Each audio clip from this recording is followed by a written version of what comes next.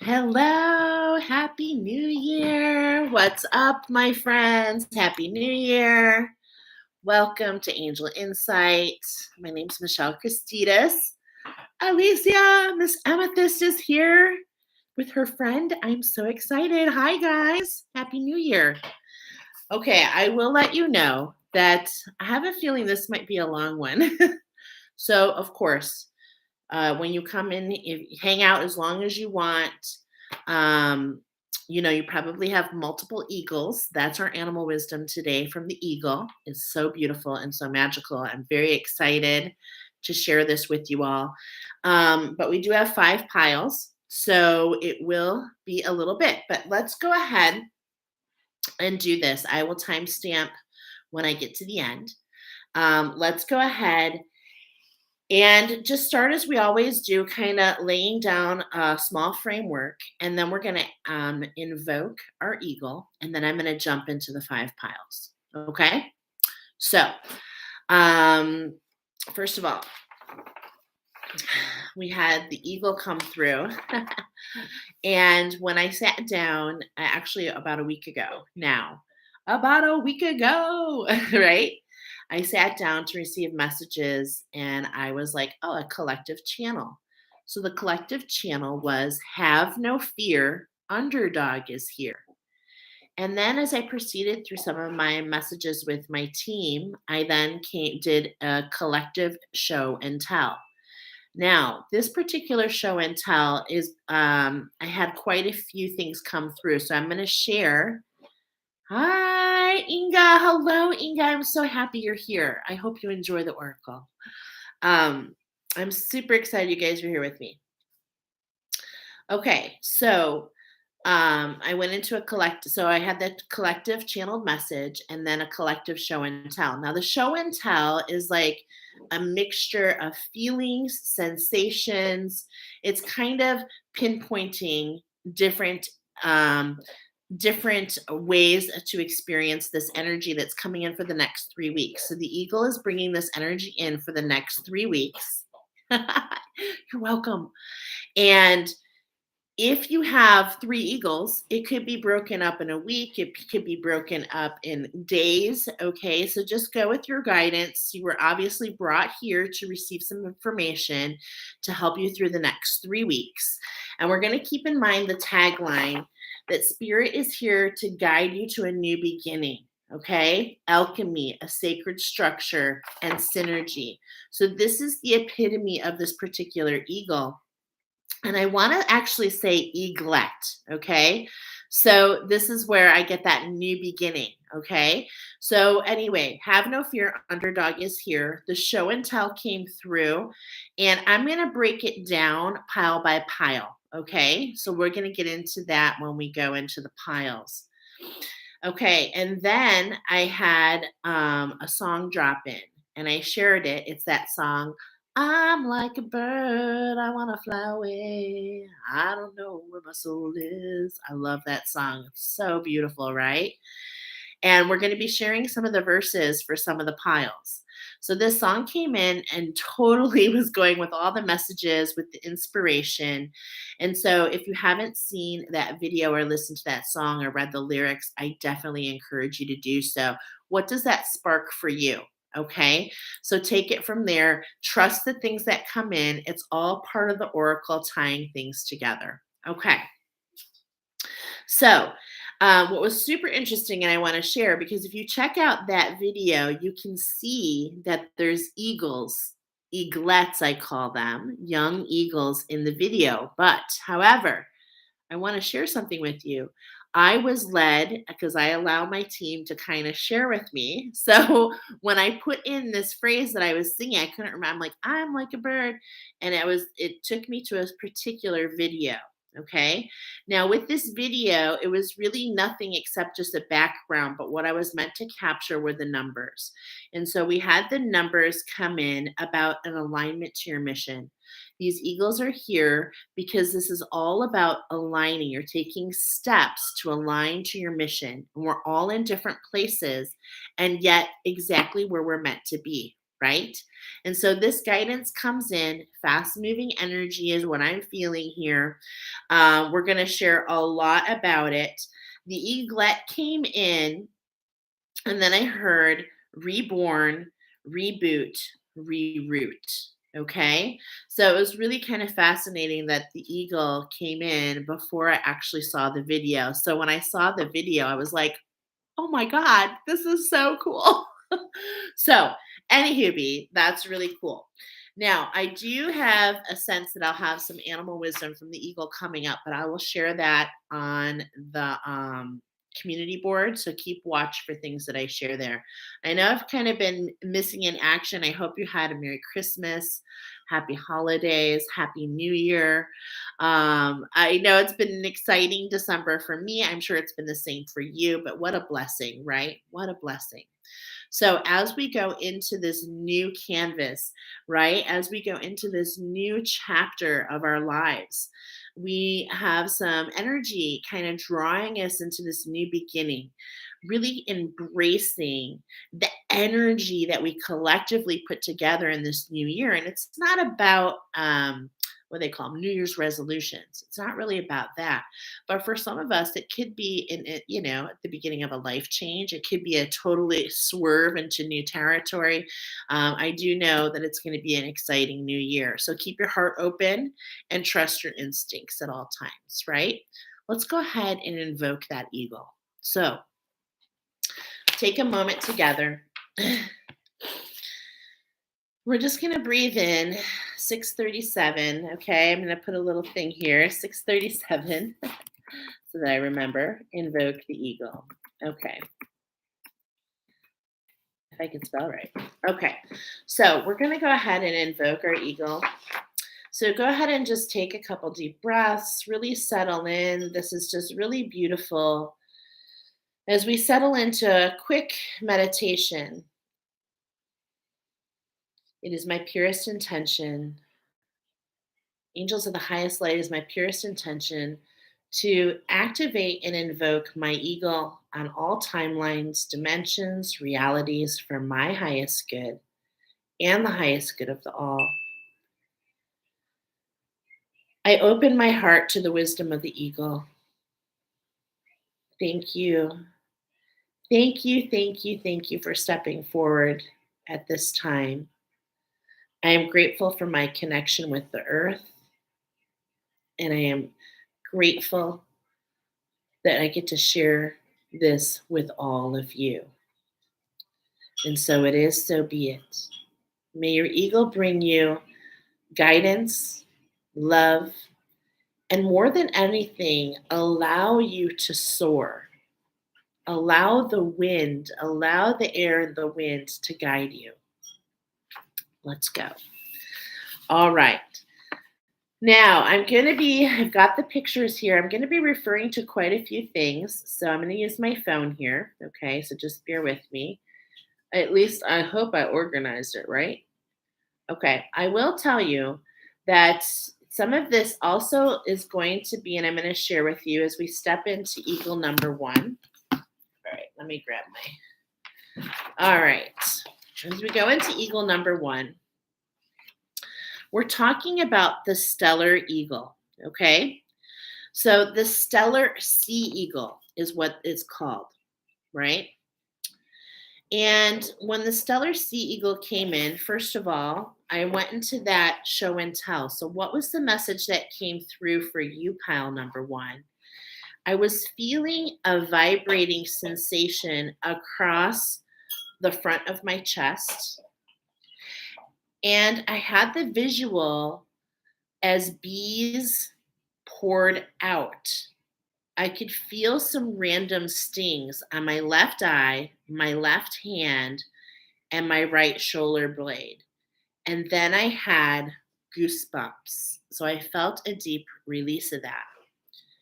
Okay, so these are the sensations that I am meant to share with you So what I'm discerning from that information is we talk about the front of your chest, we're talking about some sort of action we're putting out there. The front deals with what's going out there. And then with those random stings to the left eye, to the left hand, and to the right shoulder blade, to me with the bees, this is like that hive mind. This is like kind of squashing your individuality. Okay. So I want to say that at first. Now, we do have the heart chakra, that front of the chest, and also right below the solar plexus. So the area, now, boy, I'm feeling the heat, the area of your masculinity, the actions that you take. Okay. And then these are some of the information that also came in for you. You're on the tail end of something. Okay. This particular eagle is the only one that has a yellow beak. We're really focused in on your power. We're really focused in on your solar plexus. The fact that you are sovereign, okay, is really coming in here. I was also getting the attunement daisies. And daisy, which pairs with canvasite and apophyllite.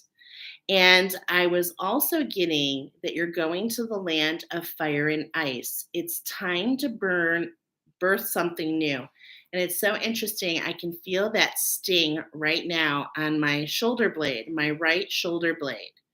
Okay.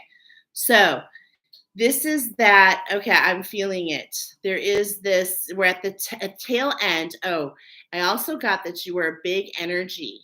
I could feel the weight of the wind. This is what's ending. The weight of the world, excuse me. Sorry, I can't read my own handwriting. So the stellar sea eagle is kind of like going through this emotional process. This fire and ice is coming in to kind of like, freeze some emotions, but at the same time burn off. Okay, so we have this energy of going back and forth like this. And we're at the tail end of this, and it's time to burn something new, but we got to let go of that weight of the world.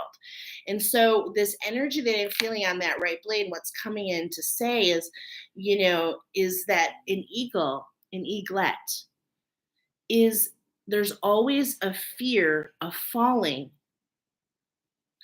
at 12:12 on the clock. There's always a fear of falling, but it's just that fall that allows you to understand how your wings work. So that's the energy coming in. We've got quite a few things coming in with you. Pile number one, I want to tell you, we also have threaded throughout this oracle for all piles. I forgot to mention it. This is 3 weeks. The next 3 weeks, you might have multiple piles. We have the number 14 coming in, the Fibonacci, I know I'm saying it wrong, sequence, the Fibonacci sequence. We're talking about abundance, renewal, bringing things into balance. Overall, we're rooting in the power of the all, and we are highlighting your power, okay? We're highlighting that, pile number one. Let's get into it. We're going to get into, here we go. This is what I received for you guys ahead of time. We're going to do 3 different oracle, okay? And the first oracle is the crystals. We're going to be looking at what's been going on with you, okay? Where are we going with you? And I've got my crystal cards here. I did a pre-shuffle. So for all piles, we have a healing coming in. Look at that. Okay, you guys, I pre-shuffled this and I have, I just want to tell you, everything is led by spirit. These have been on my desk for a week now. Okay, because something else came through and that was fine. But this was the day that I was meant to go live with Oracle. And I didn't even have a chance. We talked about the number 14 and look at here, overall for all piles is the number 41 is the citrine. Okay, we have a healing at hand for all piles. And I love that the mirrored image, right, of the 14 and the 41. Okay, so I'm going to actually keep this card out to remind me for all piles. Okay. Okay, so we're going to shuffle for you guys.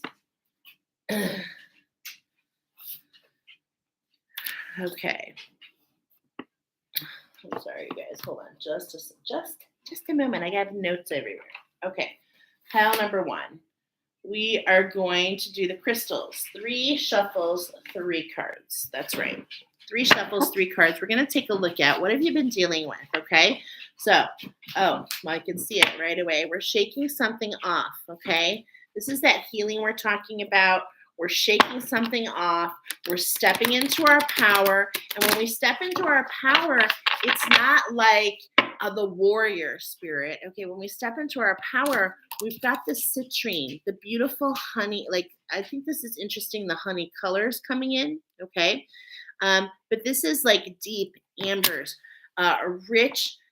It's like the sunshine. Okay. So when we step into our power, it just feels good. It just feels good. Now, I want to remind you too, look at this pile number one. Oh, look at this. On you, we've got in the background, we've got the yellow. But what's in the middle of that is we're rooting in our power. And this particular eagle is perched. So as much as you can observe at this point in time is really good. Okay, so let's go ahead and see. We've got Muscovite. This is that alignment. It's like the wheels are turning. The wheels are turning. Now, of course, I told you we're aligning to our mission. When I put the 11 and the 9 together, that's that 20. That's that alignment to that 20, the collaboration coming in by spirit. So the wheels are turning. Something is being shaken off for you, pile number one. And when we talk about canvasite and apophyllite, we are really talking about rooting in, that queendom, really bringing in that queen. Yeah. And it's like the changing of the guards. There's a shift at hand to bring you into balance. I love this. I love this energy. It's really speaking to me. Okay. It's really speaking to me. All right. So let's go ahead and see pile number one. What are we talking about for you? What are we talking about? Well, I happen to know that Papagoy, it pairs, see, these cards speak to me so deeply because I am actually somebody who has worked with crystals and plants in combinations and created structures. And there's actually a structure coming up for you guys that we're led to pile number one, and it's called the rosary structure. Now, this particular crystal right here, it actually is Papagoy, and it actually pairs with I believe, let me discern. I'm almost positive that it pairs with the lily of the valley, which is the one that feels forgotten. Okay, so there's this underlying part. I'm feeling forgotten, but what I'm seeing here, very much off the cuff, is this wolf. Okay, so there's this calling out. There's this change at hand. And it's like when you just step into that, just be one with your magic, one with your authentic self. It's like you have a clan. You have a clan right there for you. We're going to take a look for the apophyllite. Okay, that's what I was guided to do. So let's go ahead.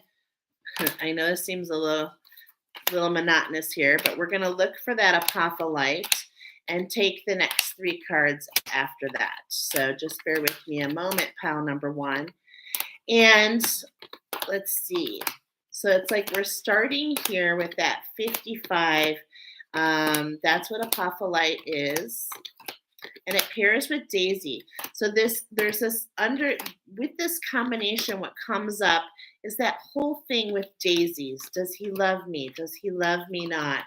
There's this whole wonder about worthiness, right?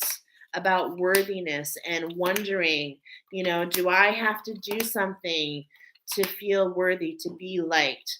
Now, we're all at different points, okay, in this energy pile number one. So this is a collective message.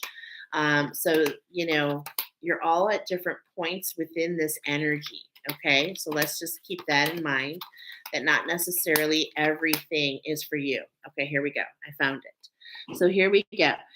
Canvasite and apophyllite is the number 55, but more than anything, this is like To me, see the sparkle, the jewels. It's like this stepping into your authentic self, stepping into your prosperity.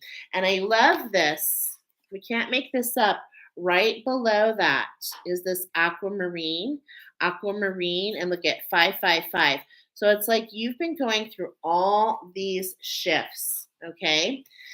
Is what I'm feeling. But let's go ahead and look at the next three cards. Yeah. Okay. You've been working on your ingredients, your special sauce. It does feel very shamanic. Okay. I do feel some shamanic energies here. Now, it might be something that's for you. It also might be coming into this particular, if you feel guided into this rosary, which is journeying. But this turquoise pairs with straggler daisy. And this is almost like that confidence. This is almost focusing on that solar plexus, that straggler daisy. It's just like this idea that we feel behind. Okay. This idea that we feel like we're straggling behind, that we're missing something. Okay. This is what's coming up in the past. Now, here where you are right now, I have this ruby aura. Look at this. Okay. And it's like, this is an ending for you. So, this is a structure of unconditional love.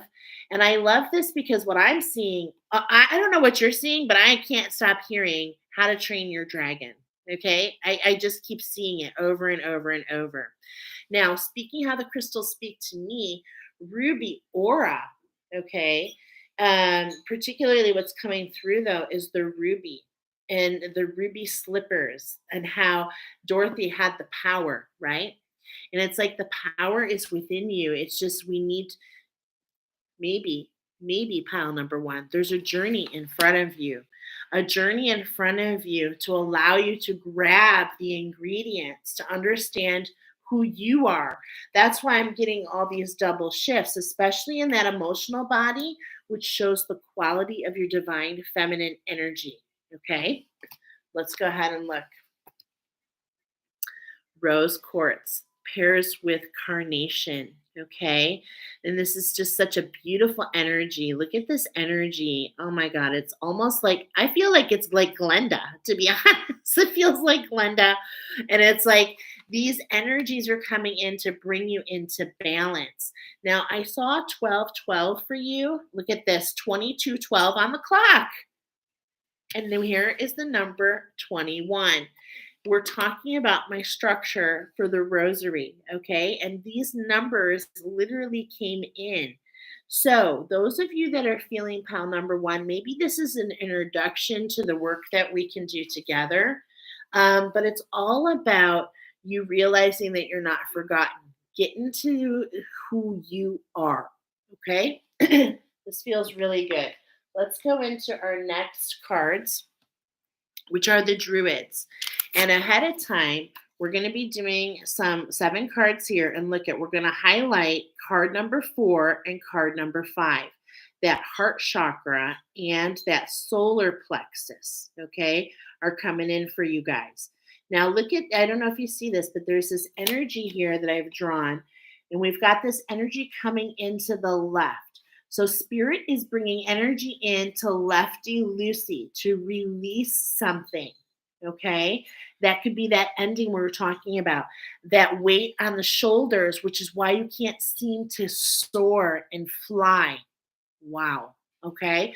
So let's go ahead and see what the Druid cards are going to bring in. I'm going to leave these here, okay? And when we pull the Druid cards, we're going to do 7 shuffles and 7 cards. Okay, now I did pre-shuffle and look at how ironic that we have the eagle here. So I think because we're speaking about the eagle and we are dealing with a newer deck, let's get familiar with this. This actually tells me a lot about you. In fact, with these druid cards coming in, you feel like a very old soul. A very old soul that's getting that new beginning. I have a brand new oracle I've never used. It's been on my shelf for months and months and months. And I think it's very auspicious. I love that word. And very auspicious that it's coming up at this time for you, pal number 1. It's very telling. Okay, very telling. So here we go in the eagle. Inga told me the other day she was my fairy godmother. Oh my goodness. I love that.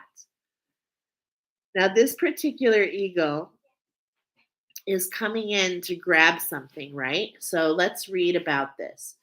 Now, in the Druid animal oracle, and potentially what this means is this ending. Okay, let's not get into it now, but this just tells me that you've had I feel multiple lifetimes with the magic.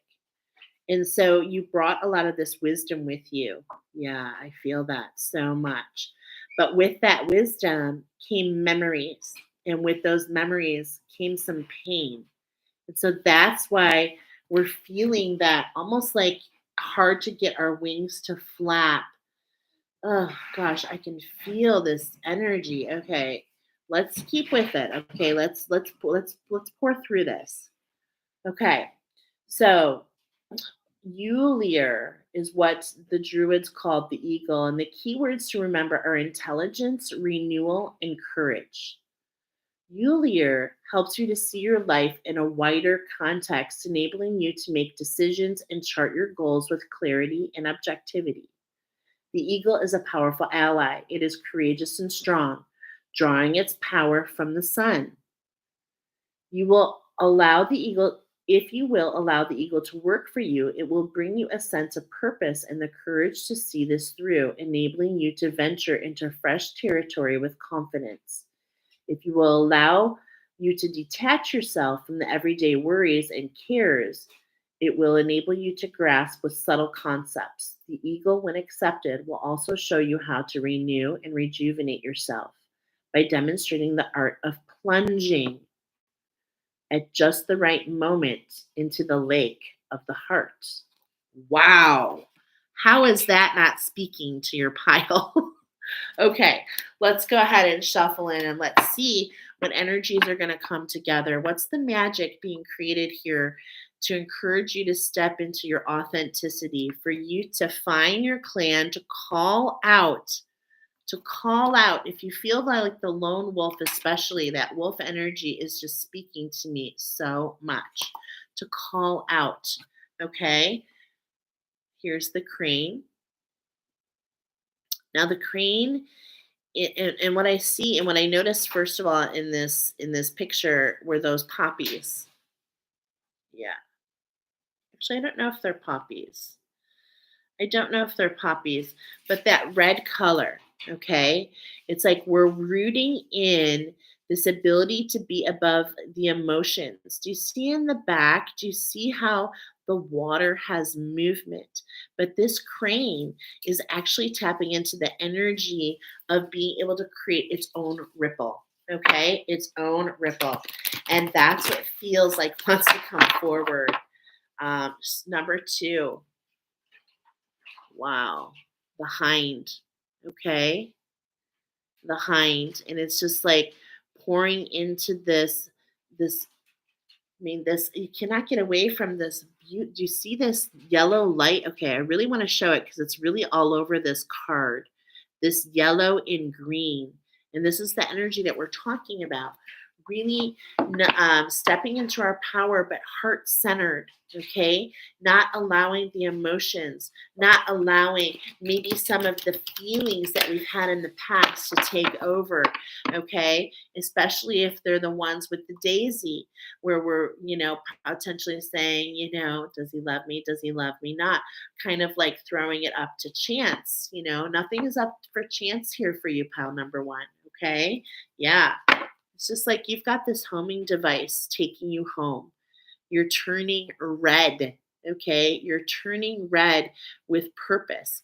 We've got that ruby aurora. That's at center point. Look at this. How to train your dragon. The structure of unconditional love is what's really speaking here. And it's like, it's just a switch. It's just a switch. And so this feels like the energy that's going off. And it's like, in a lot of ways, you're being pulled back home. And as you go home, the salmon has a quite interesting ride as it goes back, backwards. through the obstacles, jumping heights never seen before. So truly believe that whatever's in front of you, you have everything within you to make this happen.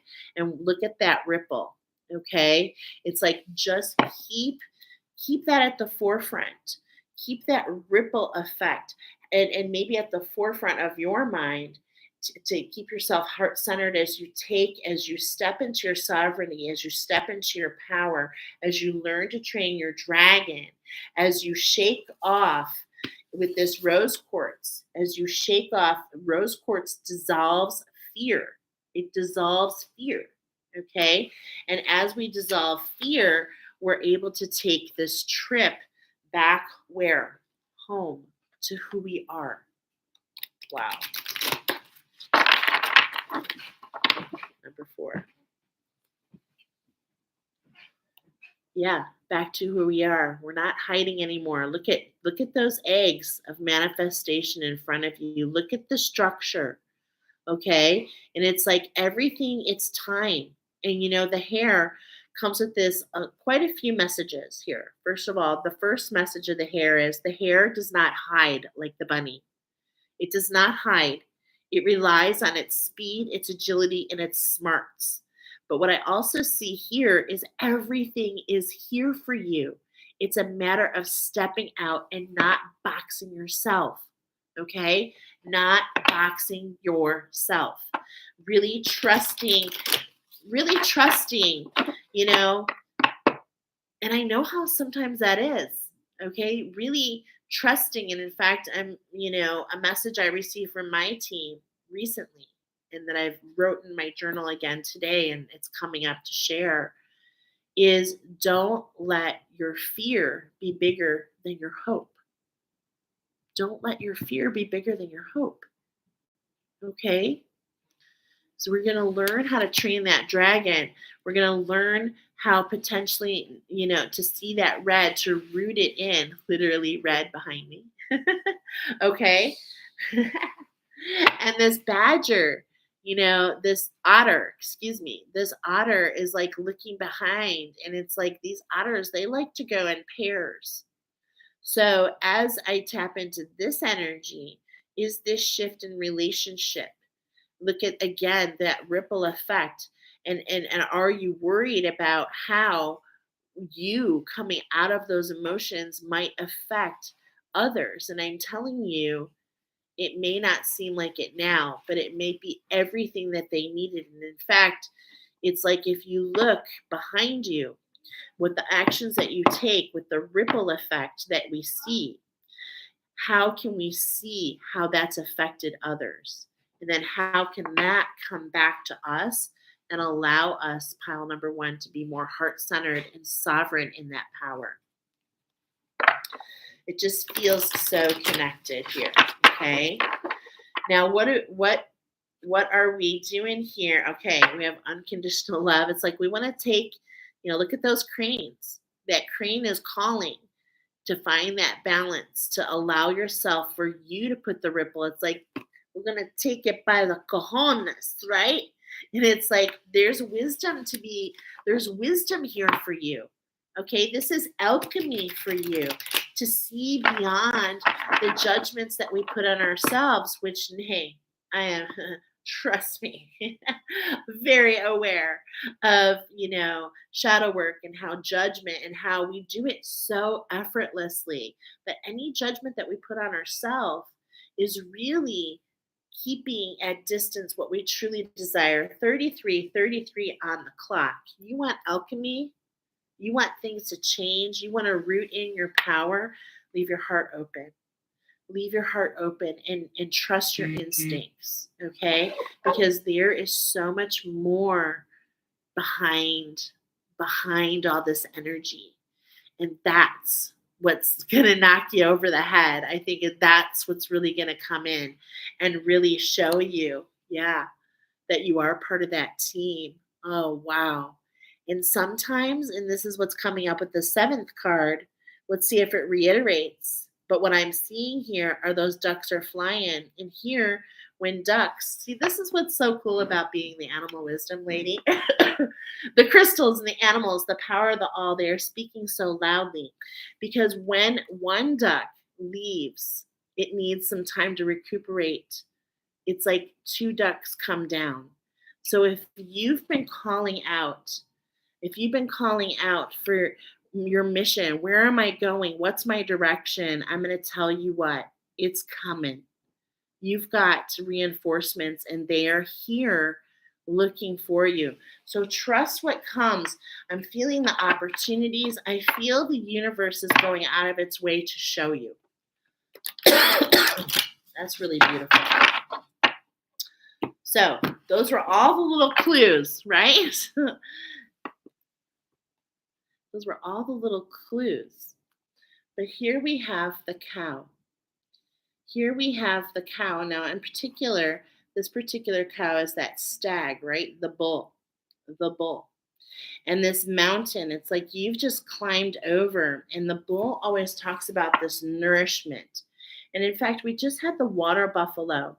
And so, if these last previous 3 weeks, if you've been through quite a bit, I really want you to jump into that energy of coming up to allow some reinforcement. Allow some reinforcement. Let's go ahead and take a look at the cards coming in. There's that hair again. Okay. Now it came in, and this is talking about your connection to the universe, to the earth. We're going to go ahead and look a little bit because it's shown its face twice. And we see this new moon. I'm going to hold it up in just a moment. I don't know if this is I think it's an alpha. Nope, it's not an alphabetical order. Sorry, guys. Hold on here. Oh, goodness. This one I have used, but not a lot. So let's look for this particular hair just to read some of the words here. But what I'm noticing is this new beginning. Okay. We've got this new moon here. I think, are we in a new moon? As if those of you that are falling in here, I think we might be in a new moon. Yeah, look at this. Rebirth, intuition, and balance. Okay? This is what's coming in. This is what's coming in between you and the earth. The earth is coming in and saying, props, don't hide anymore. Connect with me and allow me to guide you. I will show you the signs. Walk. There's that ice. That fire and ice is coming in here. That holly, you are protected. You are protected. You just keep yourself rooted. It's like some of these emotions are being iced right now so that you can cross over into some new territory. Okay? So that you can cross over in some new territory. I also am feeling with this card, though, pile number 1. Okay?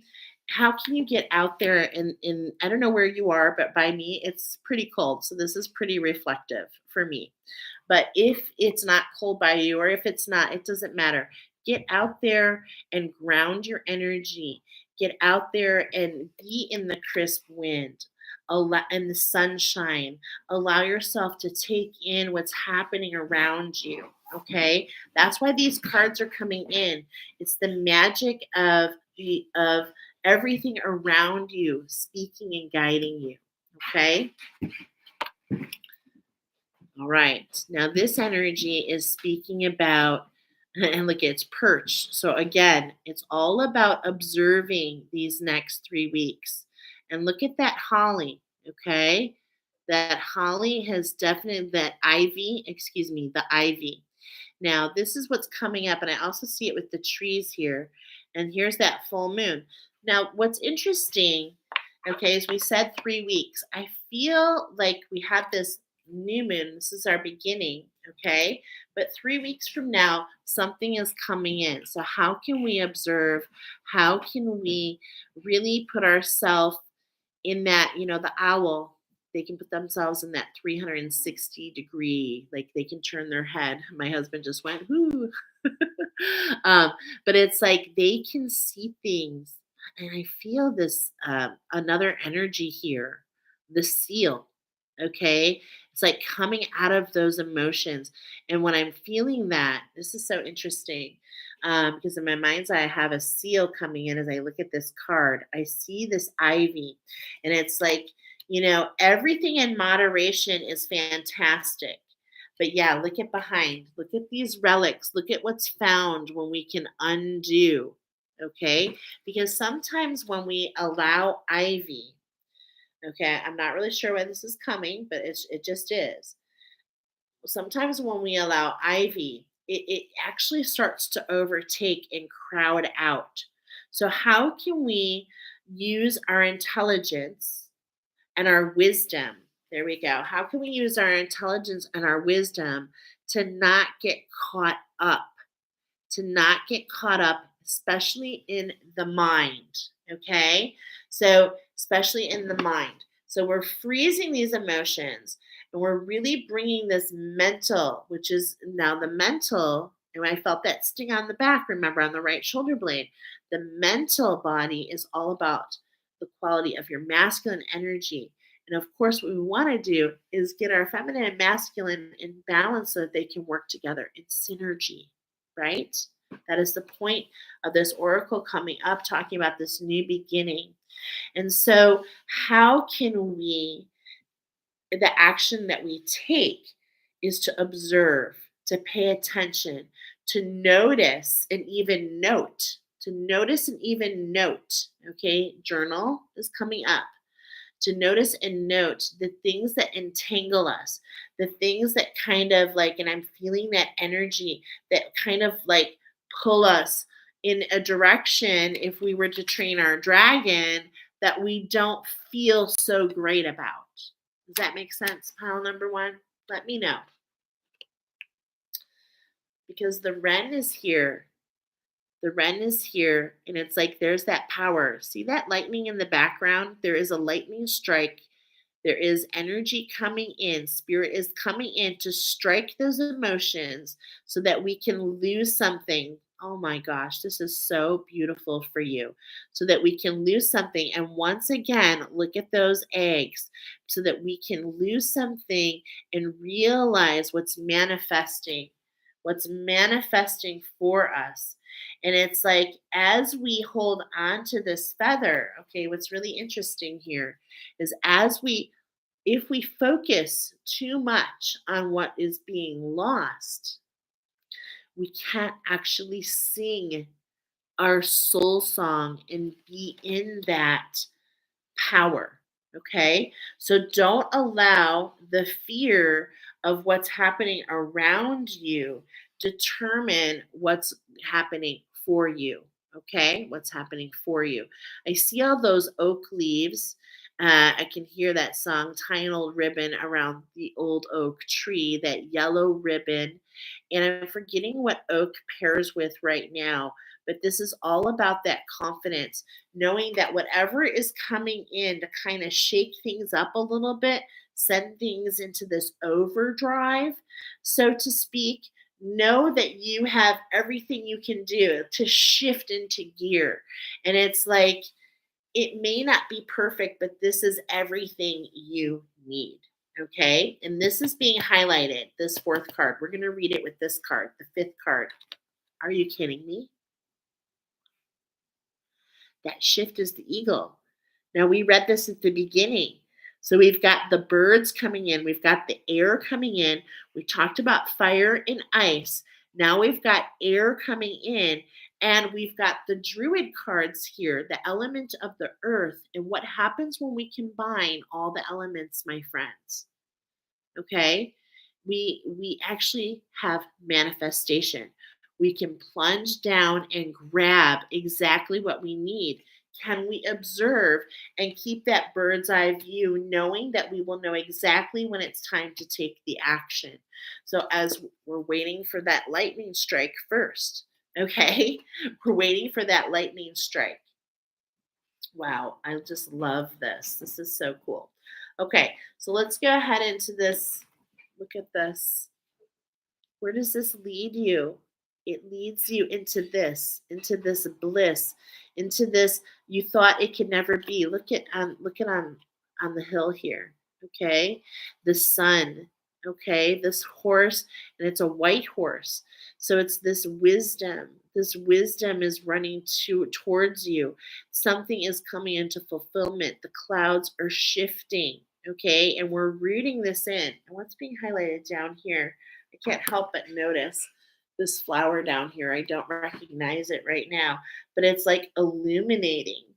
Okay. And on these, look at all these symbols. All these signs and symbols are going to come in to really allow you to know, to follow that unconditional love so that you can continue through.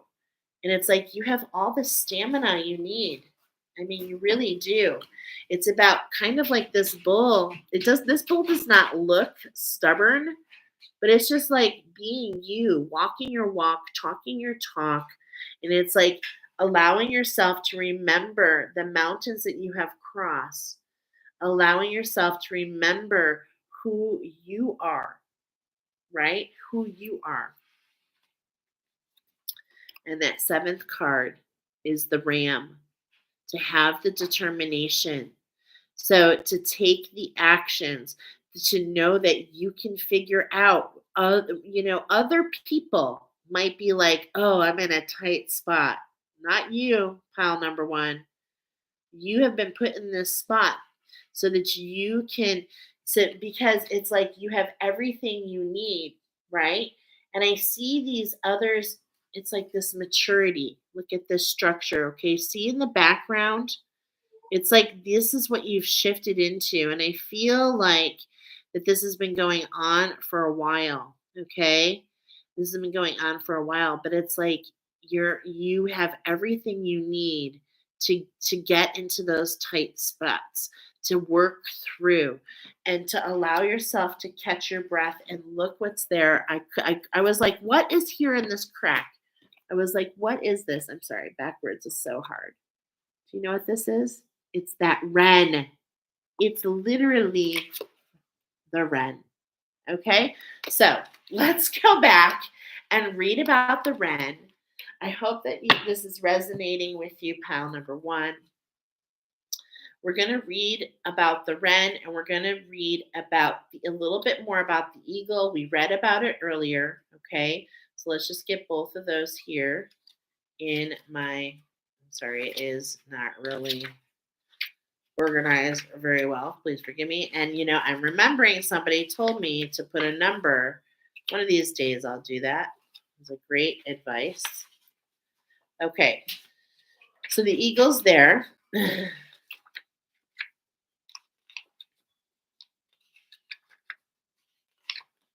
And here's the wren. Okay, so we're going to get familiar with the wren. So the wren, this is talking about our structure of our power and our sovereign. Okay, sovereign, and that's what keeps coming up for you. Sovereign, sovereign. Remember, you are sovereign. Humility, cunning, and God are the words that come up here.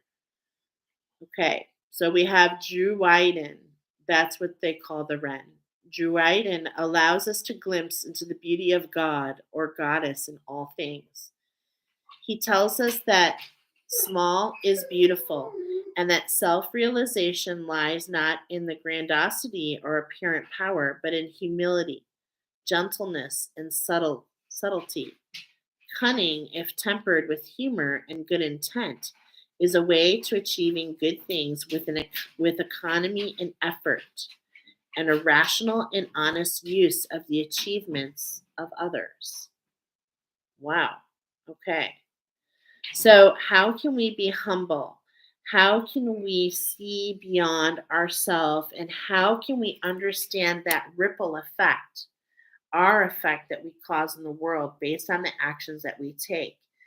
And we can study that, pile number one, with the actions that we take that one would consider good and one would consider bad, keeping in mind that either or is a judgment, and accepting that we can show up as needed, even if it's not considered good or bad. What I'm trying to say here, I feel like I'm being vague and I don't want to be vague. Pile number one, what I'm getting here is to not judge yourself, okay? Because what I'm feeling here is that you have the wisdom. And it's like you got to remember, okay, I'm going to pay forward. It's coming up again for your hope to be bigger than your fears, to root in your power, to remember that you're training your dragon and you have been. This is an ending, okay? This is an ending that you have the power within you to step into this balance and dissolve these fears once and for all so that we can capture this cleansing at hand, which allows us you to know that you are worthy, and that you are the white horse and you are the sun. And this has been foretold, and it's just your time to discover this wisdom. So beautiful. Okay, but the eagle wants to say more because we were getting card number 4 and 5 for you. So I'm going to read the reverse of this card, and it's going to bring up even more information about the eagle. Okay. All right. So if this was in reverse, which it's not, but by reading it in reverse, it's bringing up some other wisdom. Okay. You may need to guard against the dangers of an overpowering intellect. So, meaning you have everything that you need to grab what you want. The eagle, when it knows how to renew itself in the secret lake, it is in balance in its masculine fire qualities with the feminine watery aspects of the lake. But when it cannot find the secret lake of the heart, when we deny our mind's access to the heart, our lives become dry and sterile, our intellects harsh and overly analytical. Now may be the time for you to see whether your mind or heart are in balance. You may want to pay more attention to your dreams. Listen to the call of the unconsciousness to the depths within without denying the value of your quest, a rational mind. So, this is really speaking overall. That shift is coming into that balance. And it's like, don't focus on what's being lost. Be grateful because this loss and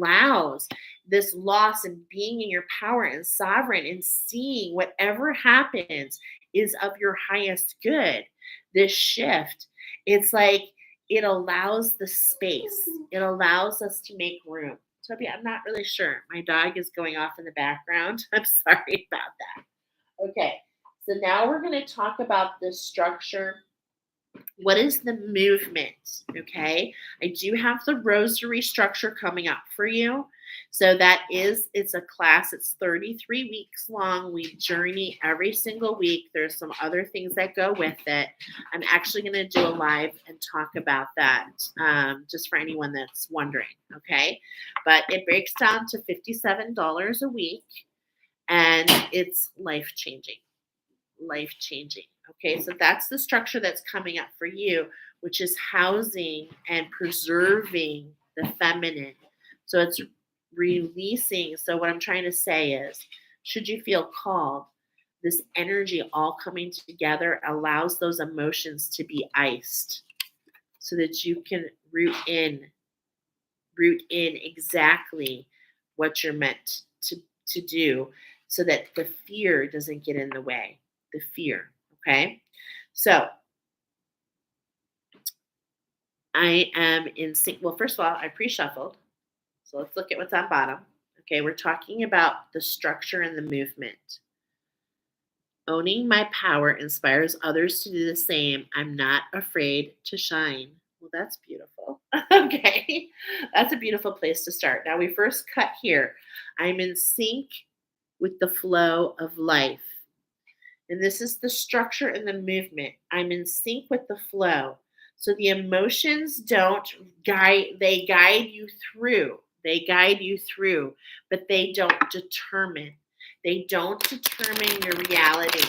And they don't create the judgment to push away exactly what you're trying to pull. Okay? The more I honor my inner light, the more I brighten the world, I choose to shine. Again, we have this ruby aura. We have this, and that's what at the center. This is an ending for you to see how you can shine, stepping into this power. And I just keep coming back to this horse because this is in the position of unconditional love. This is in the position of that shift in that heart chakra. And that's what I could feel, right? It's like something we put out there, something that we put out there is holding us back, and it's like potentially you don't even, sometimes you don't even know what it is because we're multidimensional. So it can be something that you're not even aware of, and that's the point of these crystals and plants coming forward to guide you, and the animals to guide you. Compassion is my compass. Look at that. Rooting in your power, getting something to grow. I'm willing to hold space for the experience of others. Wow. This is talking about that synergy.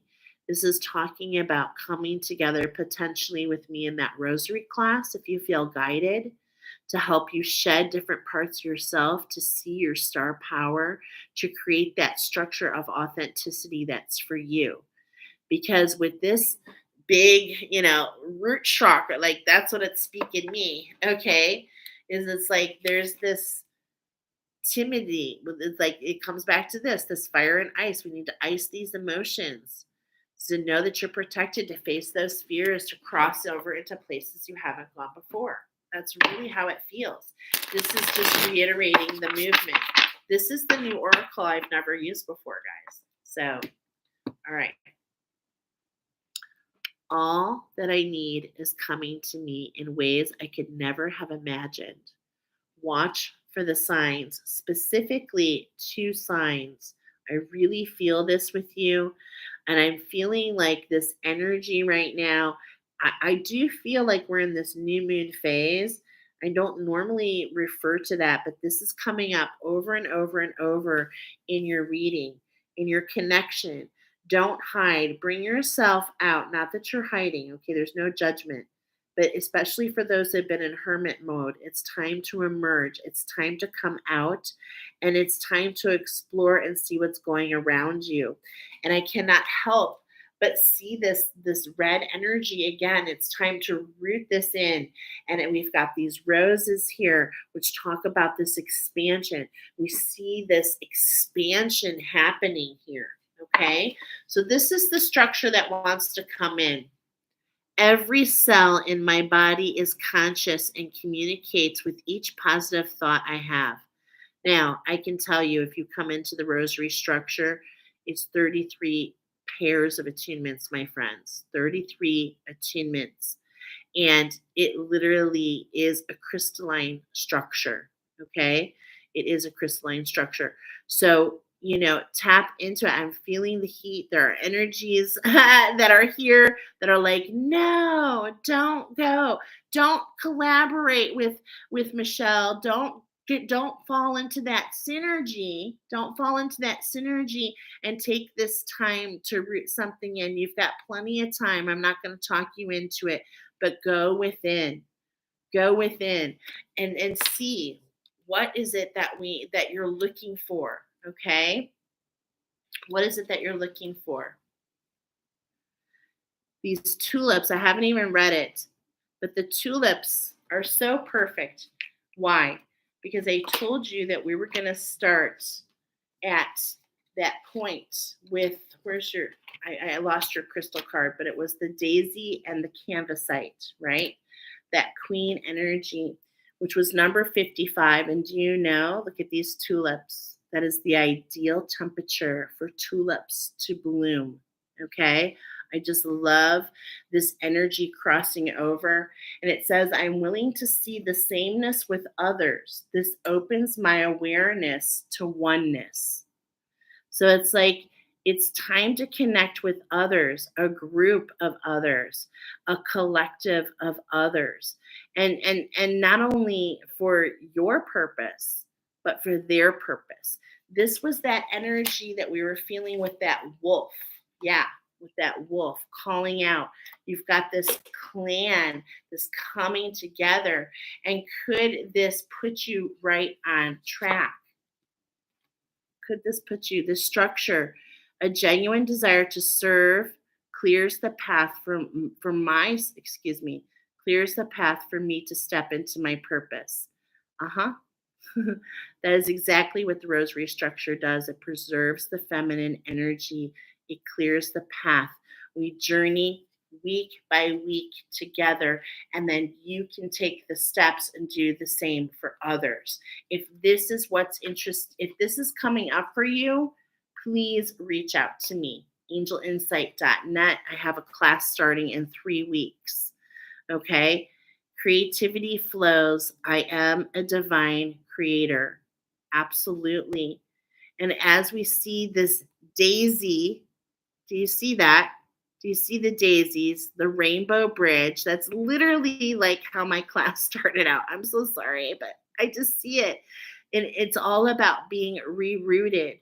It's all about, just like we were referring to Dorothy, it's all about, you know, and that's what I feel. That's what I feel. It's like capturing, we need to lose something to step forward. And it's like you need to change the atmosphere, pile number one, to allow that creativity to come through. Everything you need is going to be there no matter what. Trust your instincts. There's a cleansing here coming for you. I want to come in. We've walked through the number 14 with you, and in particular for you guys, we have 14 cards here, okay? We have 14 cards here. It's about being one with the structure, create that shift, okay? To create that shift. So you might be seeing fives. Pay attention to what comes in for you. Definitely this daisy energy. You are worthy. You are worthy, my friends. Is there more here for pile number one? No. Okay, we're complete. We're going to move on. All right, pile number one. That was really beautiful. And my team had told me about an hour. So if that's why I had said, maybe you might want to come back. Okay, we're going to keep this citrine here. Thank you, pile number one. I want you to watch. I am going to go live with a couple people who have already taken the rosary. I have a couple students, if you will, but actually really great friends. And they have gone through the rosary class. And I'm hoping that they're going to jump on with me so that we can answer any and all your questions that you have. But please check out angelinsight.net. If you're interested, go within, talk to your team, see what comes up, and let me know. Okay? All right. Okay, pile number one. Alicia says, battery died and I haven't been able to reconnect. Inga is going to watch for later. Okay, well, I don't think you were meant to see pile number one, my friend. So don't worry about that. Perfect timing. We're going to move into pile number two. All right. Okay, pile number two. First of all, messages for pile number two. Okay, let's get into okay, so this is you guys. You chose this picture. You are the crowned eagle. And what I really see right away, a couple things. We've got the black and yellow coming in. I definitely, gosh, I already feel like it. Bumblebee from Transformers, more than meets the eye. Wow, that's coming through. But notice, if you look at this particular eagle, which does look like a hawk, it's not a hawk, it is an eagle. We can't see the whole picture, okay? So we want to keep in mind that we're not seeing the whole picture here, okay? Now, with that said, let's tap into that show and do. Collective message, have no fear, underdog is here, okay? Have no fear, underdog is here as a collective message. This energy is coming in the eagle overall for 3 weeks. If you have multiple piles, it's still 3 weeks. So this could be a week, it could be 10 days, it could be a few days. Keep in mind that we have the number 14 in the I know I'm going to say it wrong. The Fabbroni pepperoni sequence coming in. And what we're talking about that is definitely we have messages of renewal, abundance and renewal, creating the balance. Okay. And overall, we're talking about rooting in the powers of the all. So that's it. You can go back to the collective message to invoke your eagle. Okay. All right. You are the crowned eagle. So when I did sat into your energy, this is what came.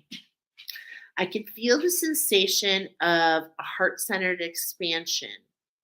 And I was getting this from a previous block. I got goosebumps, which showed a deep release. And then I could feel a vibrating sensation. Okay, so this is what came in when I tapped into your energy. Some messages about your particular eagle. Now, first of all, I was getting that for you guys, that you're very strong and ferocious, actually. I had a lot of the badger coming in my mind's eye, being really aggressive at this point in time. So, if you're feeling bad about being aggressive for yourself, this is an energy that's encouraging you to be aggressive on your own behalf. I'm hearing be aggressive, aggressive, agg. Be your own cheerleader, is what I'm trying to say here. Okay. All right. Now, this particular eagle is in Africa and it's all the way down by the Cape. Okay. And they literally call the Cape Fear because this is where the oceans come and there's like this flux of energy that comes together here. And these are really rocky waters. However, you're in this direction of the east. Okay, so it's speaking about the fact that you have this emotional mastery to you. And this emotional mastery will help you unlock. And then I got the music for To Fly Like an Eagle till I'm free. Fly like an eagle, let my spirit carry me. Okay, so I've got music coming in twice for you. We have the I'm like a bird, I want to fly away. Okay, and that music speaks so loud to the collective energy, but then you have another song coming in. Okay, and this particular song has a message, and it feels like you've been waiting for something. Okay, that's definitely what I'm feeling. That you've been waiting for something. Okay. And this we're showing this east, this so it's coming. We have this new beginning. And it's like you just want to be free. Okay. Okay. I definitely feel that you have strong connection to source. You're pretty plugged in. I had this energy of Canna Lily, Sugar Light, and Mandela's come in. Okay. So um also this energy, this is what came in, is you warn others. Okay, so with this music, I feel that you are an oracle, you have something to speak, you have an expression, you're a prophet and very territorial of your collective. Okay, you're here to use your throat chakra. Now I have all these notes for you. Okay. Now what I was getting for you guys is this deep color brown. And so it's talking about your energies coming into balance. Okay. And these particular eagles, they call out to others and they use it literally sounds like wee oh. And I was like, oh, like an ambulance. Okay. So when you're in balance, when you are in balance in your brilliance, you actually assist others. Okay. You warn others. And what I was getting though here is to watch your attack because there's a little bit of a territorial to this bird. So it's like, and this is because in a lot of ways you're exhibiting in mentally speaking. Okay, I'm going to watch my words because I don't want to trigger, but it's like in a lot of ways you have this wounded warrior energy And because you are this wounded warrior and because you have so much experience in this energy, you feel very sensitive about it and you want to assist and warn others. Okay? Now, you what was coming up here though is to be vigilant because this particular eagle is very nervous. Okay? It's like on constant alert, constant on edge. And I was getting a little bit if we don't keep that in balance, okay? And that's why the Cambrian is coming in for you. The Cambrian is a crystallized structure of 44 attunements and flowers that preserves the masculine energy. Okay, allows the anxiety to be released so that you can be in balance. All right, and not like Chicken Little, the sky is falling. Okay, it's like you definitely pick up on things, but at the same point in time, you're super connected. But at the same point in time, it's that quality of that mental body that can throw things off and throw things askew. Okay. So, um, particularly, we want to be aware that our attack, pile number two, um, it can actually cause wounds in others. So here we have you as the wounded warrior. And if we're not in balance, we could actually forward those wounds to others. And I know that's not what you want, okay? I know that's not what you want, especially when it comes to children. And I feel I was getting also that this nervousness causes for some of you to eat more because that helps you feel more grounded. It's funny. I have my friend Jackie. Jackie, little shout out to my friend Jackie. If you want your foods evaluated, if you think that your food is causing some of this nervousness, energetically speaking, food does affect our energy. So I'm going to highlight my friend Jackie. And if you want to see her, just write Jackie in the comments. Okay, write Jackie, and I will forward um, information to you. All right. Or send me a message at angelinsight.net.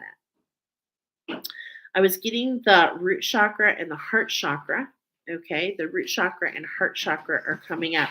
When those are in balance, okay, when those are in balance, you have the potential to be an ancestral healer, not just for yourself, but to create a structure to create others.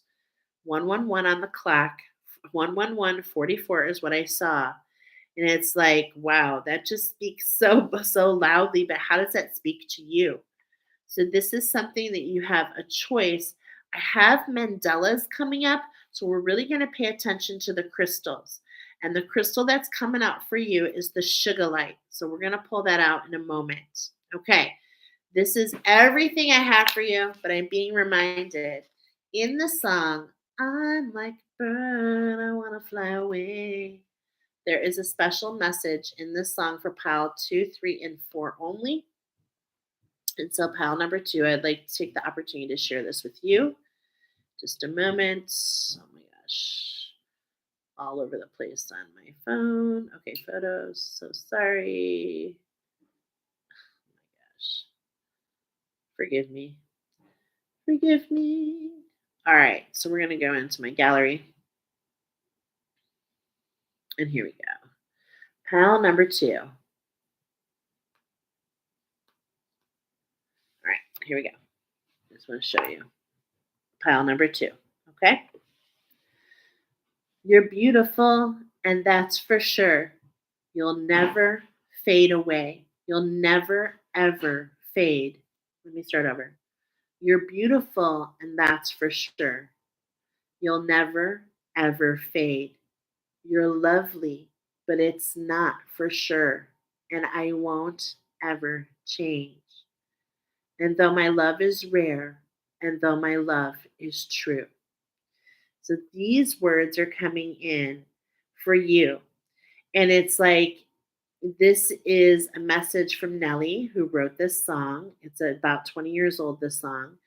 And she's writing it from the perspective that she is desiring this freedom, that she has these dreams. And so this is the part where she's telling, whether it's not so much about who she's in a relationship, it's just her putting out there, you're beautiful and that's for sure, but I have my own dreams.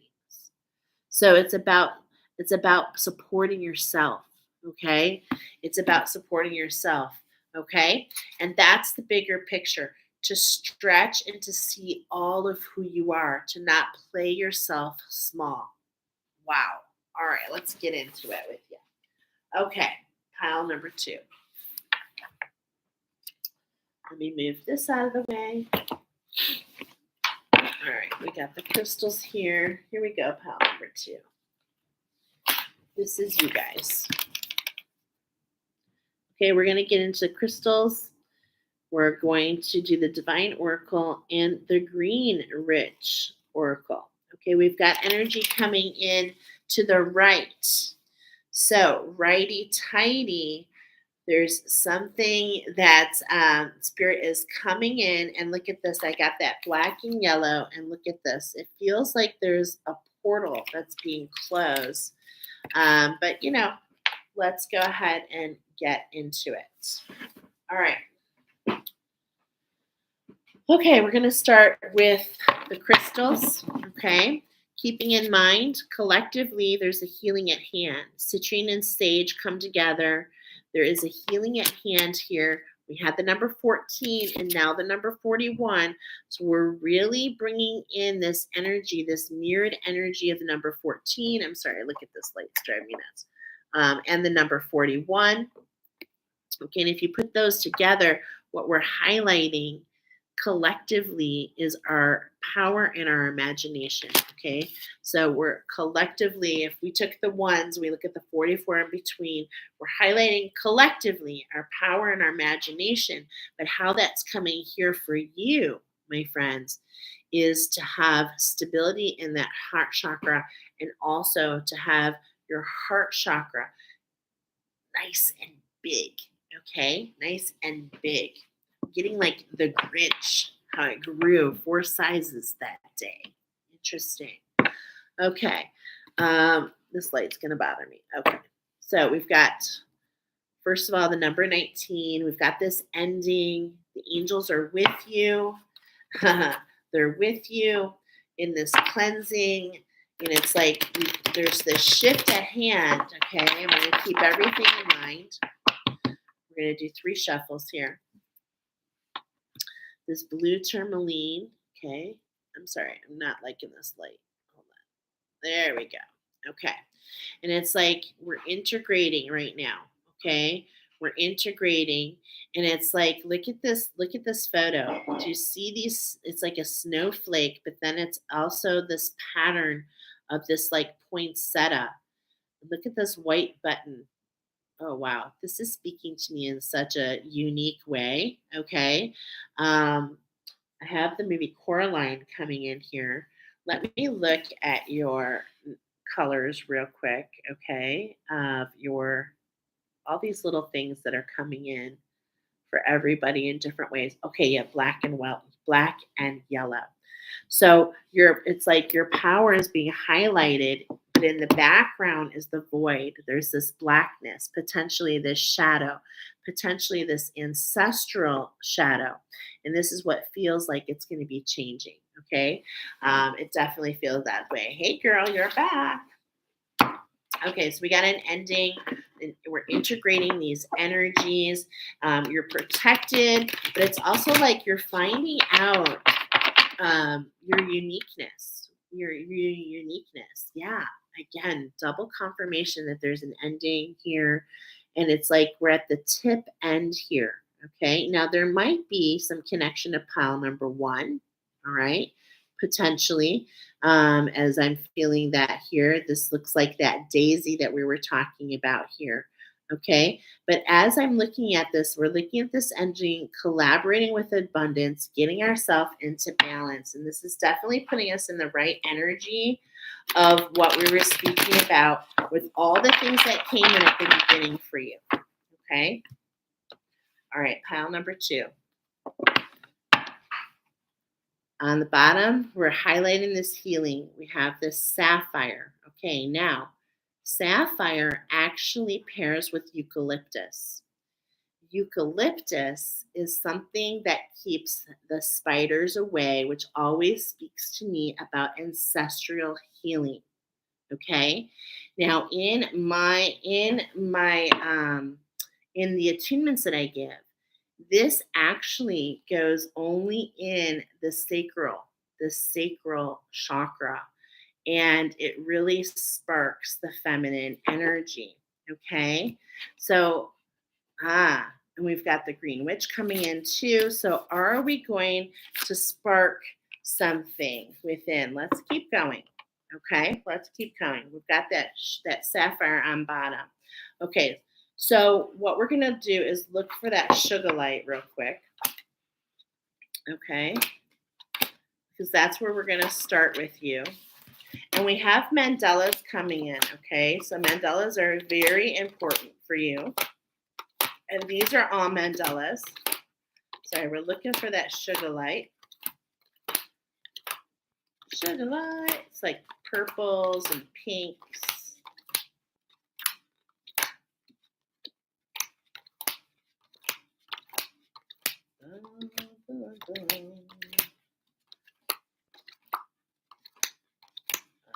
Okay. Where are you? It's in here. It's got to be in here.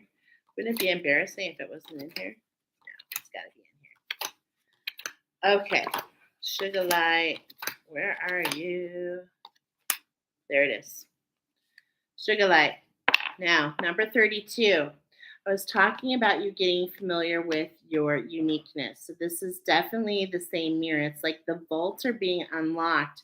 And look at what's right below that. We're coming into balance. You're being pulled back to come into balance. Right below that is her karma diamond. Okay.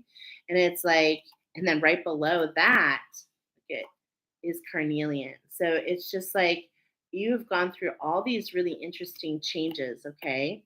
I'm loving this. And you're getting really familiar with who you are. And a lot of things you're discovering that like Aladdin factor, right? It's like you're discovering your uniqueness. You're the what's that call that? The iron in the rough, right? No, not the iron in the rough.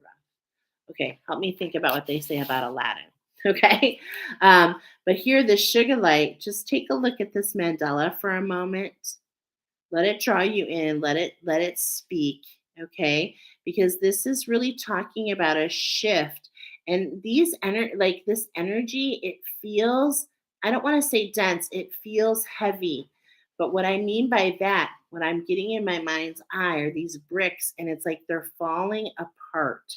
So, for those of you that are not familiar with sugar light, and I'm familiar with this because this came up in particular with a friend of mine that I sent a bunch of stuff to, and it's like what the energy was speaking about here is allowing something to die.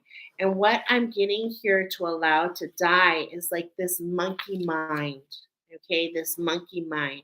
So how can this element of the sugar light come in? Okay, it radiates purple rays into the emotional layer of your auric field so that emotions can be calmed and balanced through the vibrations of the sugar light, especially after shock, grief, or an upheaval. Okay? So this is the energy that I was feeling, this expansion, this vibration, and this expansion. So let's go ahead and look at the next three cards because this is really showing a lot. Okay. Here, look at this card. Do you see? I mean, every time I see this card, I literally cannot help it. This balance, we're balancing. Do you see the spiders here? Keep yourself heart centered. Don't allow the wounds of your ancestry to take over who you are. And instead it's about what you're putting out there. Okay, look at this mandala and how it feels like energy go in and then whoosh, this flower, this fast moving energy. It's like, what are you seeing here? Okay, Now it's so interesting. Please don't laugh at me, but I said iron earlier, and I'm literally seeing Iron Man here. Okay. Now, that doesn't mean Iron Man, the Tin Man. Oh, okay. So, oh, we're talking about your root chakra and your heart chakra, being in touch with your heart chakra. I'm literally hearing, if I only had a heart. What I feel though is that you feel numb. You feel numb. And what we're talking about here to come into balance is this ancestral wound. Okay. And it's like you have the power to really preserve that mental quality.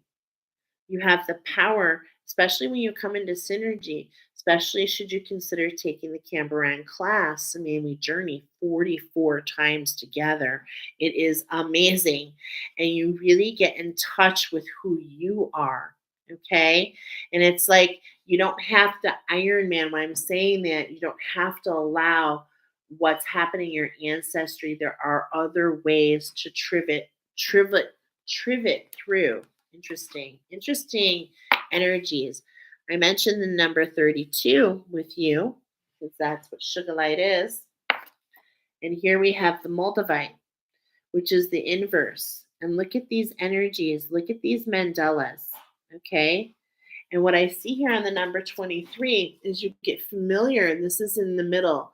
So as you get familiar with your individuality, okay, you can not only see this beautiful light shining through here, it allows this expansion, okay? And that's what I'm feeling here. Wow. It allows these true blue to come to the surface. So beautiful. And this is all about coming into balance and really pulling you. I see this difference, stepping onto that mission, this Moldavite, it just feels really rich.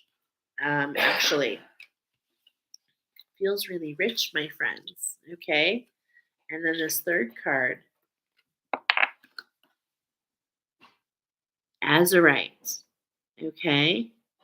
And that's that sweetness, that sweet spot for you. And look at those tulips again. Okay, this is a connection to pile number one. If you got pile number one, this is energy is speaking about those tulips. Okay, and tulip is another attunement combination that might be coming forward to lead you. But this is about the sweetness. Okay, these numbers are really talking to me. It's like I really feel that you can be big. Okay, what I mean by that is when you step into your individuality, when you allow yourself to really get to the center and to see the specialness of how you are. Okay, what it just feels like evolutionary changes. Number one, evolutionary change for yourself. Stepping into your mission and coming into this evolutionary change. I mean, it feels very powerful, to be honest. It feels very powerful. And that's because you have this ability, and this is what I'm taking here, you have this ability to fan the fires for others. Okay? You have the ability to fan the fires for others. All right, let's go ahead and move into the rest of your oracle. We've got the divine. We're going to highlight, look at that number 3 and number 4. How funny. So we have the number 34 coming in again, and that 3 and 4 is that balance in the feminine and the masculine energy. And what's coming up here for you, pile number 2, is more about mental mastery. It's about mastering the mental space, which is the ability to be a mental master. It shows the quality of your masculine energy. Okay, so if we've got this monkey mind, there's no judgment here. Okay, but it's showing that if we preserve that masculine energy, okay, because it's a wounded warrior, all right, then it doesn't fall into the same pitfalls of especially that ancestry, because I'm an ancestral healer. That's how this came to be.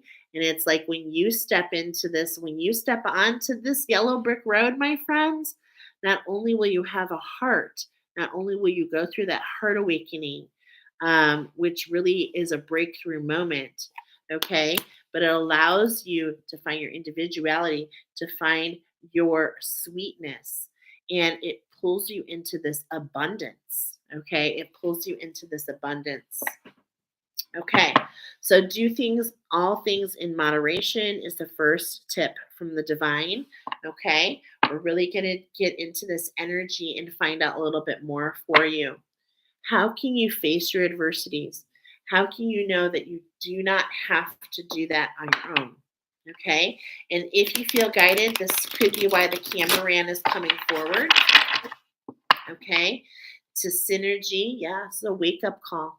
Okay, that alchemy is in front of you. We don't have to deal with the patterns in the background. We don't have to deal with the patterns of the shield, of the iron. This is what's coming up for me.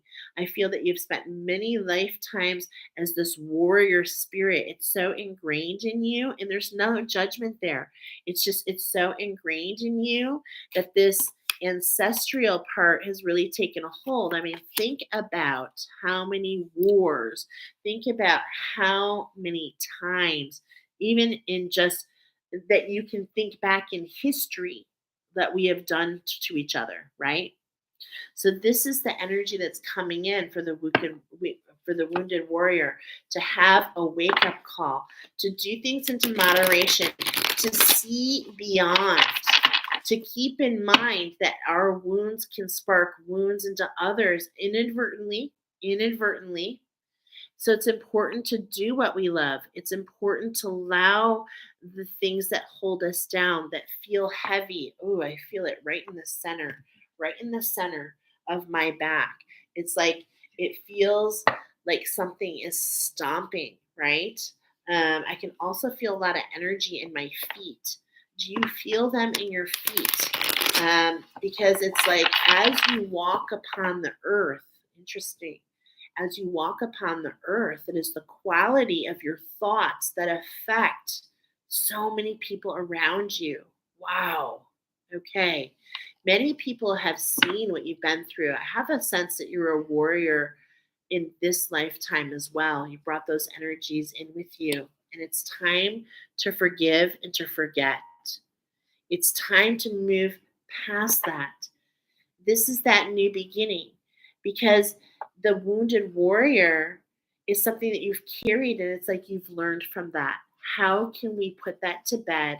How can we forgive and forget and allow our heart to expand and not be taking up the room of that wound? How can we allow it to come into balance? It's a snap. I'm getting it to snap for you. Okay. And it really can be easy. How can we express your joy? Taking the steps. How can we get around to it? Okay, around to what's on your heart. Remember, we're talking about it's like we're getting that you have this emotional mastery, okay? But it's like you're there for so many other people. Who's there for you? And does this exemplify, no, that's not the word, uh magnify your wounding? Okay, does it magnify your wounding? And with that magnification, wow, it really comes into the ants about your foundation. And that's why I'm mentioning this Cambaran class, because it is a deep, it's 44 weeks together, my friends. We develop a community, okay? But it's really taking those steps so that you can express your joy, so that you can be at your pinnacle, so that you can be who you are, minus the wound. Minus the wound. Okay. How can we turn out distractions? How can we come in? How can we make ourselves at the top of the list? What can we do for ourselves? Can we come into this once a week get together. It's actually the Cambaran is once a week. We journey together. We come together as a big group from all the classes once a week, and then I do a monthly teaching. But we create this synergy, and when we individualize it, and yet at the same point in time, you see that you're part of something bigger. And how can we allow those bricks to fall so that you can get in touch with who you are? You can get in touch with who you are. Okay? And it's like you deserve this. Yeah, feel it. Keep your commitments. You're the diamond in the rough. That's what I was thinking with that Harkheimer diamond. You're the diamond in the rough. Okay? And it's like whatever your focus is on, it's like that will take over. How can we be in balance? How can we keep perspective and not get tunnel vision? Okay. This is how this happened. Tunnel vision, especially that tunnel vision giving to others. Okay. So this is that energy. It's like, I'm not telling you not to be yourself with others, but you've gotten so good about giving this your energy, using your energy to stabilize others. It's created this tunnel in a way, my friends, that has magnified that wound. Okay. And that wound in, when we're talking about the root chakra and heart chakra for you coming into balance in that root chakra, if those ants, and in fact, you can check out my oracle, the ants, it's pinned, but it's like that foundation. If that foundation is, is not of the best, everything can falter from the top. This is not your fault. This has a lot to do with that ancestry, okay? With that ancestry, which also is okay. I love this because my friend who was sharing this with me today, Deb was. It's like it's not a curse. It's a blessing for you to evolve. And that's what we're saying here. It's a blessing for you to evolve. Okay? So keep your commitments over these next 3 weeks. Don't board yourself off, okay? I'm not sure why I'm saying that. And there it is again, a wake up call. So we got a wake up call twice.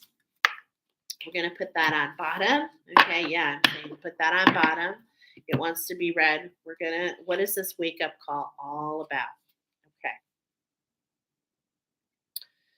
Well, the wake up call is the very first card. Okay. So it's number one. It's talking about this new beginning. All right. How can we hear this wake up call? It's come out several times for you. So let's go ahead and give it a read. As your consciousness begins to awaken and desires to expand, it creates an inner restlessness that you can't deny. These energies in flux is called a wake up call from the divine self to remember your soul's commitments, those lessons and intentions that came to learn and fulfill when you incarnated in physical form and began your life's journey. So this is a wake up call to step into, and look at it's right on bottom, say no. I'm getting saying no to others to put yourself at the forefront and allow the alchemy that you desire, the evolutionary changes that you desire, that you came for this lifetime to step into your individuality, but to also find balance in collaboration, to not let it take you further from who you are, but bring you closer, not only to who you are, but to pull everything to you. Let's go. Let's see what the divine wants to say. Okay? All right. So reach for the stars. Reach for that evolution. Reach for that star power within you. And this is what I was feeling this whole time. I hope this is coming across. I mean, I've got like Michael Jordan and Walter Payton coming in here. Reach for the stars. See your star quality. Practice, practice, practice. I do feel that the divine has something really brilliant coming out for you. I was sharing with you that you are the ancestral healers. You have the ability, if you choose, to create a sacred structure that influences how others build, okay? How they find themselves. And at this highlight here, in this connection with the earth is saying to you, and this is what we're reading here. This connection with the earth is saying stretch, see higher. When you shoot for the moon, you land among the stars. Okay. And again, I'm feeling that connection to pile number one. If this is pile number one and two, then I'm really bringing in that evolutionary step. I really feel it, okay? That evolutionary step, stepping into that star quality, okay? And really alchemizing, especially on those first couple chakras, especially that root chakra, bringing into the earth a way to stretch higher and to see your star quality. Okay, accept disappointments gracefully. Now, this is kind of the energy I was getting the wounded warrior. We don't want to magnify and see things like I can't do anything or I'm not going anywhere. Don't allow the shadow. Instead, flip the script. Think about the alchemy. Remember, let's keep in mind the energy of these next 3 weeks, the energy of this eagle for you, my friends, is a cleansing, okay? Is to really, step into this structure of renewal, the structure of renewal. So anything that's coming up in the next 3 weeks is putting you on path. Don't see it as a negative. See it as something that's happening in your for your highest good. So take all things with grace. When we remember that, what we're highlighting, especially, okay, we're keeping in mind the mental. Okay. So how can we keep if we start to feel the anxiety, if we start to feel things coming out of flux, how can we retreat and accept, meditate, breathe? How can we get in the present? Okay. And for those of you that are feeling super stressed, okay, that's oftentimes living in the past. Again, bringing ourselves into our breath, meditation. Okay. These are all great ways to really allow ourselves to develop that grace. And that's to see beyond just the self. Because remember, you, my friend, are an ancestral healer. And for you to step into your mission, not only do you see beyond yourself, but it's like you start to see how big that ancestry can be. Okay. But it's like, this is what you chose for your evolution. This is what you chose for your evolution. So think things through. Definitely think things through, okay? um, when you are receiving, don't be rash. Don't jump on the first thing that comes. Take a moment to step back. This keeps coming through. Take a moment to step back. Really allow for that flow. Okay. Now, some of you, if you're thinking rash, you're going to see this as marble. This is for me. It's for me. It's the easy button. But sometimes it's not. Sometimes we need to see things look at to be more fluid. And sometimes we need to take our time, like we're on a boat, and allow ourselves to be guided. This is the energy that I'm feeling with you. And make that plan, okay? Make that plan to take the steps because what's happening a lot for you, I feel it with you, is a lot gets stuck here in your mind. And one of the things that you can do to help that mind, okay, and to help for that stress is just to brain dump. Get a piece of paper, write it all down. Anything that flies in, don't judge it, just purge. Let it purge. And this is a great thing that you can do on a daily basis. And from that, you can start to prioritize. And, I don't know why I have this vision of a stop clock. Okay. So, what you can do, interesting, this is coming up for somebody out there. If something's really on your mind and you can't get through it, I'm getting this stop clock. Give yourself so many minutes so that you can move on to what's next. So, we all have a different plan of attack. We're all purging in a different way.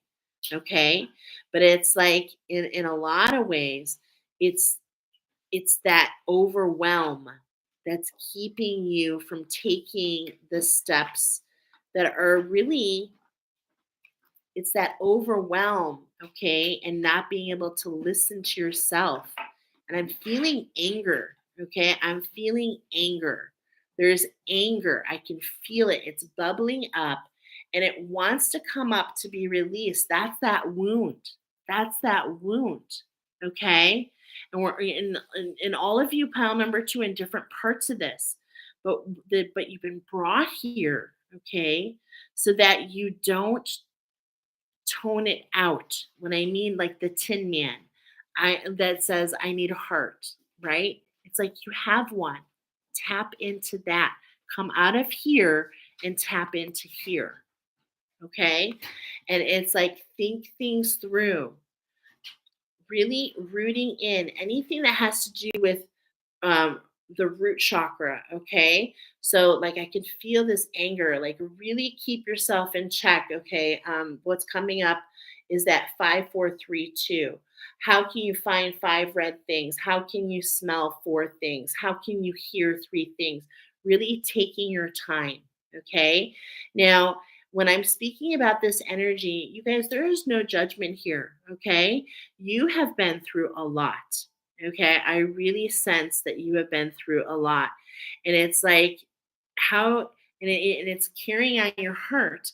And at some points, when we keep getting the disappointments and the disappointments and the disappointments, it's really hard and challenging to see through.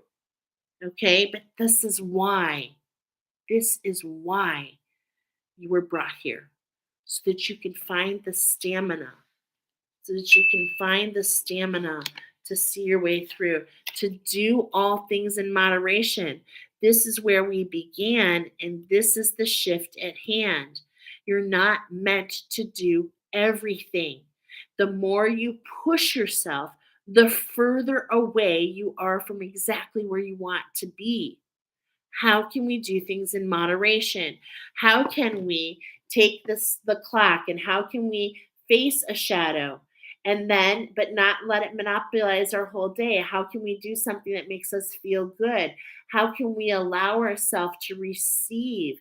How can we allow ourselves to work with others? All things in moderation, okay? All things in moderation. And this is what's really on the heart, is there's this, feels like there's this restriction. Okay, I can feel it. It's like all these sides closing in. And it's like, remember, you're the diamond in the rough. And when Aladdin, when Aladdin is literally in the cave of wonders and literally everything is closing in, what happens? The magic carpet comes. The magic carpet comes and takes him on the ride. And this just feels like so much that's coming up here in your reading. Okay. Um, and here's the seventh card. Let's raise that vibration to change that frequency, to bypass the wounding.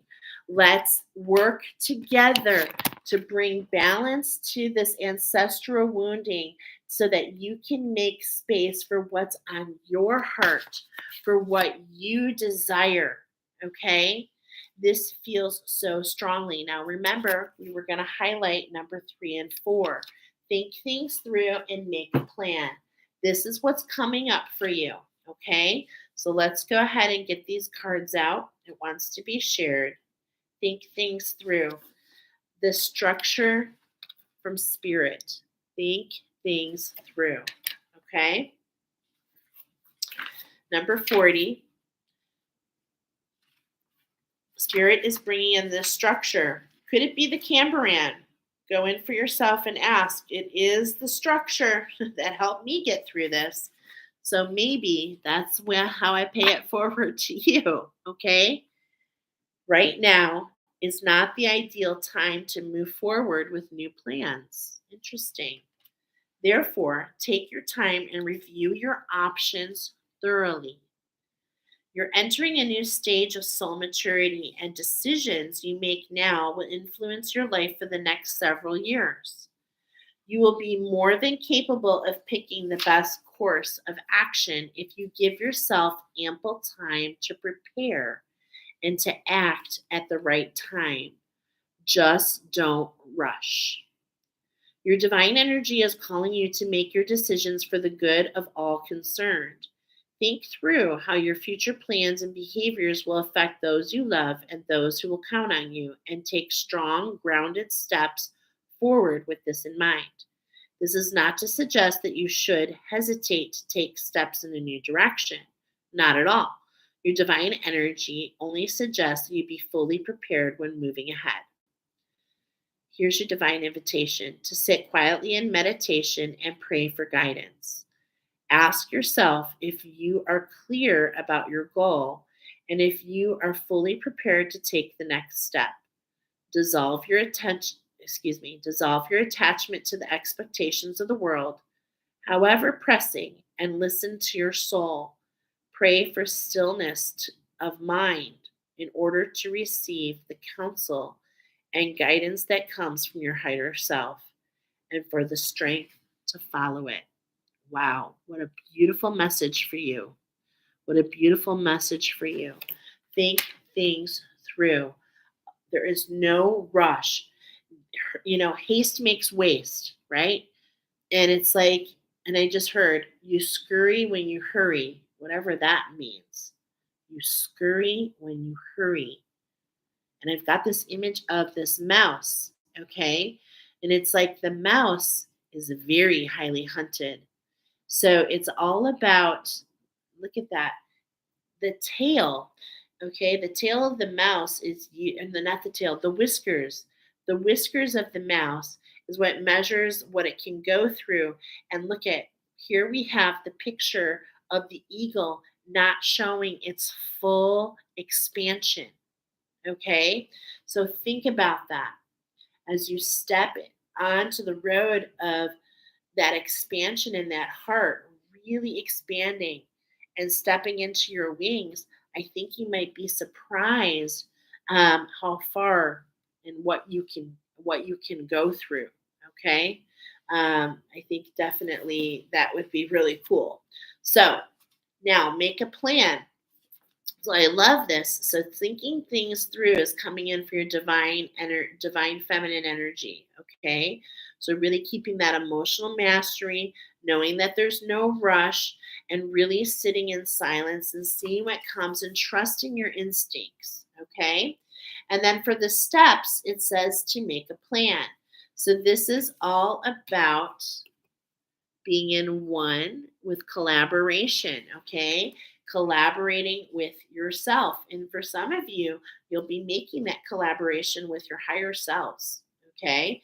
You'll be guiding your own self, which is amazing. I love that. Okay, so make a plan. This wants to be shared. Now is the perfect time to commit to new goals. Yet the truth you'll need, excuse me, Yet the truth is, you'll need more than wishful thinking, fantasizing, and visualizing. If you want to be successful, if you want to successfully realize these goals, in order to be successful, you need to create an organized step by step plan for success. Now, when I was in Party Light for 25 years, it was so funny, and this is what's coming as I'm reading. It's like, as much as you want to get a new car, okay? You can't just sit in your garage and wait to turn in and wait for a car. You have to make a plan to bring that car in there.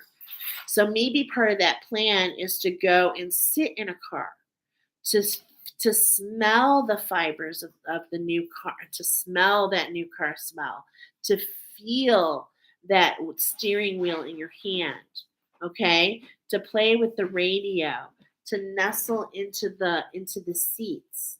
Does it have, heat? I love that. Heat warming seats. My daughter's car has that. So it's just like, how can we take it step by step? Okay. First, name your desires and then honestly assess if you have the necessary skills to achieve them. If not, then get clear on on what you must do first to further your skills. The way to success is to simply do the next thing. The most immediate next thing you must do in order to move towards your dreams. Do that. Your divine energy is calling you to take responsibility for your desires by establishing a realistic plan of action to bring them about. It's time to move beyond pure emotion and engage on your logic. Yeah, you're an emotional master. It's time now to really step into that mental game, so to speak, and really converge the two together. And it just feels like so good for you. What's missing or not yet developed enough to move ahead. Make a list of the next steps so that you can continue towards success. Here's your divine invitation. Follow through on your plan for success by taking daily steps towards your goal. Don't wait for others or the universe to do more than you do, or the universe to do more than you do. Be steady and consistent as you work towards success, and the universe will meet you halfway. With this grounded approach to success, you'll advance quickly. The only question is, what will your first step be? In the entire time I'm reading this, I'm hearing my team reminding me why these structures were created, the rosary and the cambaran. The cambaran is what's coming for you, and it is a structure created um, with crystals and plants that we journey with to capture different parts of yourself, parts of your connection, parts of your wisdom. And what they do is they quicken. Okay. So, what I'm trying to say is don't look at this necessarily just on the expense part. Okay. If you decide to look at this, really think things through and see how you can find. I remember when I went into an angel coaching class that I felt, and it was really expensive. And I was like, can I do this? It was really wearing on me, but I just felt like it would all work out. And it did. Okay. And it did. So the reason that these structures came about was to assist those who find them to move forward lifetimes, lifetimes, lifetimes. Okay? I just want to say that. All right. Now, why are we mentioning that for you? We have the Green Witch Oracle coming up here for you, my friends. And this just goes to show that wounded warrior. I was also getting familiar with the Knights Templar. It's like these warrior energies who really stepped up on the mission and really stepped into who they were, and then they were like burned. They were, it's like this is the wounds I'm speaking of. These are the wounds in these ancestors. These are heavy, dense wounds, and you do not have to walk the road by yourself.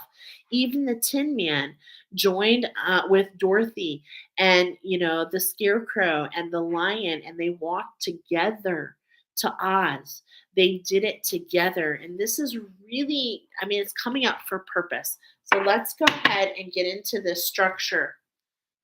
Yes, I pre-shuffled for you. Let's talk about this healing, these bananas, okay? This duality, this caduceus, right?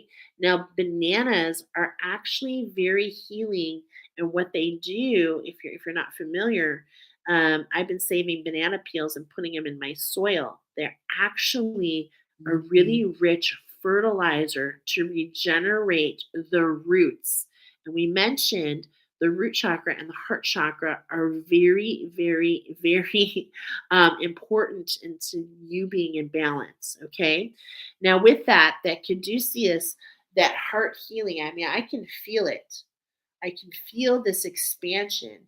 And as this is the nurse in me now coming. I shared I was a candle lady, but I was a nurse, an oncology nurse, and Of course, bananas are really great for a couple things. One of the first things coming to my mind is when you get a Charlie horse. So it's like when you have a cramp and you feel like you can't move on, right? It's like if you eat bananas, it allows your body to have this sustenance, this energy, right? But also, bananas are rich in potassium. And what I'm getting here is this potassium sodium. This is the nurse in me. This exchange between them, okay? And it's like um okay, it just feels like I don't know why your muscles are coming in. Could be your nervous system, and it could be just about how your brain is affecting your body. And this is why that we're talking about these mental. So I actually love that the bananas are here, and I want to encourage you to eat them. I think that they have come forward for purpose, part of the structure for you. There it is, number 14. There it is. We're talking about this whole time. You look at this divination, this Greenwich Oracle coming up. It's like we've got the plants here. Are you an herbalist? There is some sort of mysticism coming up here, some sort of divination that's coming up here. Okay, we've got the chives here. And the chives, they come back. They come back. Okay. And this is that structure here. Even if you don't want the chives, I remember I'm getting the visual of trying to dig out the chives. They are very resistant. Okay. And we've been talking about that root chakra. We've been talking about these roots and this entanglement here, mostly because of that ancestral wound. Okay. So we're just noting that. And what's really coming up between these two cards is the sense of renewal, the sense that you've got these wounds and it's time to allow someone to assist. Okay, that's what I feel so deeply. I'm just gonna say what comes. Yeah, there's this alchemy, this wholeness, there's this pattern within you, that star quality. And I feel it as I see the shape behind it. It makes and reminds me of the structure of the superhero within you. And that's what happens when we get to the bottom of that wound. When you get to the bottom of the wound, which really a lot of us put a mask on, right? It's like we try to not let anybody see that wound. We put this secret mask on, pretend this is like a black mask. But what we don't realize is that that wound allows us evolution into step into the mask and allow it to be the superhero within you, because what it does is it brings to the forefront something that only you can possess, and only you can pay forward, and only you can bring to others. This is so important. This is so important in for you. And in this alchemy feels very important to your particular pile. So let's go ahead and look at this structure. The structure of balance. Okay. The structure of balance. We have this lettuce. Okay. And I love this because this lettuce, look at this heart chakra. Like, look at this card, first of all. What's coming here? Okay. I see lots of different energies here. We've got the lettuce here. But what feels more like than anything is that the lettuce is the base. Okay? The lettuce is the base. And as I'm speaking about this, I'm being reminded that depending on the quality of what the lettuce is grown in, it can affect the quality of the lettuce. It can affect the quality of the base. And it is the lettuce that allows the other parts of the salad, if you will, okay, to shine and to collaborate together to create this wonderful, yumminess. But what I'm getting here is that a lot, and you may or may not know, I know because we own a food truck, that a lot of lettuce, believe it or not, is grown in sand. And this sand can get stuck and it can really make things mucky and dirty, and it can really affect the quality of how that lettuce grows. Okay? So we're talking about balance, and it's really bringing up the same three here. We're really talking about the same thing. Okay? How can we bring and ensure that that foundation, that lettuce, the foundation of what allows our heart to expand and close, believe it or not, allows that to be the base. Okay, so let's go here. Let's just go. Here's number 18. Okay, we're talking about the number 14, but look at now we've got 15. How can we follow the steps? How can we follow the steps? There's a difference of 15 here. Okay, so how can we follow the steps? This is all about stimulation, this feather, signs and synchronicities, following our feelings, following the sensations in our body. Okay, this is what I'm feeling. Following, especially that heat. Okay, when you feel different sensations, are pay attention to your surroundings. Pay attention to your surroundings, because are you picking up on, it's like here we have, yeah, look at, I don't, it's just like, look at, we have things that are growing, but we also have fruit here. Okay. And it's like, we don't want to just settle for the bottom fruit. We don't want to reach for what's just easy. We want to stretch above, stretch for the stars, stretch for all that has been blooming. So it's like, think things through. Don't just settle. This is the energy I'm feeling so much with you. Okay.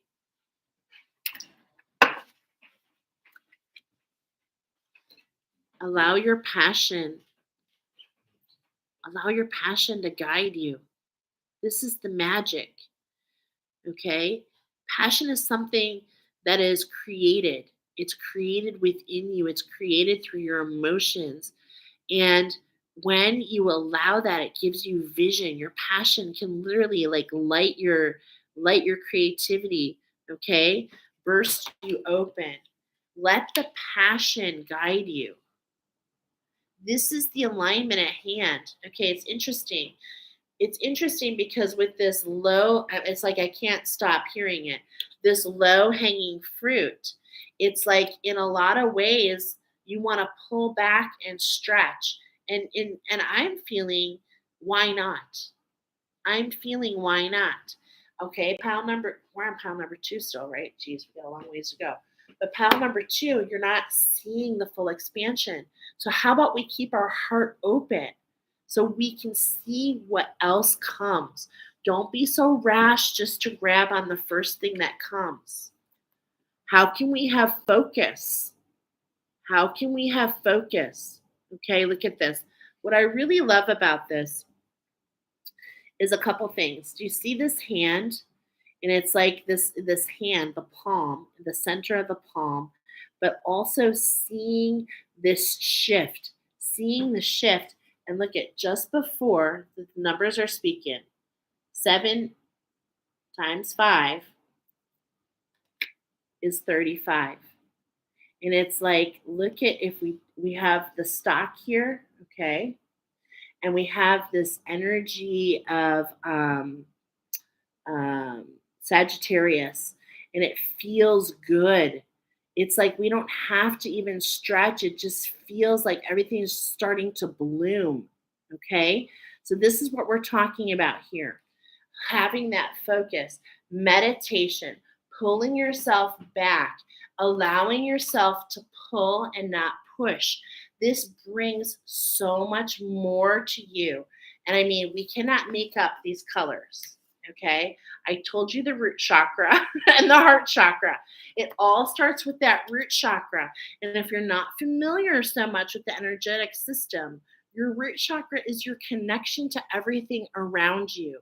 And if you don't feel the connection, or if you feel overwhelmed or stressed, all you do is move, literally move.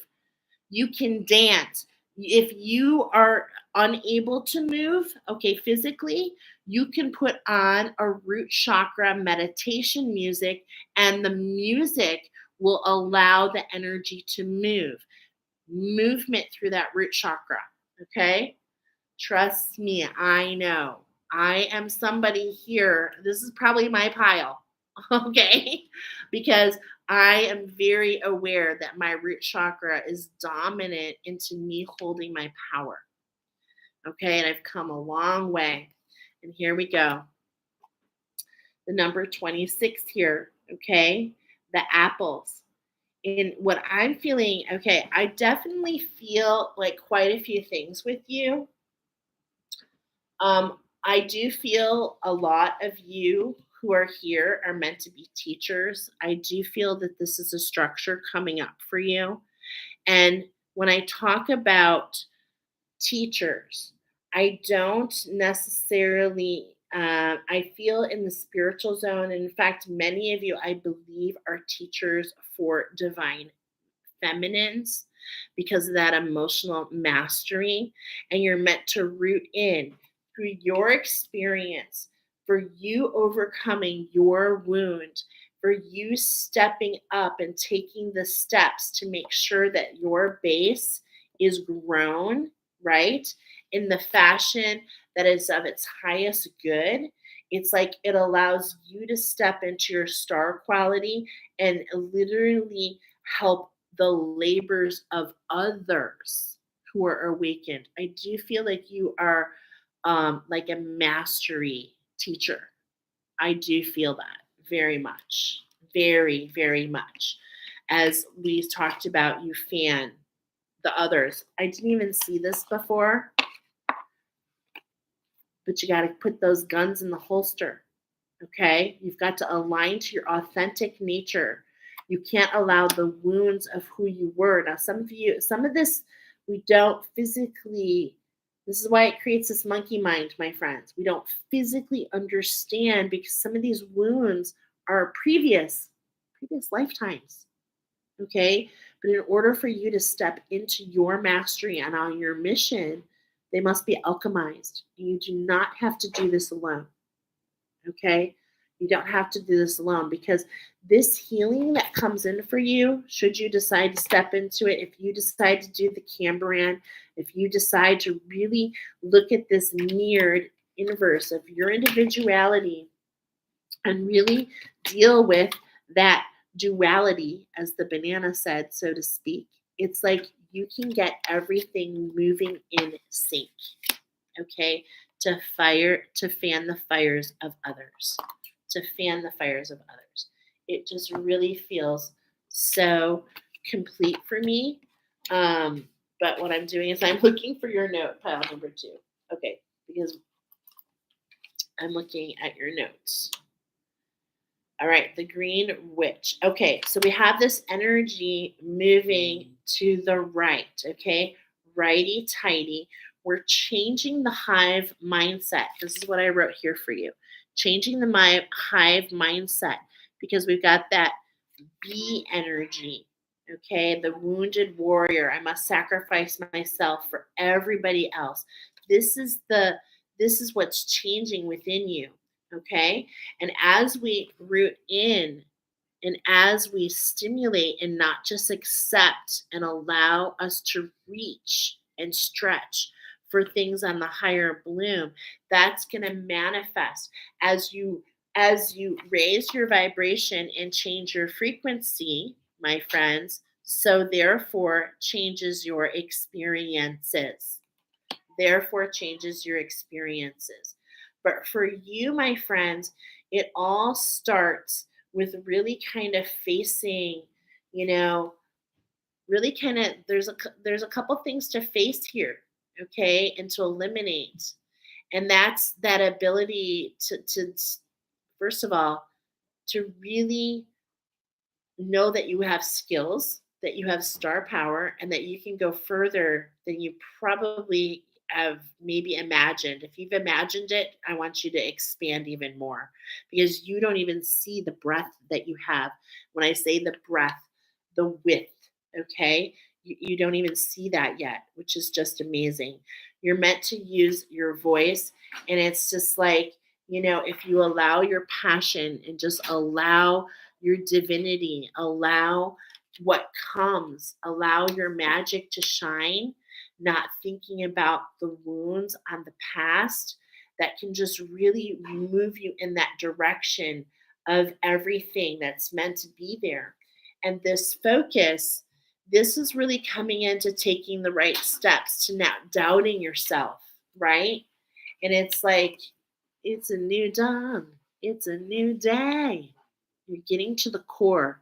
And more than anything, as you bring yourself into balance, you plant the seeds of balance for others. Is there anything else, Spirit? It feels so powerful. I hope you feel guided to do the Cambaran. I would love to do it with you. Um, I'm going to be talking about it. Please watch. I'm not even starting class for a couple weeks, but just sink in, make that list. Just make a plan. Think things through, make a plan, think about where you want to go. And maybe it will squeeze in and maybe it won't. Maybe it'll squeeze in and maybe it won't. Okay?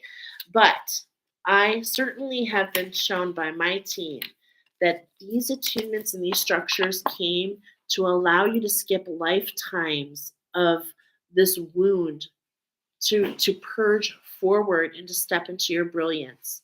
It has done the same thing for me, and I know it can do the same thing for you. So I look forward to that. If you're ready, I'm there. Okay? Let's go ahead. Anything else, Spirit, for pile number 2? No. All right. Let's go ahead and move in. We've got 5 piles, so it's like, oh, we want to keep moving. Okay. Pile number 3. Pile number 3. You are the wedge-tailed eagle. Okay, I have a lot of information for you, pile number 3. So let's go ahead and get into it.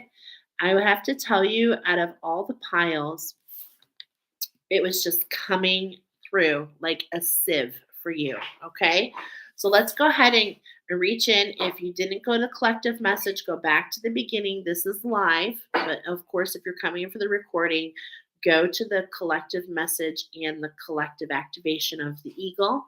But I want to remind you of the channeled message: what, have no fear, underdog is here. Okay.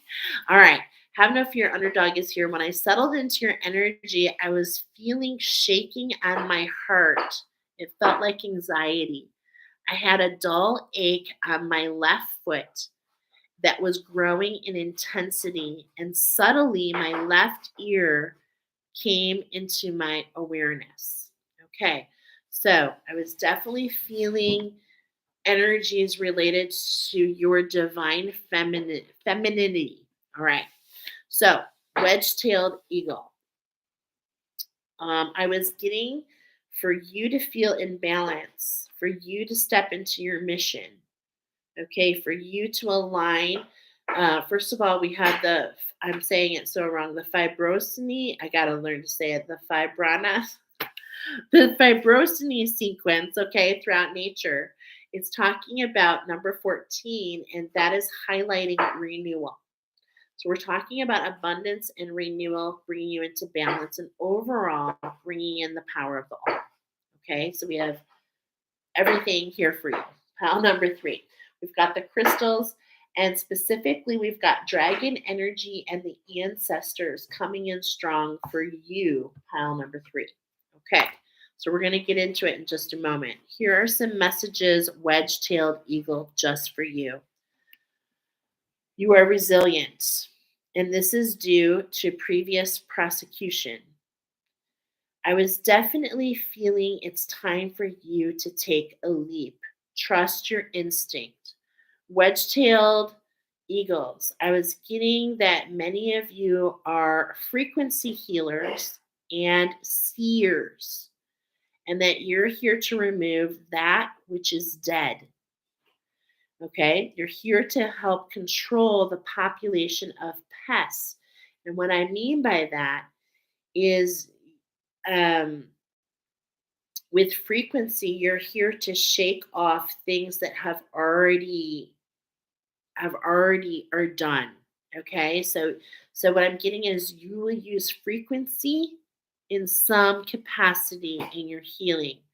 Okay, all right, for yourself, for others, everybody's different. The eagle has Okay, the eagle, this particular eagle has a bond with another for life. So I was getting it was best for you to work with somebody else. Okay. So pile number three, I'm getting partnership here. This could be a relationship, this could be a project, this could be you and a project. Okay, but it's definitely a relationship to work with another. Yeah, work with another. Mhm. Okay. And it's interesting because I'm getting that some of you are resisting. But I'm also hearing what you resist will persist. So trust your instincts and really think it through. Okay. I was feeling a link to pile number two. Okay. And if you're getting that, most likely you were a witch who was persecuted in a previous lifetime. So the rosary preserved that divine feminine. Okay. So I have the rosary coming in for this pile again. Okay. So the Cambrian was the last pile. This pile, the rosary is coming in. All right. Okay. Often, I wrote down you often feel misunderstood, which can fuel into that anger. This was that connection to pile number two. I was getting the attunement combination of hibiscus and green aventurine for this particular pile. And I was getting a golden nape, alchemy to step into your authentic work. Okay. So I was getting that you are here at a time of molting, which means there's a lot of movement these next to 7, 8 months, a lot to learn, especially about your sight. So it's like you are a seer, but you may not understand fully what you're seeing and how that connects to your gifts, especially with frequency. Okay. And then I wrote down, not all who wander are lost. So there's going to be a lot of movement over these next 7 to 8 months. So the eagle is coming in to allow this new beginning for you.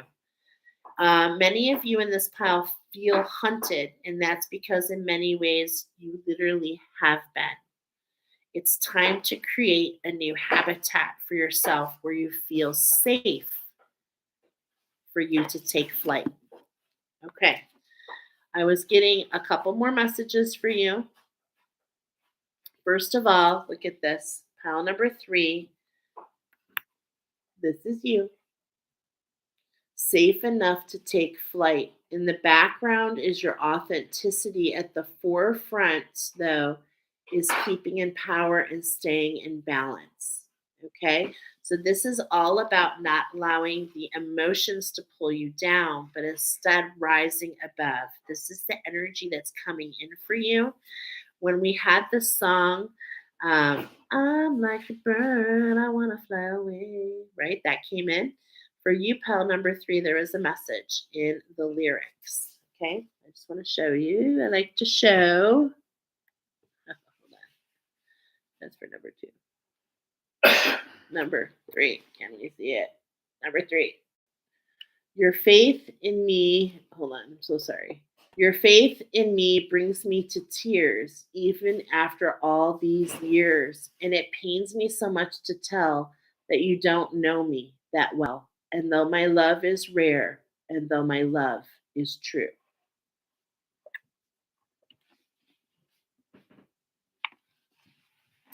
Okay. So, sorry about that. Those words are coming in for you as well. Anything else, Spirit? I'm forgetting about. Okay. I feel like I'm all over the place. All right. So, let's go ahead and get into your oracle. We know we've got the rosary coming in. Okay. So let's get into your energy. Let me make sure the green aventurine is in here. Because I was getting green aventurine. So hold on just a moment, guys. Pile number 3, hibiscus and green aventurine, which hibiscus and green aventurine is helping to, and this is where I feel that kismet with pile number 2, because I'm feeling it and I am seeing this card in my mind's eye of Kali, okay?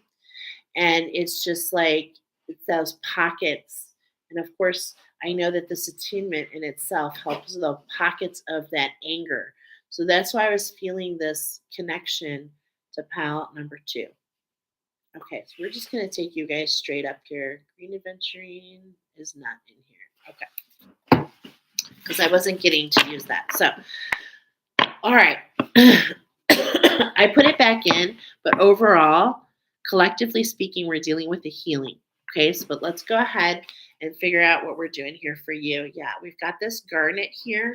You know what I do want to figure out? Hold on just a moment. Oh, for you guys, solar plexus and crown chakra. Okay, so this is the healing. How can we balance and have unconditional love? Look at it's like these pockets of heat. They want to come up. Can you feel this energy? Okay, this denseness. It wants to be released. It really wants to be released. Okay, so now I happen to know that garnet for me pairs with poppy. So it's like poppies are the first to actually grow after the burn. Again, a connection to this wounded hero, a wounded warrior. Okay, so if you are pile number 2 and number 3, it's really about this individuality. Okay, it really, really is. That's coming to the forefront. Okay, and then we've got this papagoy. Again, this is a link to pile number 1. So some of you are pile number 1 and some of you are linked to pile number 2. Now, if you're linked to pile number 1, what I'm feeling so much here is renewal. Okay, allowing yourself to feel renewed, revitalized. Okay, all right. This healing is about something shaken off for you. Okay, this obsidian. This obsidian, and again, I'm like gonna grab it. I'm feeling a connection to pile number 2. I randomly grabbed this obsidian, okay, and put it on pile number 2. So it's just like we're going out of our way to show pile number 2. But I do feel this vibration, something shaking off.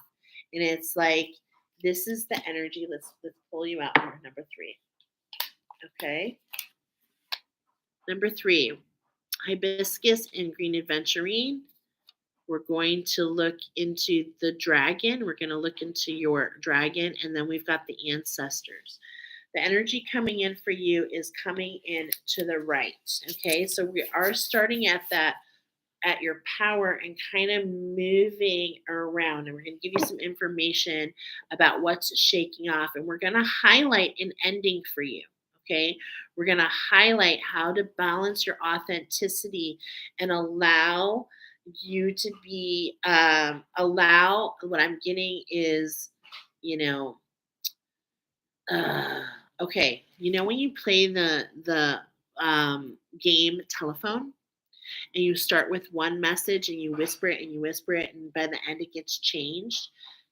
We are here to help cleanse that channel so that there's no change in the message. Okay, that feels very good. Okay, so, all right, so I already cut, sorry. Let's do your 3 cards. Let's take a look at your energy.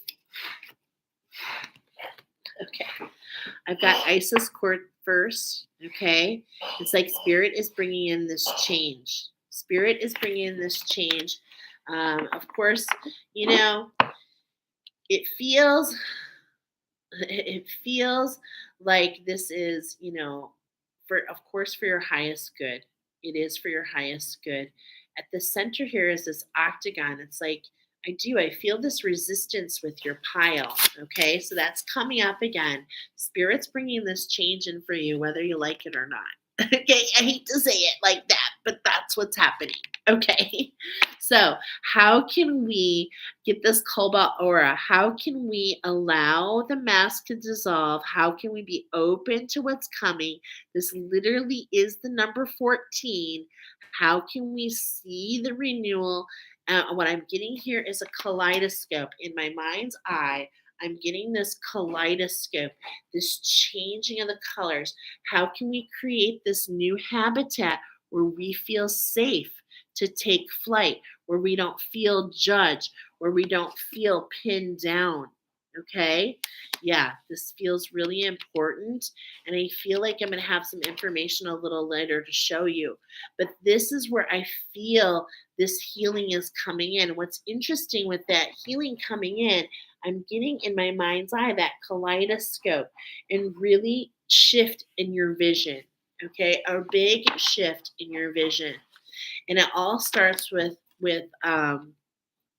spirit, and then coming is this petalite, is this growth. Okay, so just look at this energy. Okay, and it's like when we shift the environment, when we have the kaleidoscope, when we allow ourselves to see with clarity. I want to show you. When we see with clarity, do you see this clear mask here? Okay, when we allow that energy to become invisible. We were talking about the mask. It's like when we don't define ourselves and hide from what we mask, but instead we welcome it. It's like this aligns you to this huge bounty, this huge growth. Okay, and it definitely brings balance into your abundance. Okay, for sure. So for some reason, I'm making room. I'm making room for you. Okay. I love that. I love that we're talking about this. So this is the energy that we're shaking off, and it has a lot to do with spirit bringing in the structure, allowing this healing so that you can align to what expands and makes you feel so vibrant after. Okay, this has a lot to do with your. We're using our animal spirit, the sir dragon. So I'm definitely referring to divine feminines. Okay. Yeah, we pre-shuffled and we're starting with this transformation. There's a transformation that's at hand for you. Okay. And look at this petal light. It feels connected. That feels like that snake. And in the center is this beautiful matrix within, this beautiful uncovering. Okay. And it's like, as we, in this, I love this visual here of this snake. And if you look, the snake is in balance, the black and the white. But if we get to the nitty gritty, we can start to filter and see color.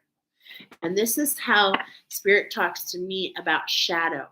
So I feel that many of you in this pile were brought to this reading, and if you decide to take my rosary class, it will it like saves you lifetimes of healing. And I feel that for many of you, it's time for you to live in color. Okay, that's why I was getting that kaleidoscope. Okay, I'm hearing that song, Lucy in the Sky with Diamonds, and crystallizing, and that diamond with the crown, that diamond fire, that the confidence within yourself and what you're receiving and where you're going. Oh my gosh. So it's like we're stretching into something and it's unfamiliar. All right. So let's do our shuffles. It's all about this swan here. Okay, allowing our seed self to see the grace, and also the gratitude. But what's interesting here is, oftentimes you're forced. This is how I see this mask. And for some of you, it's at the present. Okay, it's really important. It's kind of bugging me. Um, this mask, this invisible mask that I'm talking about. It's like this mask, it can like preserve, like it's interesting because aren't you seers? Yes, and you heal a frequency.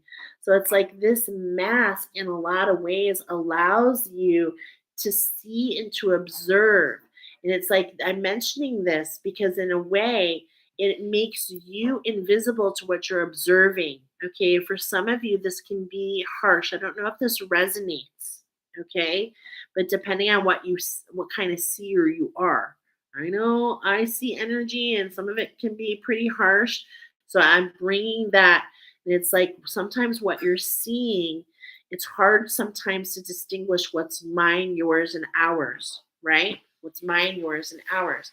And so the swan is coming up, and with that swan is that whole story of the ugly duckling, of somebody who doesn't feel like they belong. Okay.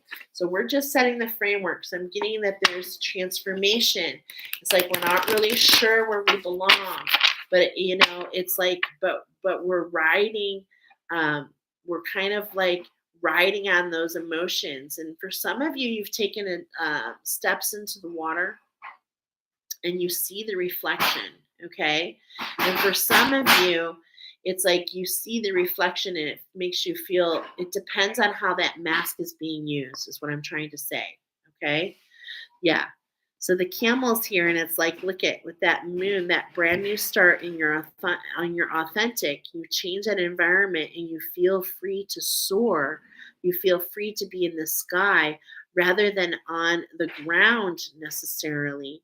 Okay, it's like this puts you in that line of this golden energy. It feels like a golden age. Okay, for you feels like could be, but it's like we have to go through that eye of the needle, and that eye of the needle is all dependent on your spark, your dragon, your spark, your who you are, your creative spirits. We're really kind of focusing on that part.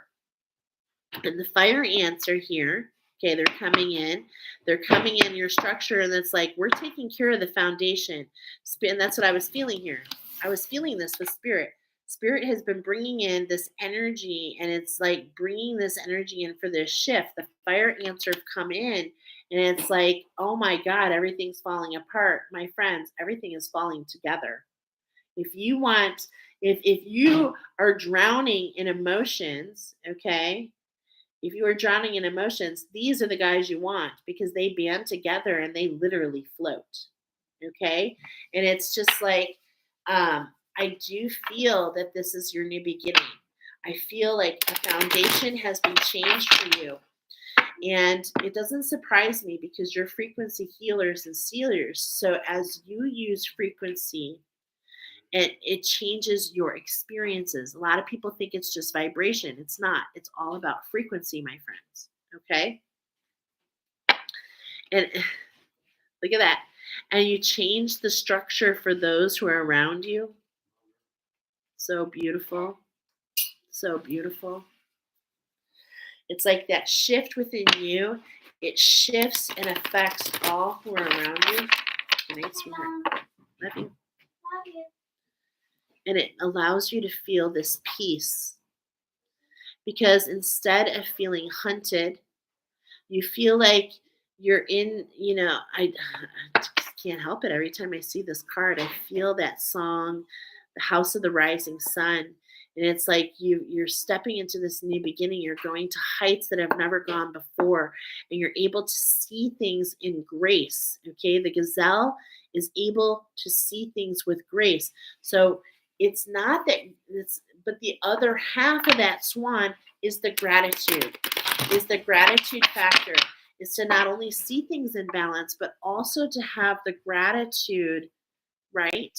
To allow it to grow, to surrender, to see things, right? To allow yourself to soar. And so our very last cards, we have this hummingbird medicine, okay? And it's like everything you need will be given to you exactly at the time you need it.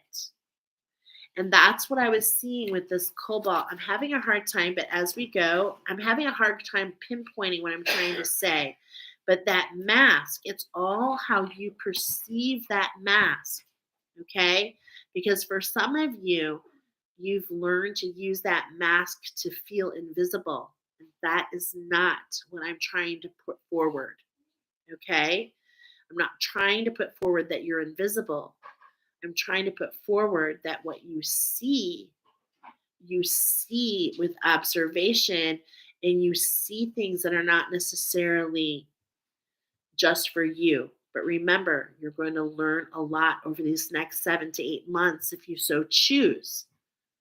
If you so choose to learn on what you're seeing and how that reflects, and a lot of times, to what they're feeling. Yeah. For some of you. Oh, some of you are not ready for that step yet. Oh gosh, I just felt like a major like shot in the heart. Wow. Okay. So this hummingbird medicine is really coming in before we look at your cards of the magic of your authenticity. Okay, and we're going to highlight the 3 and the 7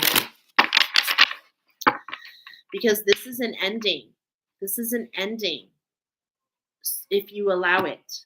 It's really important. I keep hearing if you allow it because the vulture is swinging around. He's ready to eat up all that was so that you can start anew. Okay. So the vulture brings the medicine of letting go of the past, letting go. It's like you've learned. Your wisdom is the resilience.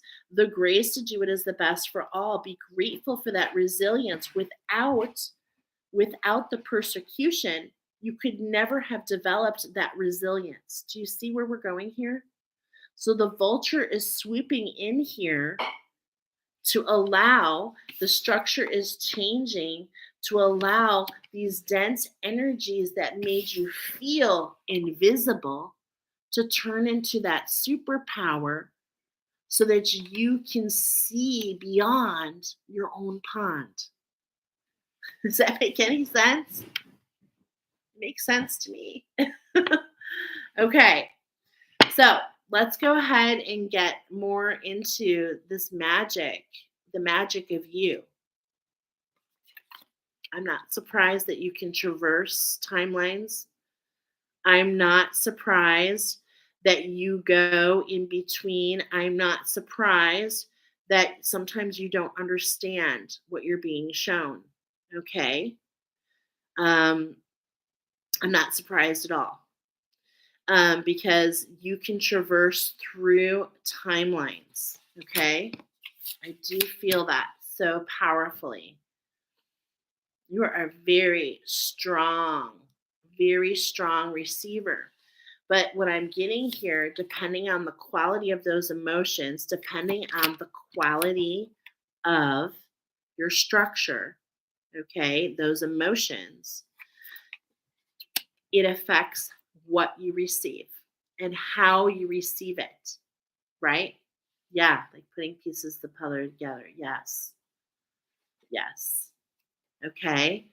And here, the stingray, it's like, oof, as we get ourselves into balance, as we flow through the waters, in particular the waters, because we have the energy of the rosary coming in, and the rosary is all about creating a structure where the divine feminine feels preserved.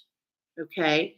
So think of that forest, like think of a preserve where the birds can fly freely without being attacked. The stingray is like when you traverse through the water, when you traverse through the emotions, of course, it leads to so much beauty, okay? But at the same point in time, it stings. It stings.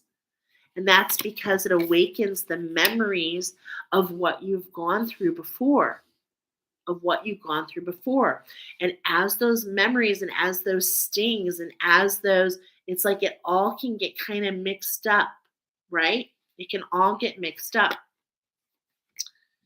I love that the bear is coming in this position, okay? Because it shows to me that you're willing to step into, stings or not, you're willing to step into the structure where you can be your authentic self. And more than anything, is you can be um, part of the tapestry, part of, if you think of that kaleidoscope, if you think of the kaleidoscope, it's such a wonderful machine when you're a kid, right? but it's like the tapestry, what I'm seeing, it's like you can turn, you can change. Okay? This is like about your power. You have the ability to change that frequency. And because of that ability to change that frequency, to change the tapestry, to undo the knot, to keep the knot, to do a slip knot. I'm not really sure why I'm going into these knots, but you have the ability to affect the tapestry overall. And not just for you, but if you so choose, for others. But it all depends on, okay, it all depends on, oh, well, card number three. We're getting to read card number three. So let's get into the author. Oh, forgive me. I have to get up for that. Ooh, it feels good to stretch.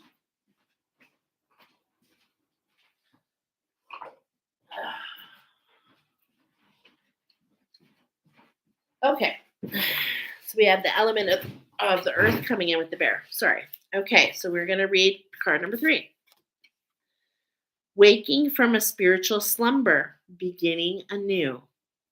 After a long winter, the bear arises from a deep slumber. At first, the movement and effort are difficult, but the bear knows it's time to awaken and move toward the dawning light. The bear card represents an individual on the cusp of new directions and personal transformation. The initial weeks and months of your spiritual quest, you may feel tricky, cumbersome, and full of obstacles, but you have no choice.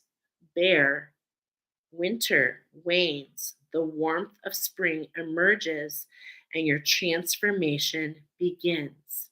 So when your bear is in balance, pile number three, you have inner strength.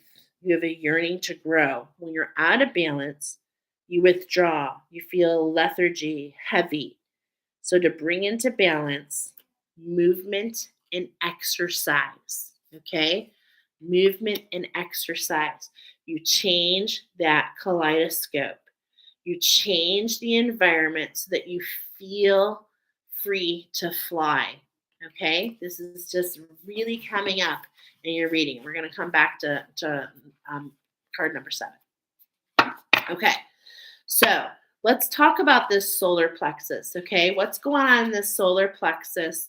What's happening? Because this is being highlighted. The solar plexus in the crown kind of reminds me of this diamond energy. I'm really thinking a lot of my friend Trish, to be honest. So I'm going to put it out there. Are some of you have like this twin? Okay. You have this person that you go back and forth and you kind of feed off each other and you activate each other. And it makes you feel like more vibrant. Okay. I don't know why I'm bringing that up, but I am. And then look at what we have here. We have the zebra.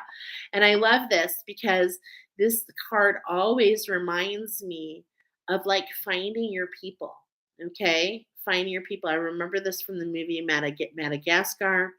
And this zebra, look at all these lines. Okay. It's like we've got the vertical, but you're not here just to walk vertically. You're here to move in all directions. Okay.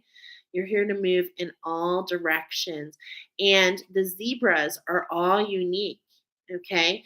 Is a zebra white with black stripes, or is it black with white stripes? Or does it have swirls? It's like every zebra is a blueprint, and this is really coming up for you. How can you see yourself within individualized within a pack? Okay. So it's like here we're saying seers, frequency healers, but how can you see yourself not sticking to the status quo, really kind of allowing yourself to move to the beat of your own drum, the beat of your own drum. Okay. Now we have the buffalo. I'm just smiling because I just mentioned my friend Trish, and the buffalo is so characteristic of my friend Trish because the buffalo is one of the only animals that runs in the direction of the storm. And this is the shift at hand for you. This is what's coming in. And it's like, look at that. There's this storm, there's this electricity, something's on your heart. And it's like if you run in that direction, if you join this class, if you allow us to journey, if you embrace the powers of the all, it can lead you into the white buffalo, the alchemization, and the understanding that the shift is not about the sacrifices you've made, but instead about the legacy that's in front of you. Wow. I mean, this is like pouring out of my mouth right now. Okay. This is so beautiful. And it's like here in this position, we're in the sixth position, which is speaking about the higher heart, and about running into the storm and allowing this unconditional love. And it allows this sonar. See, this is all about spirit, this sonar, this frequency. It gives you lift off and it just allows you just, it's like you're in sync. Okay. You're in sync. And it allows you to get that lift off and to find that flight. And this is all about changing what's around you, about, and I'm getting for some of you to understand how your light body works, to understand you're everyone's different, but some of you are, because you traverse different planes, because you wander into different places, right? Because of what we've brought up here. What's really interesting is that some of you are just not aware that as you collect energies that can influence the change of what you're seeing. And it has nothing to do with bad, good, or otherwise. It just has to do with your actual energetic makeup. The more density you're holding on to, it's going to change the vision, right? It's going to change that vision, that connection of as above, so below. So as you collect energies, because I feel that you are healers, right? Okay. So you naturally collect energies and dealing with frequency. You're meant to tune them, to attune those energies so that those energies can take flight and allow balance in that light body, which can change that experience. Okay. Look at that moon. I didn't even know the moon was there because we were looking like this, but it's like that moon. Do you suffer from moon shock? Do energies grab onto you? Okay. And it's like, as you find this flight, right? As you create, as you change, as you are not, God, it's interesting. I'm hearing as you are not a victim, um, which is interesting verbiage, but I'm just gonna go with it. As you're not a victim to the energies that surround you, it's like you realize, and this is giving me a little touch back to pile number one. You realize your ripple. You put your foot in the water and you realize your effect. Okay. It feels so powerful. Okay. I got goosebumps on that. Okay. Let's go. Knuckles. Okay. Ooh, that was deep. That was a deep release for some of you. I could feel it. Oof. Okay. Oofta. All right. So the seventh card here, how can we see? How can we see? Okay, the crocodile here. We're going to read this card. But before we read this card, what are you seeing here? Because what I'm seeing is if we're not in touch with our emotions, okay?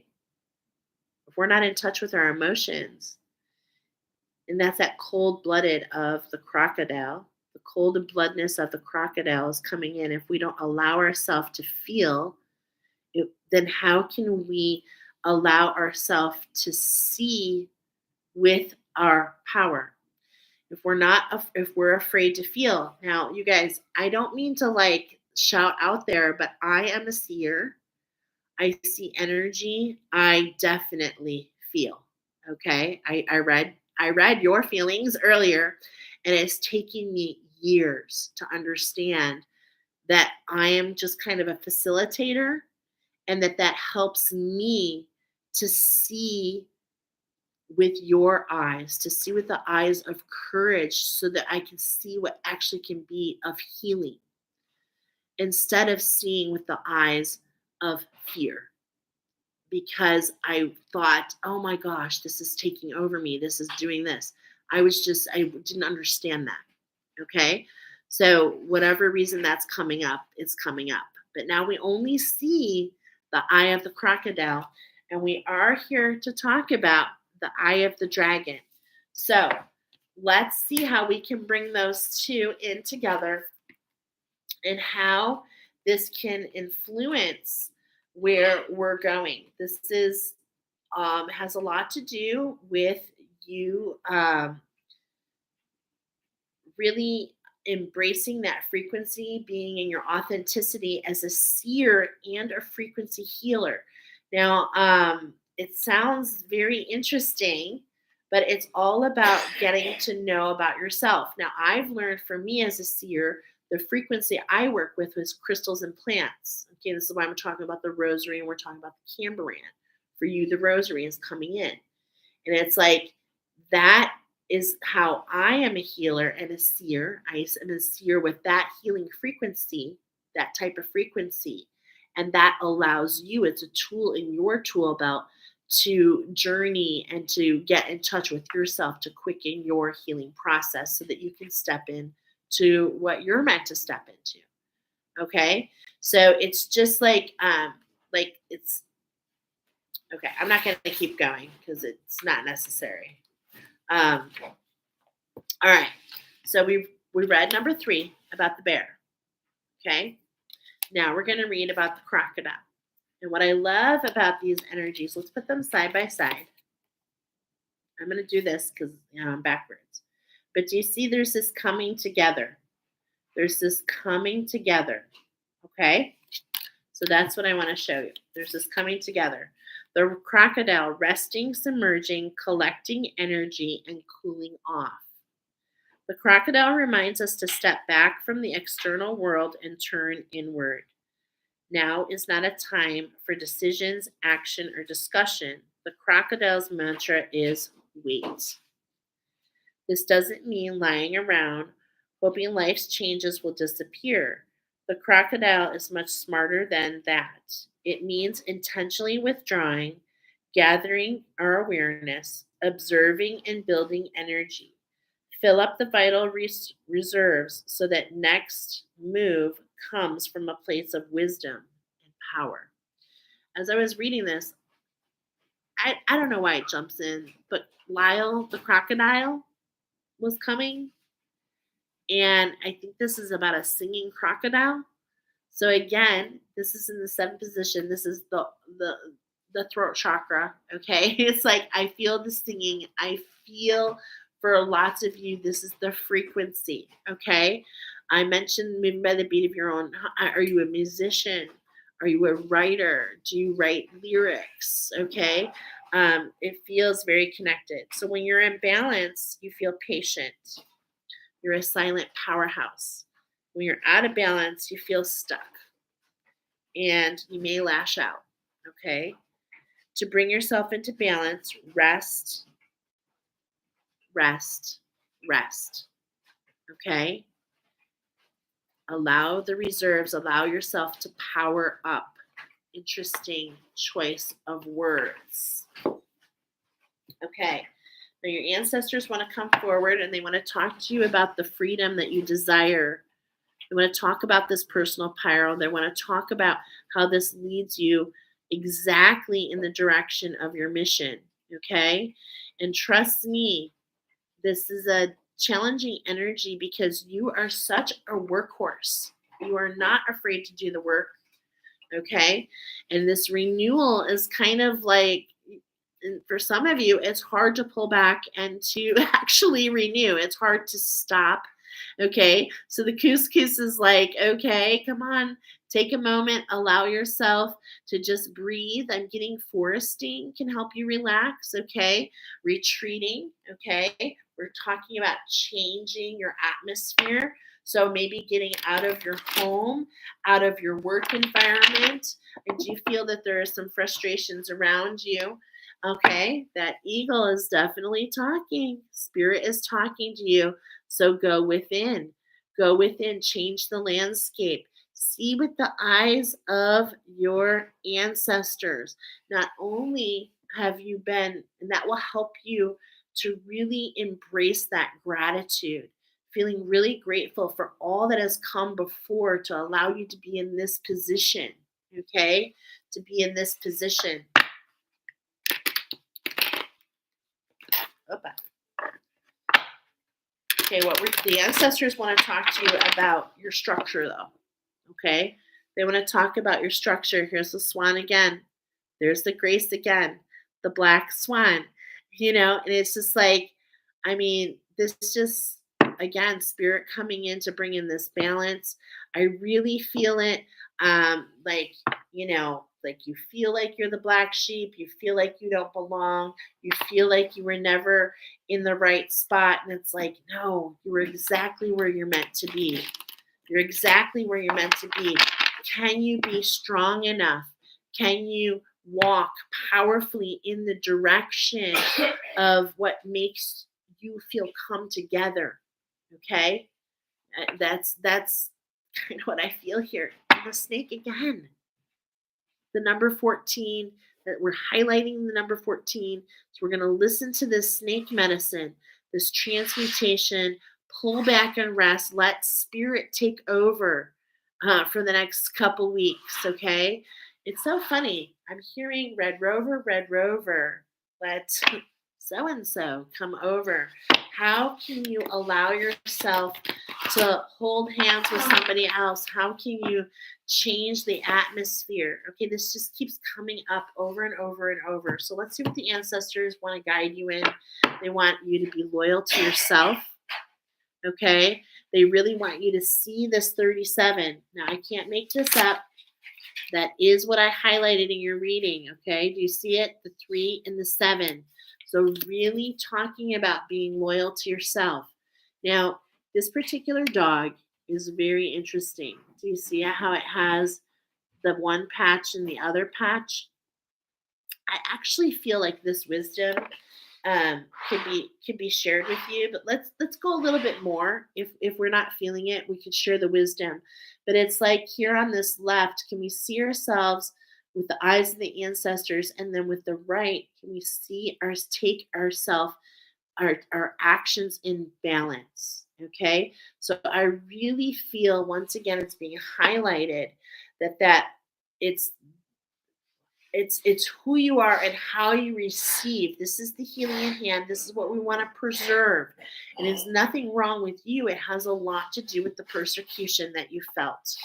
So being loyal to yourself, because there is a story that a dog will take. A dog will take. It comes home. I want you to think about a dog. If you have a dog, when you come home, they're so happy to see you. It's like they've never seen you before, right? They're so loyal. But if you have a dog that's being abused, if you kick a dog and you continue to do so, it's like you can't be upset that it turns around and bites. Okay? So this is kind of an energy that I'm feeling here. It's kind of an energy I'm feeling here. It has a lot to do with back at the front, how we view that mask. Are we invisible? Are we invisible to others, or are we seeing what is invisible to others? It's like the choice is yours, but it's difficult because, well, frankly, it's difficult because of that wound. Okay, so let's let the ancestors show us how to be loyal to ourselves and to create the structure. Okay, so first of all, to reach that 23, to see with the eyes of the ancestor, inner journeys, okay? And trust me, if you do the rosary, we journey every single week with the crystals. 33 crystals and plants work together, and we journey on every single one. And we capture different parts of yourself, different parts of your connection, your wisdom, of who you are, different fractals of who you are, but not only once you're complete, different fractals into your evolution. Okay. And so the koala likes to eat on that eucalyptus. So here it is again, that ancestral healing. I'm feeling that connection to pile number two, literally pile number 2 and 3. Okay. Literally. So when we talk about this, in a lot of ways, to me, this wounded this we said a lot of persecution. It's like in a lot of ways you play it small. I'm getting the fairy, okay? And the fairy feels trapped. The fairy doesn't feel like she can flutter around and work her magic. She feels that she must hide who she is and play it small. And this is what I'm getting. And that's not exactly appropriate for you because you're a big energy and playing it small is never going to bring you happiness. It's never going to bring you happiness. So, how can we allow ourselves to expand and stretch those wings and fly, right? We talked about really changing the structure of what's around you. So, here we go. We've got the number. I love this because these two are totally inversing. Okay, we're going to have 4 cards here, and these two are a mirrored image of each other. Okay, so inner journey and record keeper. Okay, wow. So it's like as you journey, you go deeper and deeper and deeper into yourself, and the alchemy is in the structure of who you are. And as you evaluate the structure, as you remove the killer instinct, as you remove the killer instinct. Now, this is really interesting because I am getting the video. I'm like a bird, I want to fly away. And in that video, she wears a shirt with the dolphins. And it's like that's what's immediately in my head right now. And the killer whale that's focused on its killer instincts because it's wounded, right? Because of that wounding, it keeps itself from that play, from that pod, from that breath. And it's like here we can change that structure for you if you're loyal to yourself and you want to see this ending. Okay? Because the healing is right. It's like you've heard the calling out. The magic is if you've heard the calling out, you've hear this. You hear it for yourself. Will you be loyal to yourself and take the steps? Will you jump into collaboration? Will you allow yourself to be a little uncomfortable, but to hold on so that you can make a change, to do the cleansing, to go down into the ground? Interesting. To get out of the rain. Boom, boom, boom. The ants go marching. Okay, once again, I got the ants coming in again. Okay, really getting to that foundation, erasing the scrutiny, judging yourself for what your God-given talents are, right? Your God-given talents. And Spirit's bringing this in for you. Just so you know, this is going to come in for you one way or another. You can follow your guidance or you can go around and follow it later. I mean, I just feel like it's going to come. Yeah. Look at this. That new beginning. That Okay, I said Lyle the crocodile. Do you remember that? Okay. It's like phoning in, dial home. I feel music is so related to your mission. I really, really feel it.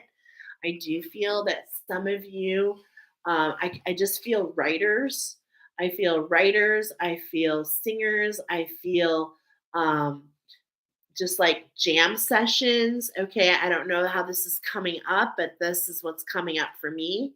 And it's like as we find this in this structure, okay, getting rid of that killer instinct, really cleansing and getting to the bottom where the shadows are, it allows this new beginning.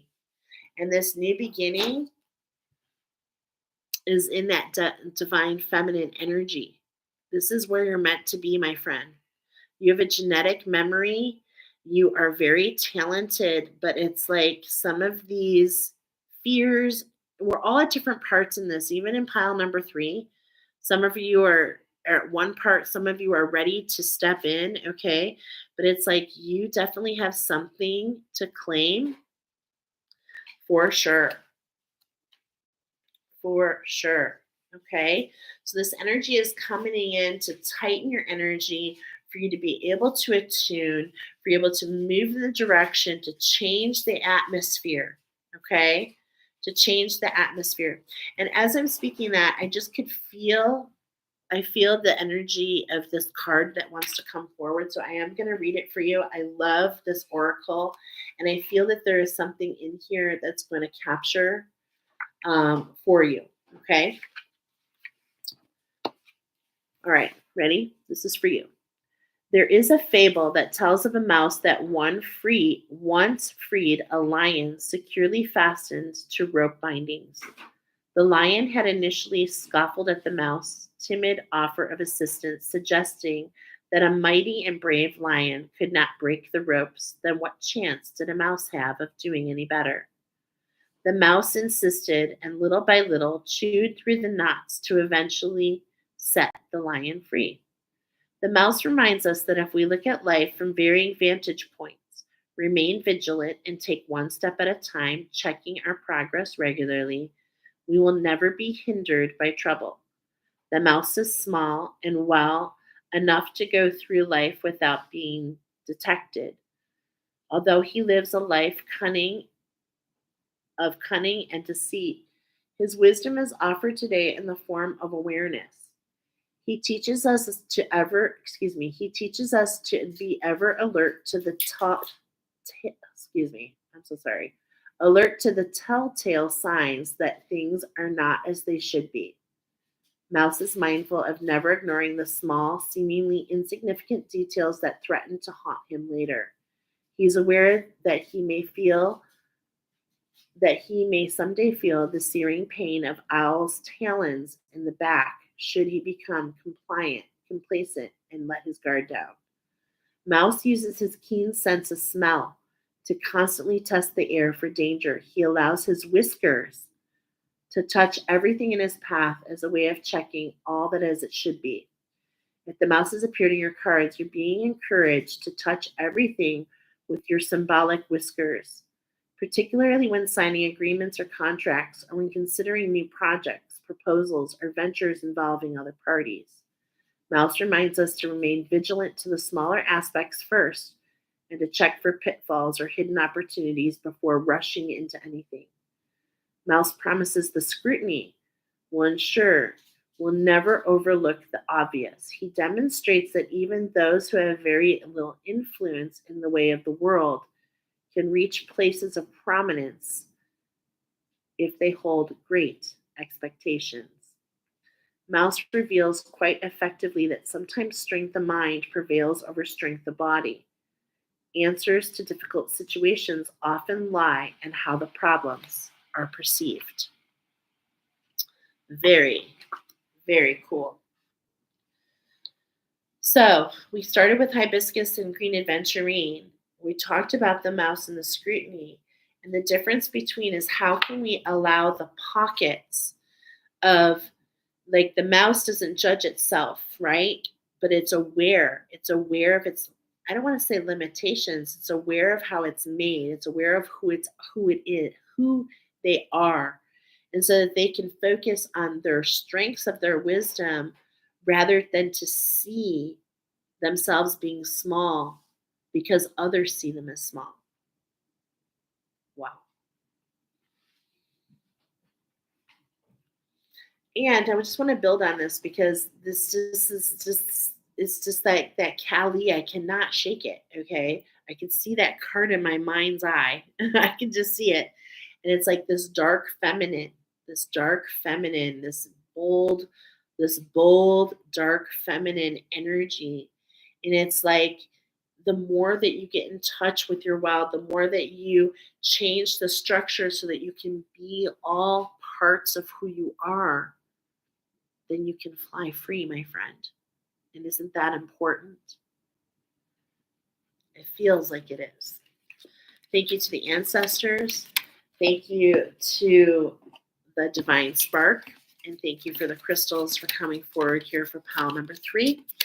I do have the rosary structure coming forward for you in particular if you should feel guided. I am going to be going live talking more specifically about what are these structures? How does this work?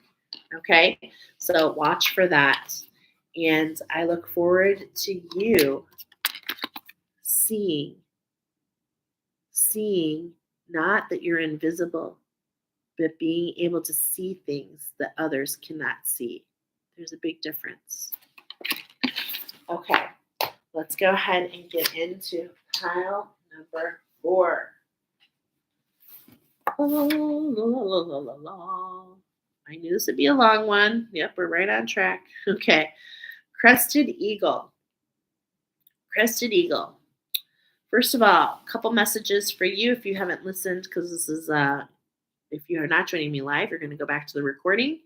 And I want you to know that the collective channel is Have No Fear, Underdog is here. And when I tapped into your energy specifically, this is what came through. I could feel the front of my chest is tender as I imagine the emoji wrapped in gauze. So I could feel this tenderness on your chest, and I could feel the healing. I could feel the desire for the healing. We've got the crested eagle here. We've got this is not an activation. We've got the sacral and the crown coming in. They're your dominant chakras coming in. When they are in balance, you're aligning to your mission. Okay, that's how these chakras come in. All right, so for you, first of all, I know that there's part of the song. There's a channeled song with this message. It's that song, I'm like a bird, I want to fly away. Okay, I actually posted it. And then here is your message from that particular song. I like to show it. This is the verse that's coming out for you, pile number 4. It's not that I want to say goodbye. It's just that every time you try to tell me that you love me, each and every single day, I know I'm going to have to eventually give you away. Okay? So let's see how those words come up. We've got more information for you, pile number 4. And we have for you, we have the crystals, we have the wild offering, and we have something emerging. Something is coming quite fast for you, pile number 4. Okay, so these are the things I wrote down for you. Your mission is to create art that inspires others to align with your vision. And it's time for you to dibble dabble to find your media. So I am talking to artists, those who are in the form of expression. Getting you already know what you want to speak about, but trying to find your how. And it's through the arts, writing, theater, song, paint, clay. I wrote down snake doctor. I was feeling anxiousness like a squatter, making it hard for you to breathe. I was also feeling water guardians. I was getting big and tall energies. I could feel a connection to pile number 1. And if so, you assist others into balance with your expression. Okay, that's your sequence, fibrosity sequence. I know I'm saying that wrong. Please forgive me. Let's see. You appear to others to be ego driven, and that is the furthest from the truth. It has more to do with the squatter, which is why the Cambaran comes forward to preserve your divine masculine so that you can follow your instincts without distractions. Okay, I was having the sacral and the crown. I actually was also getting to recommend a shadow session for you. Should you feel guided, just email me at angelinsight.net. And I was getting the crystal green tourmaline, which pairs with Hollywood. Okay, so we're going to use that crystal. It is here in the crystal cards. Overall, we're dealing with healing. Overall, when the crystals came forward for the collective, we were talking about a healing at hand, okay, collectively. So for you, that's coming in the sacral and I wrote down sacral and crown, I believe. Sorry. So many different energies. I don't want to get it mixed up. So for you guys, let's reiterate. Yeah, sacral and crown. Okay. Okay, so let's go ahead and shuffle in. Yeah. Okay, right away I shuffled to the clear quartz. And as I was just thinking into the sacral and crown, as I was getting that you're an amplifier. Okay, so I love that popped forward. So let's go ahead and give a little bend here. Let's do another shuffle. And there's celestial quartz. So we have crystal quartz and celestial quartz coming up just in your shuffle. So I definitely feel that you're an amplifier. And it's like wherever you put your energy, you can kind of make it bigger. You can, okay, bigger. So you can focus in. You can bring the focus, and this is through your expression. You're an amplifier, okay? So let's go ahead and do our actual shuffles now. 3 shuffles. Okay. There's this ending, the tail end. Okay. There is that connection, I think, with pile number 1. I think it was. Okay. So there's an ending in your sight, pile, potentially if you chose more than one pile. And then we have this Her Karma Diamond. Now, whenever I see this card is reminding you the energy coming in here is reminding you, it's like that feed that sea more. So it's like this desire, when I say that, watch the desire to be accepted.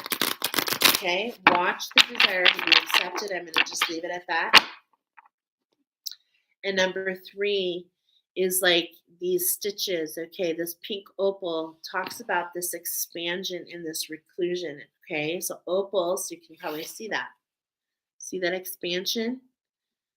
Okay, see those stitches are kind of keeping the expansion. But in the times of heat, an opal will expand.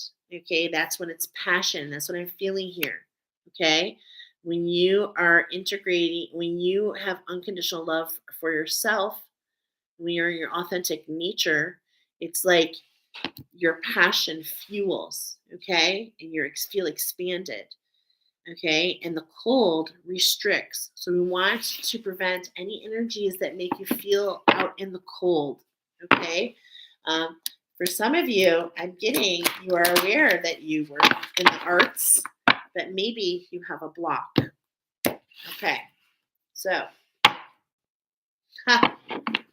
All right, I'm saying ha because this comes in for pile number 5. So pile number 4 and 5. Wow, that's just really awesome. I want you to pay attention to the celestite, okay? But there are all these energies coming in competing, okay? And it's like this evil eye. This is in your energy. It's like you are protected, okay? I want you to know that you are protected. I want to grab this and I want to take a look. See here. Yeah. I was getting some balance there. Okay, we're gonna get into this. This is a card that jumped out. So there's all these energies competing for you, and it has a lot to do, as you will see. There has some forgiveness. This is an expansion, some stitches. This is that healing to that expansion. Okay, the expansion, those stitches. Okay, and it's like I keep saying those stitches on that pink opal because this has a lot to do with being a star seed. This has a lot to do with allowing yourself about divine timing, okay?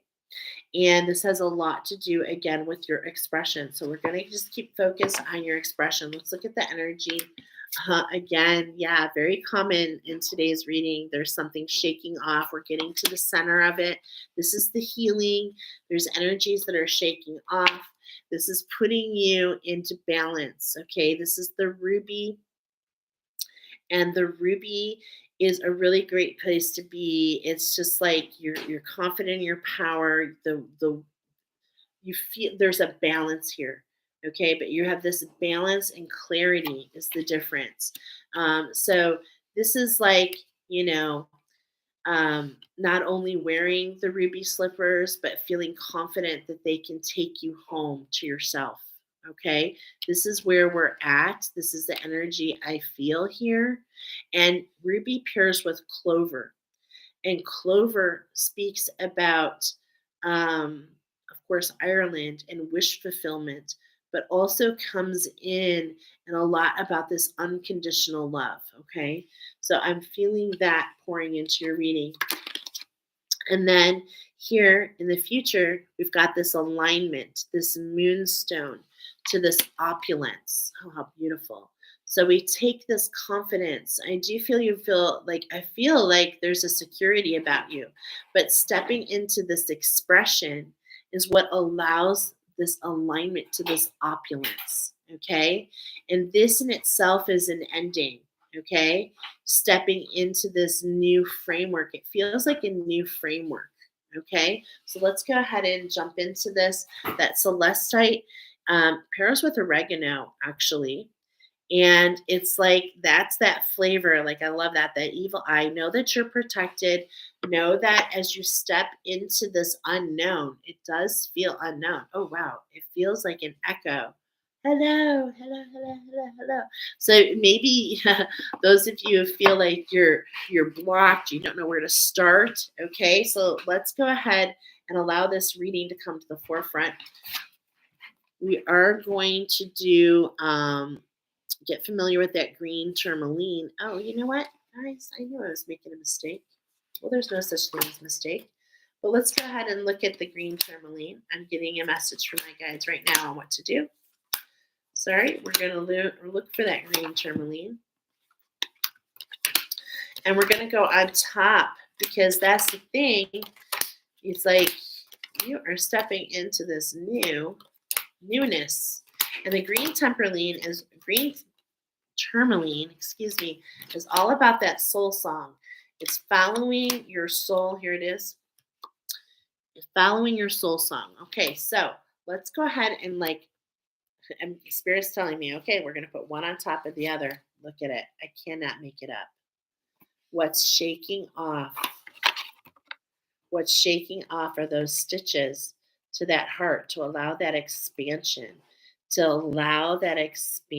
of who you are. Oh my gosh, that is so beautiful. Okay? Because there's this expansion, but it's like, but this is what I was feeling. Depending on why we have these stitches, okay, it can provide a little rigidity when we're trying to expand. Okay? So, how can we just integrate energies, allow ourselves to be authentic, and allow this healing to shake off these energies? Are you kidding me? These are like the same cards. Okay. So now we have the celestial quartz coming up. All right. And we're literally taking steps back. Steps back to what? To who we are, to our power, to how we shift the gears. To the ruby and the clover speaks about this like coming together within yourself in your expression and what that elicits from others. Okay, and how it allows others to balance and have clarity. This is what I'm feeling here in the celestial quartz is this expansion.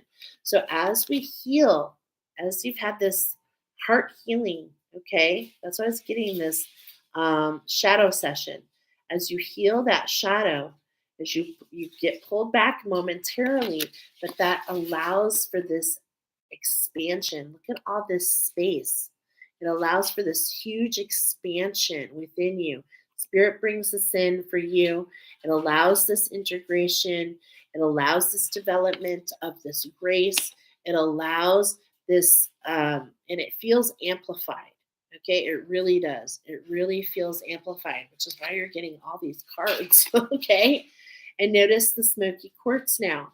So it's like here we had the moonstone, and we had this alignment to a structure brought in by spirit. So, structure brought in by spirit.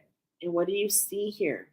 The smoky quartz allows you to see the truth. It allows you to see things that others don't see. So, pay attention here. What are you seeing? Okay. Because that's really important to know the smoke and the mirrors and to feel your way through. Okay. So, it's like this stitch work, this like medicine comes in and it pulls you back into a structure from spirit. It allows you to integrate those energies and then move into the structure by spirit, which allows you to sing your soul song. Okay, so number 4, let's get familiar again. Be reminded of your picture. Okay, we read that. Okay. Oh, okay. See, it's been a minute. Okay. So this is a pink background and that 4. So here I'm getting literally your heart chakra. You're going through a heart healing, and we're really kind of looking at these feathers, okay, this crest. It's about what is this, these feathers in your cap, these things that you learn. Now, I know this, but you guys may not know this. This is actually a drawing of a crested. So this is what I was led to share with you. This is a drawing, and look at how we're only seeing from the heart up. So we're dealing with you with the upper chakras, really getting that crest, really allowing that connection and feeling that balance in the upper chakras. Okay, this is what I was feeling, and now it makes more sense that it's coming through. Okay, so really focusing, the healing for you is focusing on your soul song. What makes you you? Okay, now when I went into these cards are coming up of wild offering, we are going to highlight that alignment. Okay, so I have the number 47 coming in for you. All right, we're going to highlight number 4 card and number 7 card. All right, but what jumped out was this card. So, how can we? Healing comes from acceptance. Help me, dear Lord, to fully accept what is, knowing this alone will open me up to the new. So this is what we're talking about, this that shadow session, really getting into it, burning away what doesn't work and allowing new growth. Okay? This is extremely, I want you to extremely consider it if you are drawn to the wounded healer pile 2 or 3. Then you just need to follow your steps. Okay? But Peony comes in not to put you to sleep, but to help the growth. It is the first to grow in fields that have been burned. Okay, so it stimulates that growth that feels very important next to this medicine, next to this heart healing. Okay, so we're going to put that there. We're going to do a couple shuffles. Get a little about the energy around you. So those are those forget-me-nots, this despair. Do you feel lost? I mean, your heart is feeling wounded. Maybe you've gone through a breakup. Maybe you're grieving. Okay, maybe you don't know. Okay, but you feel the challenges. Yeah, you feel the challenges, and they seem to be mounting around you, and it's just literally hurting your heart. Like literally, I was feeling that tenderness on your heart, literally feeling the pain, not aware of what direction to go into, not feeling confident in any way or shape or form. And so I feel grateful that Spirit brought you here, pile number 4, so that you can see that through your expression and through how you explore forgiveness. Okay, how can you explore forgiveness? What does that incite in you, and how can you use your expression to show that? Because it is your reflection of let's say you're an artist and you dibble dabble and paint and you work on a collection through your forgiveness. How does that help others to step into their forgiveness? Do you see? This is what's coming through for you. Pile number 4. Okay. 4. How can you be confident? How can you allow yourself? And when we think of the rose, we think about the beauty of the rose, but we have to get past those thorns. How can we see that when we get this healing to our heart, when we stitch ourselves up, when we overcome the thorn, not only do we have the wisdom of the pain, but now we can expand and expand in a brilliant way and unfold, okay, and unfold confidently, not feeling the blocks, not feeling the hurt, not feeling the pain. How can we strive to make sure that we change the structure? How can we see and follow our instincts to not allow the hurt to take over, to allow us to feel close? Like, I just keep feeling this. The world needs you to open, because with your expression, when you open up and let us in, it helps everybody heal, not only yourself, but others. So, how can you strive to find your way to the structure, find a way to make it through? And forgiveness is really at the top here. Forgiveness is at the top. Forgiveness to yourself, forgiveness to others, forgiveness of your path, forgiveness that you chose such a hard road, right? To get through those creative blocks, to get through those creative blocks, to nourish those energies so that we can have growth. Wow. Wow. Okay. Oh, I got full goosebumps, my friends. Let's go. Pile number 4, my artists. I can feel you. Something is emerging, but let's get into this. If you've never tried forever to shift a problem, there's probably something to learn from embracing it. May I let this be for now. Help me relax and trust every need will be met. Often, change soon follows. Okay? Definitely. Okay. Well, there's a connection to pile number 2 here. Okay. If you're fighting the energy of the bee, this bee feels very positive and nurturing, and like being able to pollinate different things. But if it's not feeling like that, we need a little patience to find the steps to do the forgiveness, because it's all about this expansion for you. It's all about this expansion for you. And it's like, I could feel it. It's like you're right there. It's all about how you choose to look at things, how you choose to frame them. Okay. And how you can keep those bad thoughts from growing. How can you keep those bad thoughts? And what are bad thoughts? Thoughts of judgment, thoughts of the shadow that's on the shadow side. Do you see this? That's why I was saying a shadow healing. Okay. Would be very beneficial for you, that you don't have to do all it on your own. Okay, you can do and evolve quicker by doing that, by working with others, because it's all about this framework. So be patient with yourself, and be patient with the energies coming around you. Yeah, because look at divine timing is coming in, right? Not right now. The divine brings things in timing that we need. Nothing comes before we're prepared, nor leaves too early. May always trust your perfect and holy timing. Okay? And this is what's rooting in. So it's just like that spark in the dark, that dream, that inspiration. It's like it comes from this dark place, from this smoke and mirrors, the structure of seeing the smoke and the mirrors. Okay? And it's like, this is a new journey for you. So how can you allow that to root in? How can you bring that, actually bring that to the earth plane? Bring it with intention, allowing yourself to flutter, bringing others to the light. Intention is simply allowing the will and the mind to align to move in harmony. May I always focus on the highest. My intention is that all God's wishes come for me come true.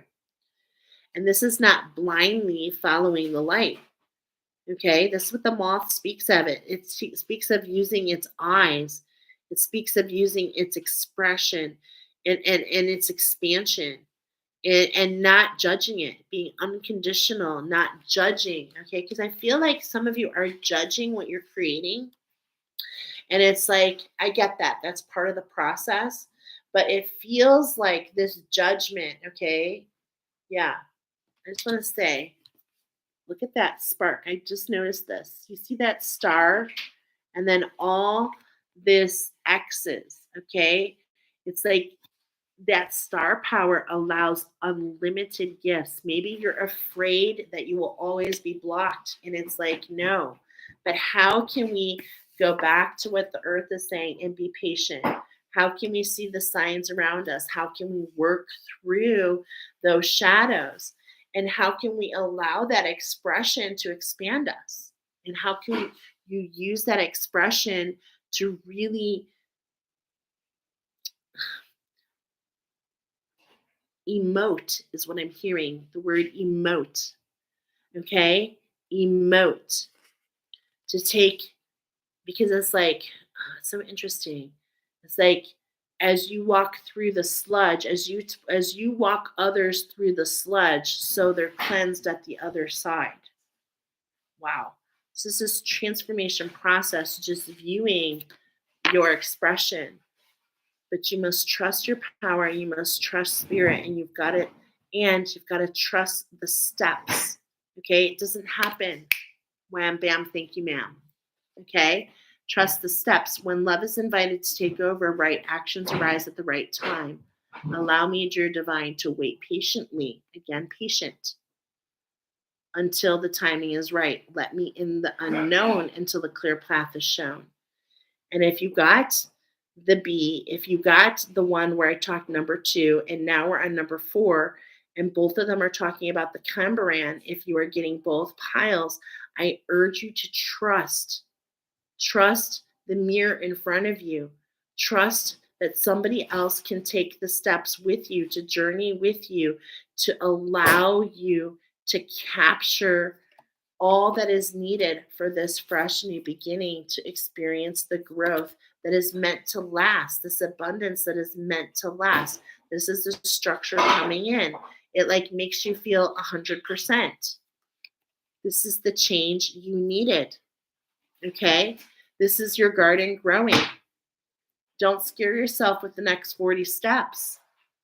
All you need is the one next action. You can say, love, just show me the first step and change me into one that can take it.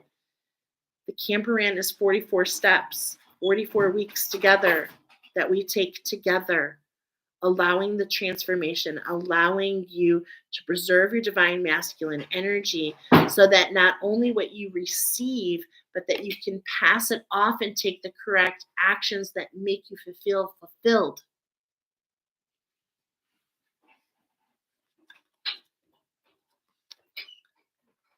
So how can you have unconditional love for yourself? How can you see? And I'm literally getting in that video when you've got to watch the video. And I don't know if those words that came up for you show when in the part of the video where she sees a beetle. She sees a beetle and she looks at it and it's green, and then her eyes change color, yellow, pink, and then it changes pink. Look at this. Make it God's. Release the idea of my.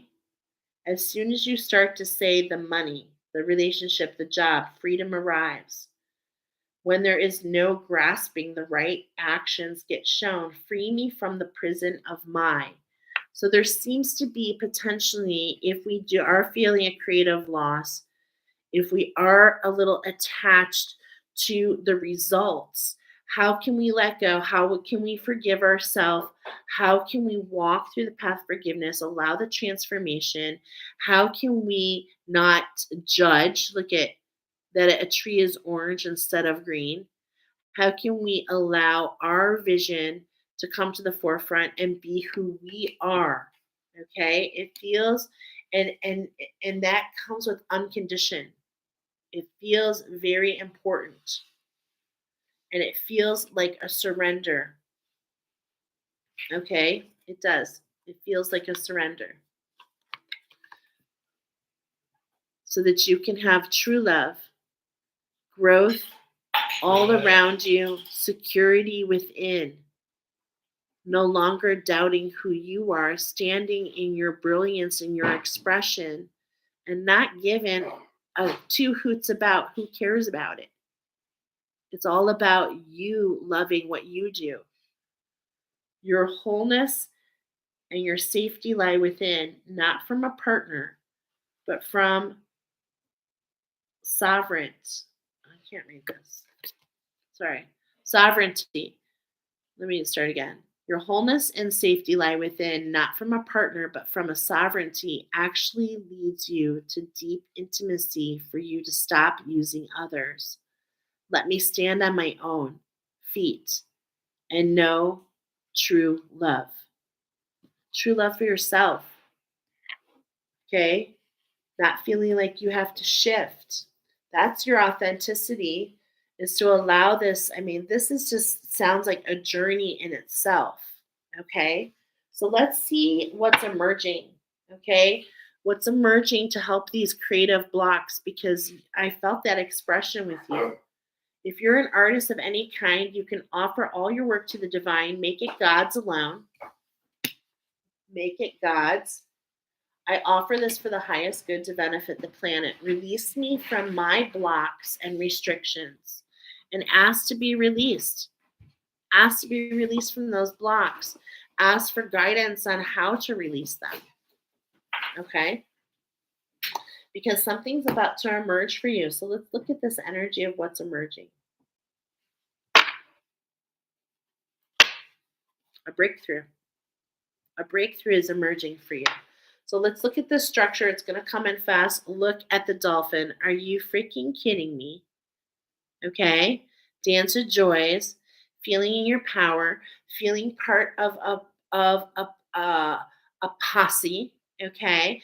Feeling in balance, feeling your breath in balance. Okay. Communicating. Yeah. Communicating story through your expression, writing story, writers, artists, musicians, okay? This is all about your creative spark, my friends, and about what you can bring in to this plane for others to experience, to heal, okay? So it's like your expression helps others heal. We are using a deck specifically for that. This is designed by my friend Joanna, who is an artist, who is obviously she works and double dabbles in spirituality, and and also we were in a class together about prosperity. So it feels really good. This feels really good. This feels like this is your path, but for some reason, there's something holding us up. Okay, something holding us up. This is the structure. Inspired action. It should come simple. And that's what I'm thinking of this song. When Nellie wrote this song that was inspired for this particular oracle, she wrote the song in literally a few minutes. Literally a few minutes. You can research how she wrote this song. And she wrote this song all about freedom. It's not that she was letting go. So when I read the verse, it's not that she was letting go of somebody. She was holding on what true love is. And true love would never limit you.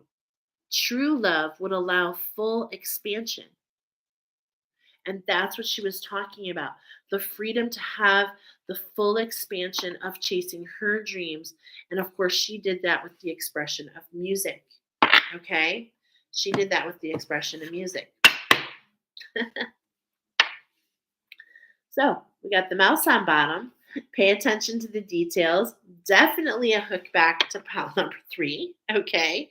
So double confirmation, pile 3 and 4 for the mouse, the scrutiny to be able to look at how you may feel small, but you are so big and you do things in such a unique way. Okay. But also, what's coming in here is this cleanliness. And I had a shadow session. A shadow session is something that's coming up for you. So, if you want to see what a shadow session is all about and how we can help alchemize and dissolve some of these blocks, please reach out to me at angelinsight.net. Okay. And we'll see. They're all unique. They're all unique. All right. So, this is the structure. The muse. What's the inspiration that allows you to fly across the water? It feels very quick. It feels like in a lot of ways this block is causing you to overthink, but this feels very fast. This energy, this Pegasus, and look at the Pegasus is literally born okay, after the head of Medusa is taken off. So Pegasus is born. So after we slay a demon and we find the forgiveness and we heal the medicine and we heal the heart and we allow the expansion, it comes on fire. Now, what I know that you may not know, because I was part of the creative process, I paid attention to the creative process of Joanna when she did this, is there was a lion and a lioness that paired with this. Okay. And it's all about being in that balance. Okay. It should feel very easy. Look at the structure. You're a messenger. You make others think through your expression. You help others dissolve shadow. You bring energy to them. I'm looking at this picture and I'm seeing certain things. What are you seeing? What are you seeing? That is Joanna. That is what she did here. She's an artist, and there are things in here that capture you, and that's what's coming, and that's part of the structure that's coming in for you. You are that messenger for others. Beneath the surface lies. Now, what you can see is that lioness, okay? But it's like one eye is in focus and the other eye is a little cracked. So it's like, how can we get this in balance? We've got this crystallized skull coming in, the crystals coming in. I've talked about the Cambaran. How can we, and this feels very connected to that lioness, the warrior, the harem. I'm feeling Babylonian energies here. I'm feeling a whole bunch of different energies, okay? So collective readings, so just different things popping up. But it's like that wound of feeling that you have to prove who you are. And it's like there's so many people in the whole process of coming to the top. How can we forgive if we don't feel chosen? How can we choose ourselves? How can we get out of our head and remember that our structure is to deliver messages for other and to allow stillness, to allow us to receive, to know that this is a process, okay? So it's like this inspiration comes in and we show the message, we get beneath the surface, and then I'm seeing your process right here in front of me. So maybe what you're judging as a block is really just a renewal. And maybe if you feel called, a shadow session to eliminate some of the things that might be feeling like they're interrupting your antennae, okay, could be very helpful because you are a divine feminine energy meant to work in this it's coming through clear. You get inspired, you share the message through your expression, you get beneath the surface and you hit different things, and then you must pull back and renew until you receive again. So maybe you're judging the process and that's all you needed. But I do feel in a lot of ways that you can preserve that masculine energy. You can understand the right actions to take, um, especially when you have other piles, because below is that wounded warrior or that witch that's been persecuted, and that's beneath the surface, and that's affecting what you receive. Okay. Okay. There's something that wants to be shown here. Oh, okay. We're going to show this. Number 4 and number 7 was being highlighted for you. Okay. So to bring this in balance, unconditional love, to show your vision, to take the steps. And then there's an energy that's coming in to loosen. Okay.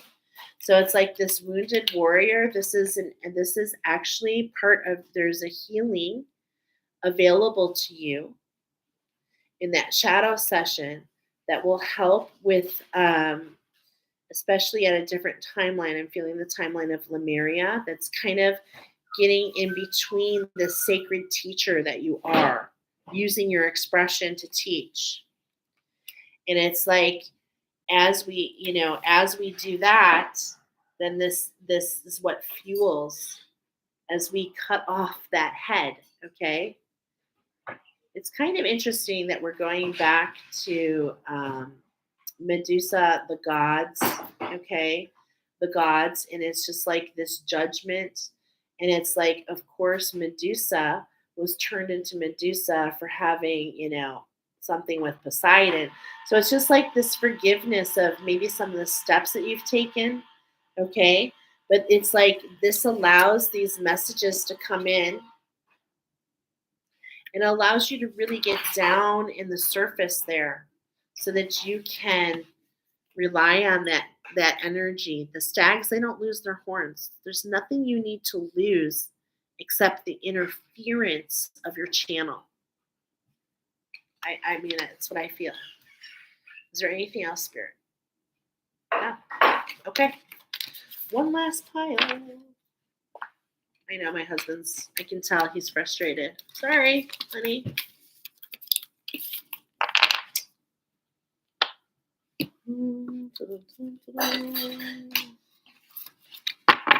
Okay.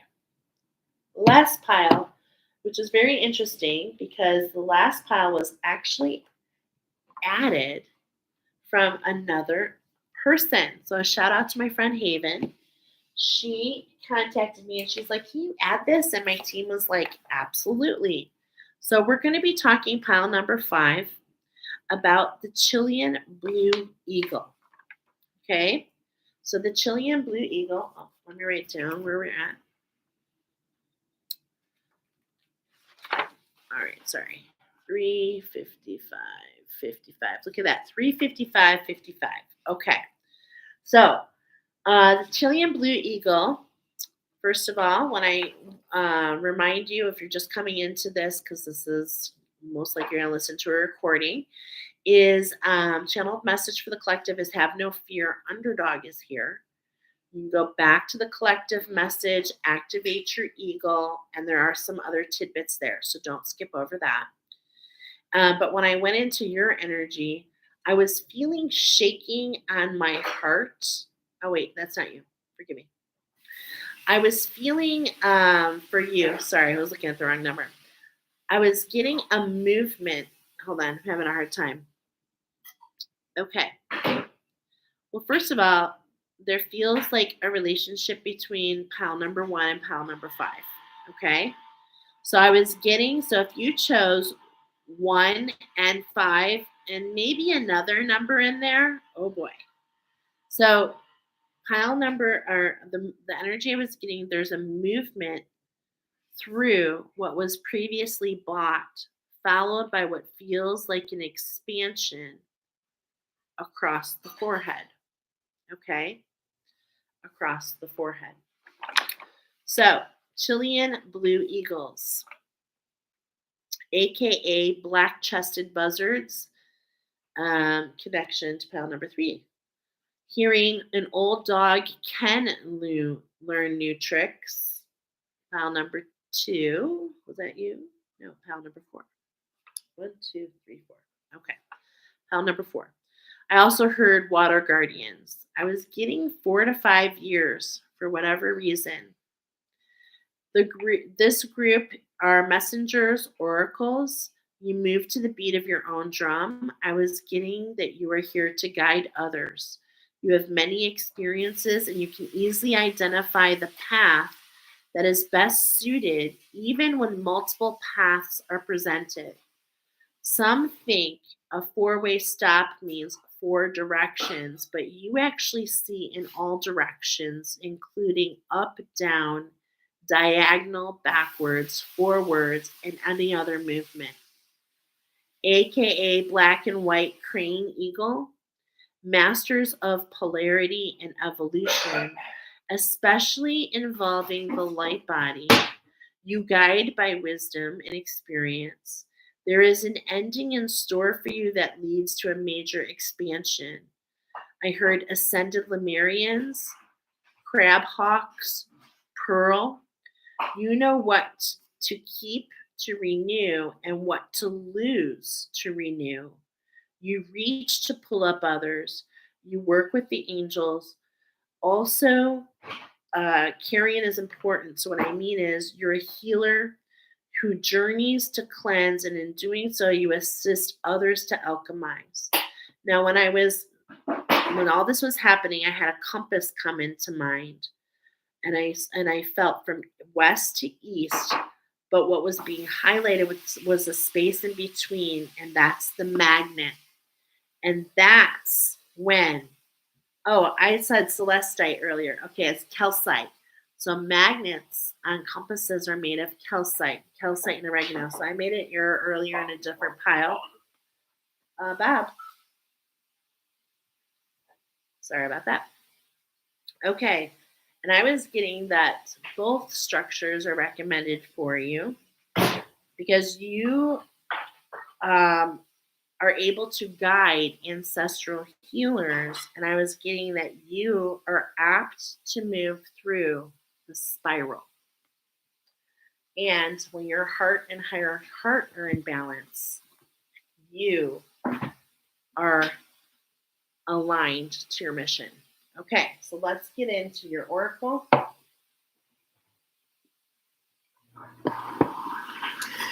All right, we had the calcite coming forward. Okay, we're going to actually look at number 5 and 6 in the wildwood. We have an energy coming in to the left.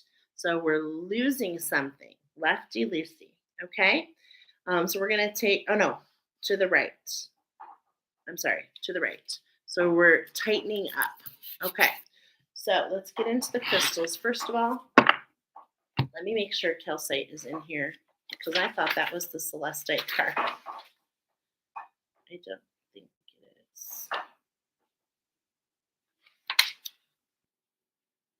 Yeah, celestite. Citrine. Okay, just want to make sure because I was guided to use the other ones. Okay, so keeping in mind that overall citrine came forward for the collective. Okay, so we have a healing at hand, but we're going to take a look at these energies. Okay, and we have the Wildwood Tarot and the angels coming forward for this group. So right away we cut to that green tourmaline. We're going to shuffle in your energy. So those of you that are here, as you are in your soul song, you feel like you're in the right place. Okay, let's shuffle in one more. We've got this energy. There's this expansion. That's what I was feeling, this huge expansion. Okay, feel a balance with the one. And this is when your heart and higher heart are in balance. Okay, all right.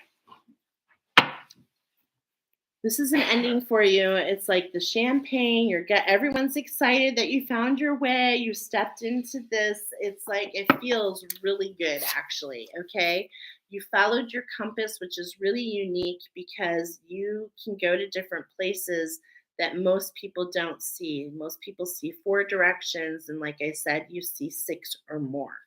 So Let's look at that. You're a mover and shaker. You help others come on their mission. I can feel this energy here. You shake things off. You don't let things seem to bother you. But it's like this is your star quality. And this star quality is all about your imagination and about how you actually see others. Now, I can't make this up, but I see mice. Okay?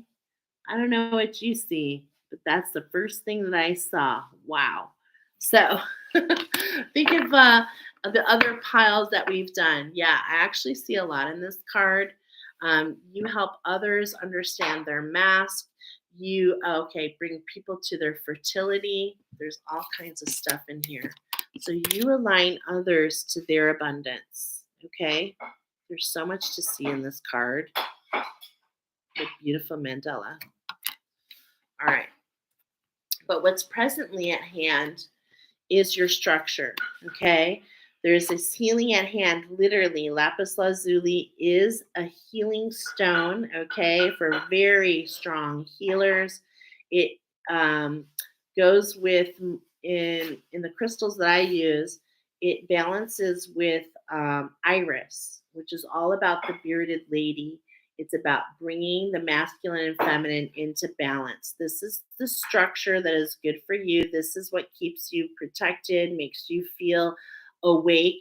But look at, there's a lot of energies that fight for your attention. Okay.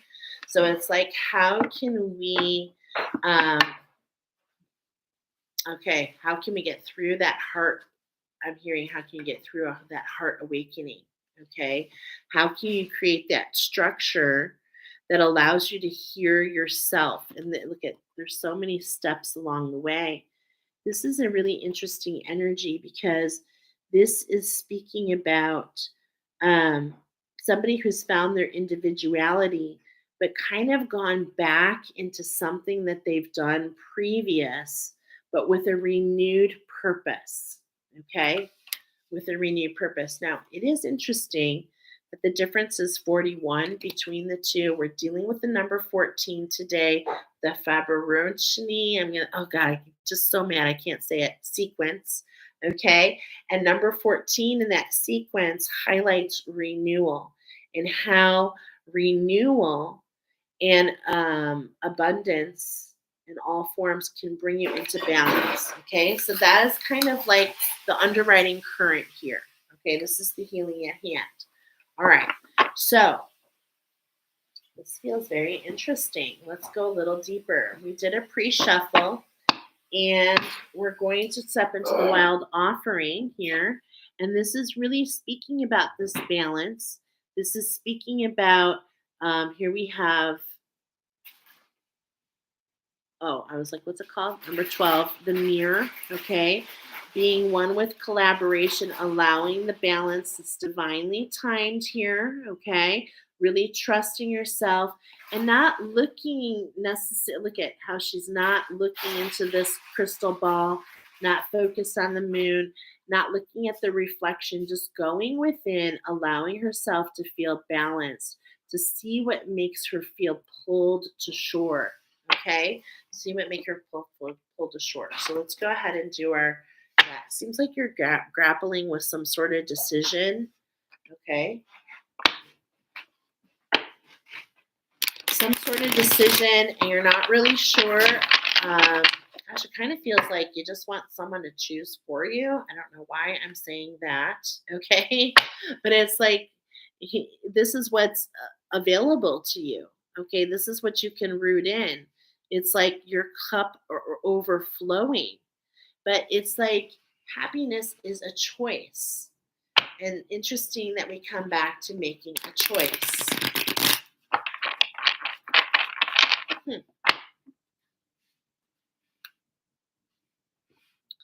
The ancestors are saying it's time to shift. They want you to journey with them. They want you to traverse, to come through, um, to follow your antennae, okay, to really find how things come into balance for you.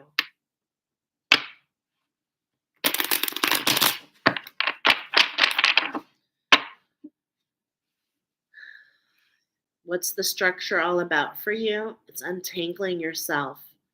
It's untangling yourself. It's really about interesting because it's just like I can't help it. I saw this. We're on shuffle 4. I was feeling this, and look at the energies.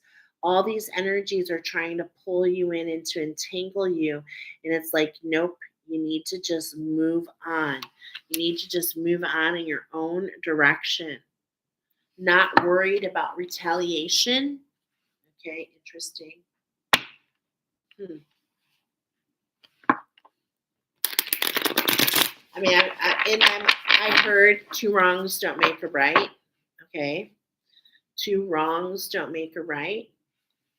I'm not really sure what this means, but let's just keep going. The shift is on all, like, the energy coming here with this bear is about your perception. And it's about how you look out. Okay, look out. How you look out into the world and how that makes you feel. And it doesn't feel really good right here. How can we shift and, feel grateful to see the sun, to see the colors sprawling? I'm not really sure why this is all coming, but let's just keep going. It feels like a journey in itself.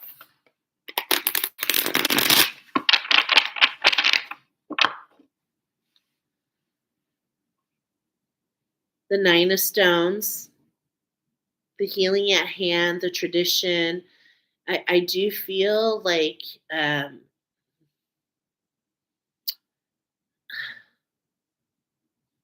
definitely feel the shaman with you. Okay, I can feel it, and it's like, are you willing to follow your heart? Are you willing? Are you willing to find your center? Are you willing to go on a journey to find yourself, to get to the center of who you are, no matter what everybody else is saying? I do feel a connection to that kaleidoscope. I don't know what pile that was, but double confirmation if that resonated with you. Are you ready to take that journey? Are you ready to see what lies for you? And this is so interesting because I mentioned the pearl, and the pearl is the ability to take others on journey. Okay, so this is what it feels like to me, is like, as you go on your quest, once you find your pearl, it allows you to take others on journey with you. And it just feels like, first, yeah, see those birds? Are those birds? Yeah, those are those. Those birds are coming in for a landing. But it's like, something, I don't know. What I feel is there's this energy shift here. Something is coming again. It's this wish fulfillment. And it's like not looking through a crystal ball. It's about you experiencing and taking the steps yourself. That's what I'm feeling here. This whole time I'm talking to you, it feels like a journey. It feels like every card is a step. It feels like every shuffle is a move. So let's go ahead and continue the journey together, because it is through the journey that we start at the beginning. Interesting. So let's take a read there. Wow.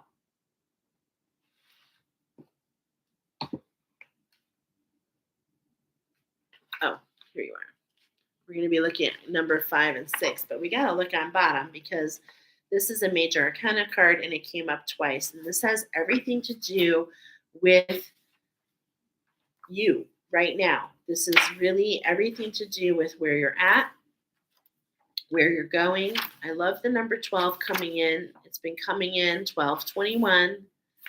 And this is about the balance. Okay, there's a lot to look at here.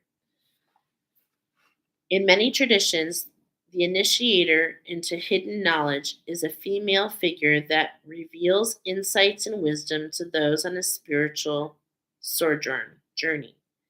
In the ancient Arthurian cycles, this is Morgan, who takes Arthur on a journey into the limbo and healing at the Isle of Avalon. The Lady of the Lake is another such primal figure who acts as the holder of the guardian of the sword Excalibur and has the arbiter of Arthur's attention. Both the archetypes represent the unconscious journey of the soul into the deep awareness and wisdom.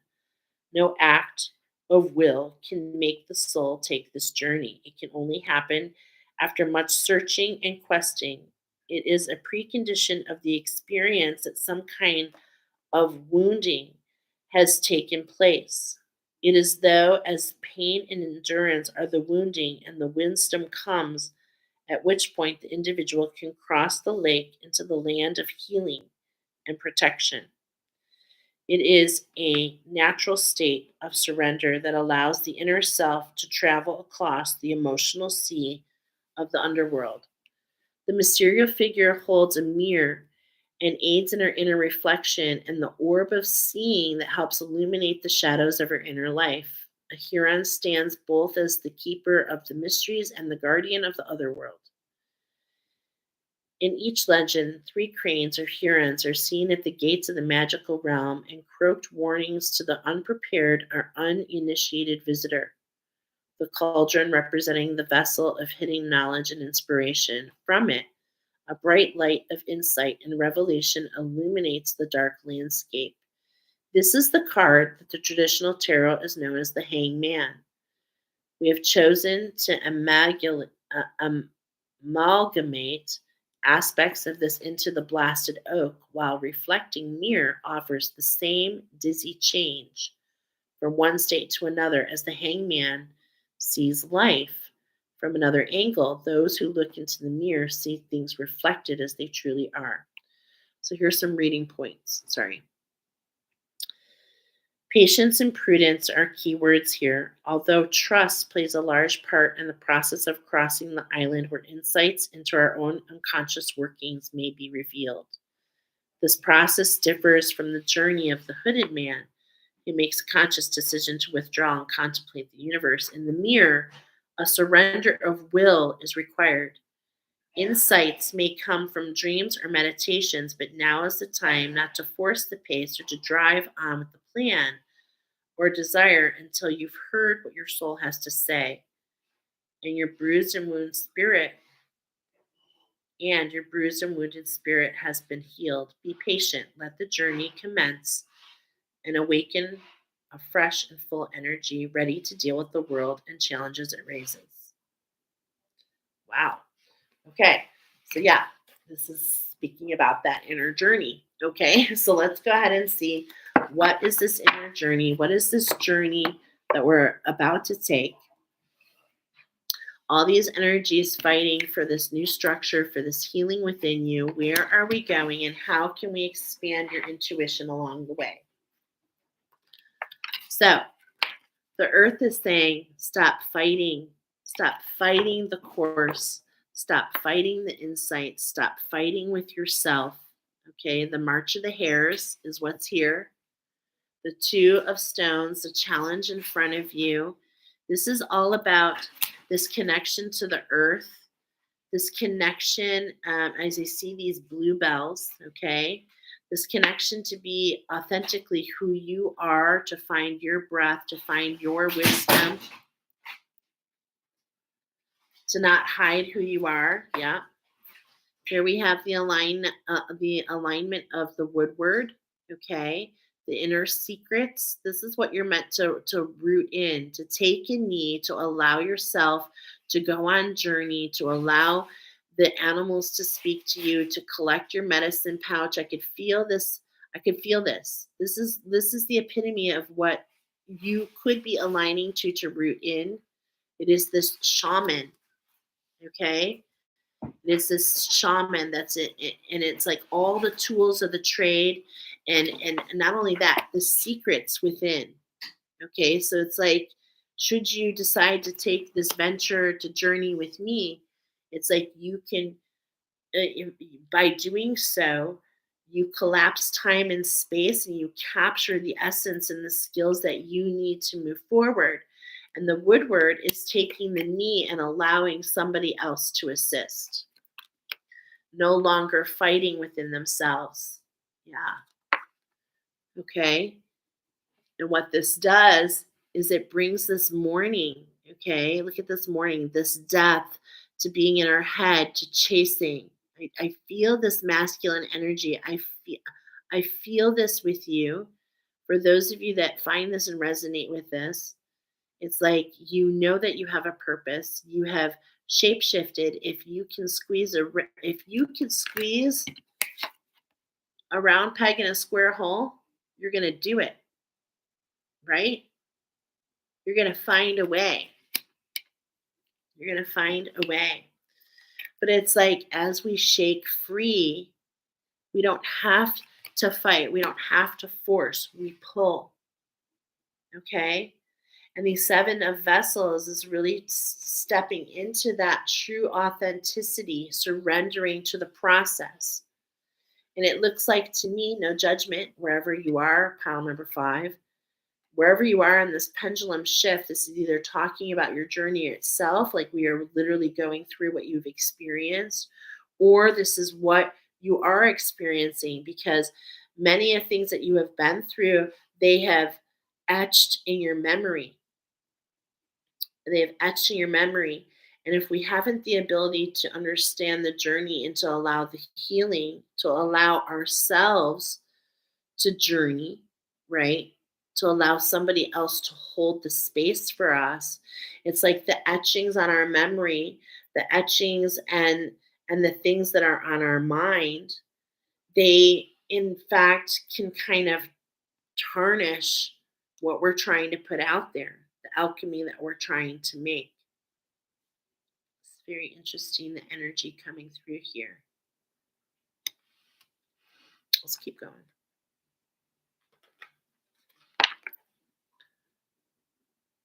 And it's like this structure. And it's like, I mean, look at this. There's a lot here. Okay. There's a lot here. There's a lot of energy going on here. So much. Are you so sensitive? Like, look at. I think that some of you here, if not all of you, are extremely sensitive. And here's this lightning bolt back in the background. We've got the fire in front. We got the dark thing. We got all these things going on here all the way around. And it's just like you pick up on all of them and you're just trying to find what makes you feel safe. This is that structure I'm feeling as part of your journey.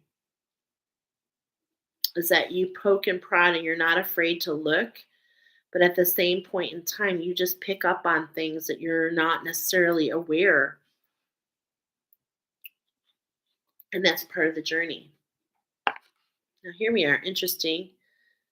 We've got 5 5 right after one another. Oh, 5 and 4. Okay. So we've got the 4 of vessels. There's this boredom. Now we're talking about your heart, what's on your heart. We're talking about your heart, your higher heart. We're going to look at those. And so there's this boredom. Okay, look at this. It's like this girl.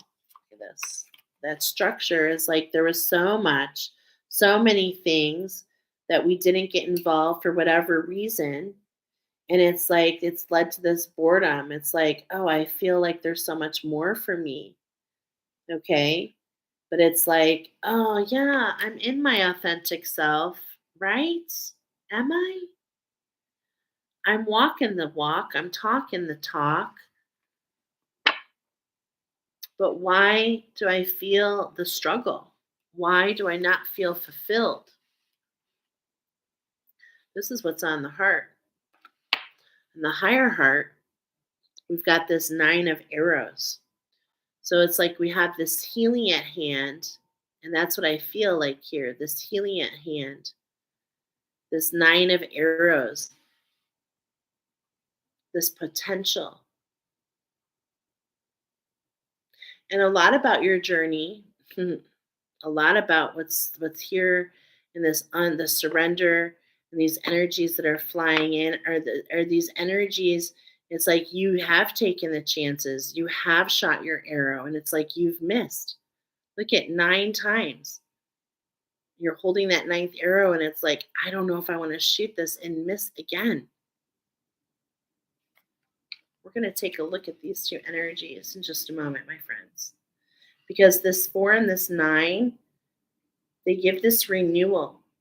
So if we can get past this boredom and this and find a way to rededicate ourselves in this boredom, it just feels like I'm looking forward to reading into this, okay? But it's like, this energy, there's this movement here from the one card to the next. It definitely feels very healing, even though we don't necessarily know the direction. We feel we're on course, we're moving to the 15. The guardian that takes others past their skeletons in their closets. This is what I was feeling, that you can take others on their journey to overcome their shadows, to overcome the things that are holding their heart, keeping their heart locked up and restricted. Okay, so we're going to pay extra attention to the two cards here, the 4 of vessels and the 9 of arrows, because that is what spirit encouraged us to do, to look at. Okay, so vessels is the air, is all about the water, the element of water. Okay, and so as we talk about the 4 of vessels, we're talking about the structure of the water, the structure of the emotions. So when we talked about that this pile we're considering both is because the rosary preserves the divine feminine. And it's like this one, she doesn't even seem to be receiving. Okay. And so she doesn't feel fulfilled. This is the structure. Let's read into it though. Okay. Because I was told to read this. So let's go ahead. So here, meaning lethargy or laziness, locking an individual in a cycle of wasted energy while all around is a source of inspiration waiting there for the taking, the sickness of the soul. So it's like there's all this inspiration around you, but it's just like you don't feel connected. You're not receiving. And a lot of times, what I was feeling earlier here in this could be part of it depends on where you are on your journey, my friends. But it's like many of you are running around in your masculine energy, and I don't, hello, 50 plus years of that. And that's because that's what a woman is taught in this day and age to do. Okay. But if you're not receiving, then there's no inspiration. Okay. So let's read a little bit more. The universe responds favorably to a decisive forward momentum, while boredom leaves a person in a state of inaction. There are many reasons for feeling disenchanted or trapped in life. The causes of malaise and feeling are being weathered by routine and beaten down by conflict are common. But in the end, it's from ourselves that first sparks of momentum must emanate. Emotionally frozen or disconnected people become black holes of despair, into which the light and positive energy fall and fail to return. However, the keys required to allow energy to flow and enlighten the individual again are almost always present, even though they may remain unseen. But if you ask a question of the universe will answer. It has no choice. Nature abats, abhors a vacuum, and it will throw many opportunities into your path that will make your head spin. All you have to do is recognize and acknowledge the pre-offered doorways and step through. Challenge should not be feared. Opportunity should be grasped and utilized to its utilized to its natural limit. So, if you're feeling like you're being blocked, you're not feeling inspired, that's feeling out of balance, that's coming here to highlight that that's definitely wearing on your heart and definitely not making you feel fulfilled. Okay. So let's step into the Nine of Arrows. Arrows is all about taking that chance, taking the action. So here between the two, there's a shift, okay? But arrows is also the element of air, okay? And learning, we have the archangels coming in to help you learn in the structure. So you could just be going through a learning time. Okay, so we got the element of air coming in here. So let's look at the Nine of Arrows and what this brings forward for you.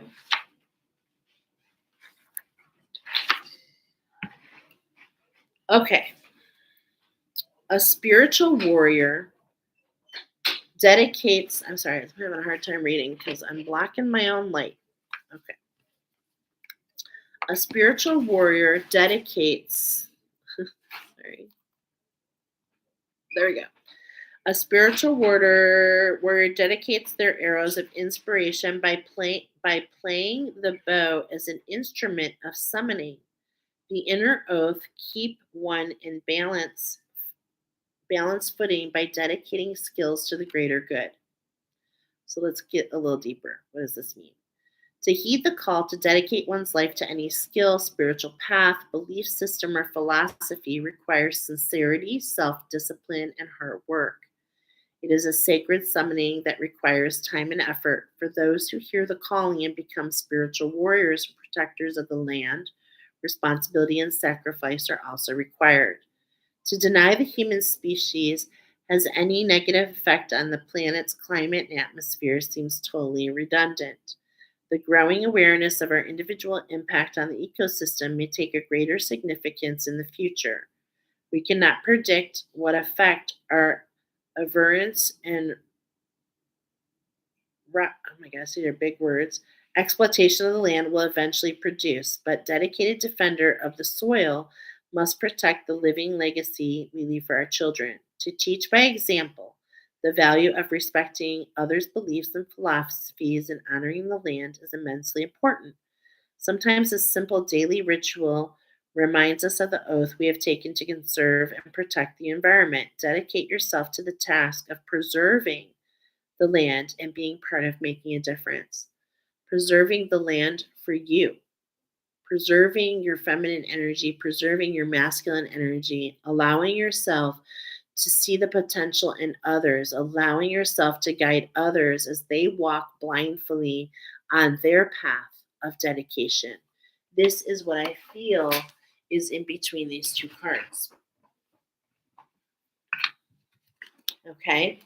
But as this falls to the floor, comes to the door, we must wrestle with the two energies in between and find that they're both important. Okay? That they're both important.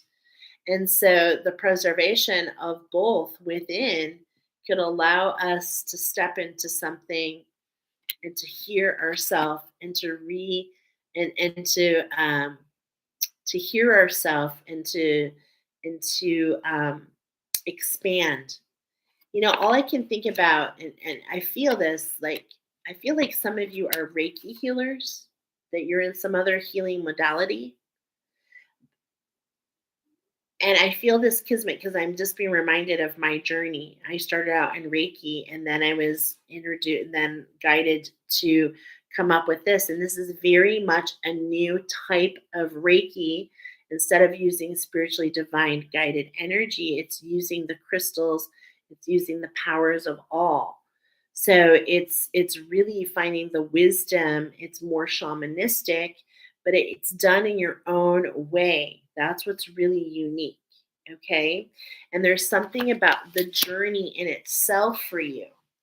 Okay, the expansion and not fighting yourself to be rigid and to keep yourself in one space. Does this feel important to mention? Yeah,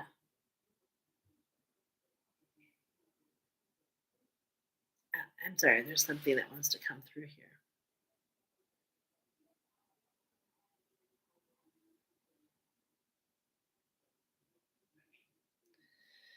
Okay, so I'm feeling a channeled message, but just a moment, I want to discern.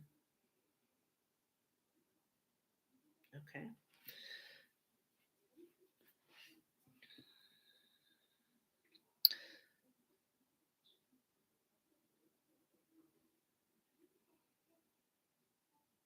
Oftentimes we plan, we think we know what's just around the corner. We set our GPS and we follow the directions to its destination. However, it is important to journey step by step, unpredetermined, to follow your own path. For all that is meant to find you will do so. So when I got like a roadblock, and it's like the diversions and the instincts to get to find your way are part of the journey. And so your way is not necessarily what is appropriate for others. And this is a lot of the energy is coming in is that you feel this so deeply, but you're not sure what steps to take. And this is where this shamanistic, and this is where I'm getting because I'm feeling like the druid. I am feeling a connection to pile number one. Okay. And we said that a couple times. And that number 15, being able to be the guardian, to walk others through. And this is not something that is easy to do, and it doesn't come easily, and it can't just be done in 4 or 5 steps. Okay? It really cannot. It is about the journey, it is about the sequence of events. Every domino, okay, that's interesting. Every domino plays in the path when you hit the first domino and it knocks them all down. It creates its own it creates its own visual path. Where each one feels an impact. Okay, that wanted to come through. So we'll let that come through. Archangels are here. They want to teach you. Archangel Sandalphon. He wants to teach you about this shift. He wants to show you about this music, right? And what I love, I feel definitely a connection to the daisy pile. Was that number one? It was. Oh my God. Triple time connection to the daisy pile because his whole crown is made in daisies, sunflowers, actually. But that's what reminded me sunflowers. Okay. So, sunflowers, which pairs with sunstone, which is definitely a connection to pile number three. Okay, so we have these different piles coming in, but Archangel Sandalphon is embracing your big energy and not only keeping your feet here on the earth, but bringing the sounds of heaven, bringing heaven to earth, and not just with you, but one person at a time, and about how that journey from the beginning to end is all encompassing. So let's see what the angels want to talk about. Okay, it feels like there is a sacred structure here. Look at that killer instinct, okay? As as was this as Ariel, okay? All this alchemy in front of you. And what this feels like to me is this ability to take others, look at that, to take others, to find their play, to remove others from that withholds them, to feel others, to follow their instincts. So it's just like there's so many different ways that you can come in And it's like I was saying, like many people have the direction, the ebb and the flow. And it's like as I seen this water crash and as she's coming to the surface, but what it feels like is she's rising above the surface. And this is talking about your structure, embracing your big energy, embracing the fact of all the directions, not being a cookie cutter, riding your chariot, riding your chariot, bringing in all the skills in your toolbox, the oracle, like literally, she's holding the shield of the oracle, holding and reflecting her ancestry of the Valkyrie and bringing in the archetype of the mystic. Okay, this is the structure that's for you.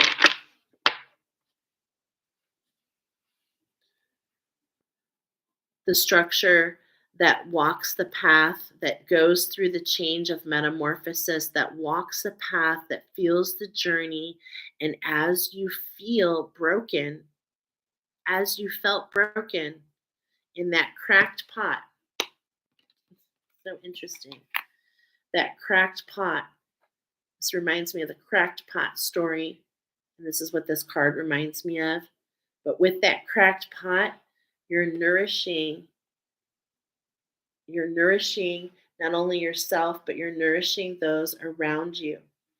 Okay. Specifically, others that run around in their masculine energy.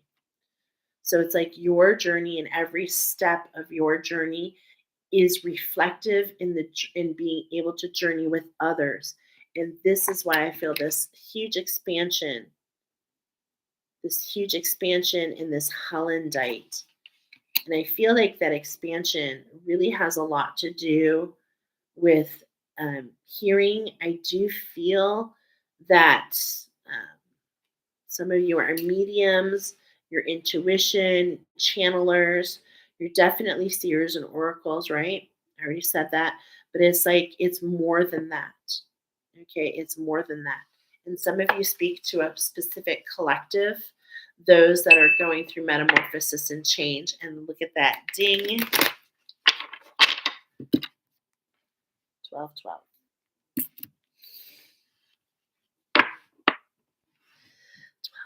12. The alchemists. And there's another 12. 3, 3, 3.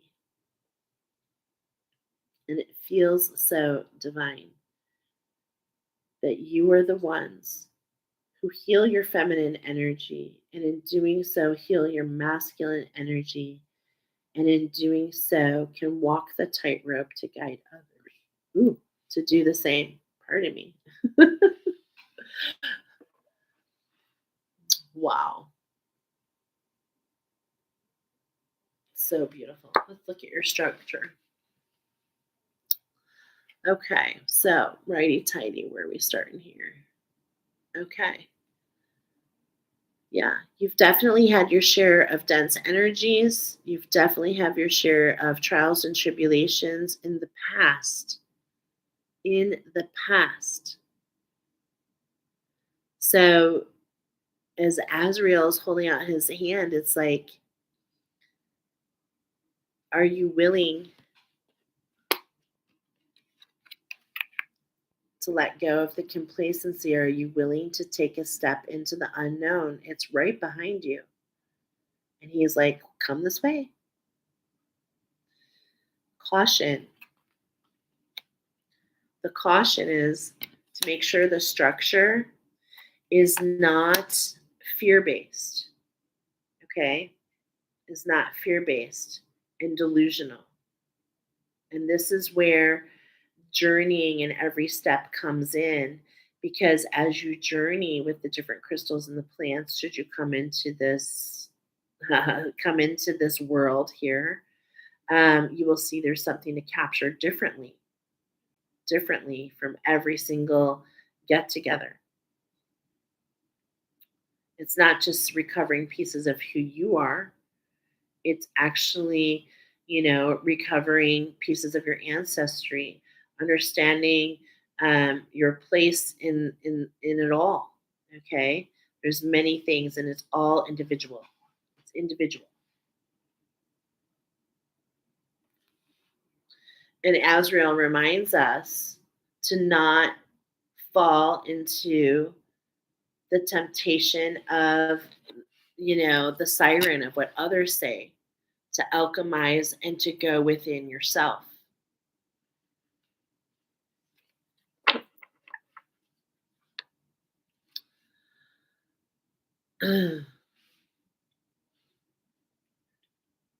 Number 37, to allow that masculine energy to heal, to get your communication system aligned so that you can receive,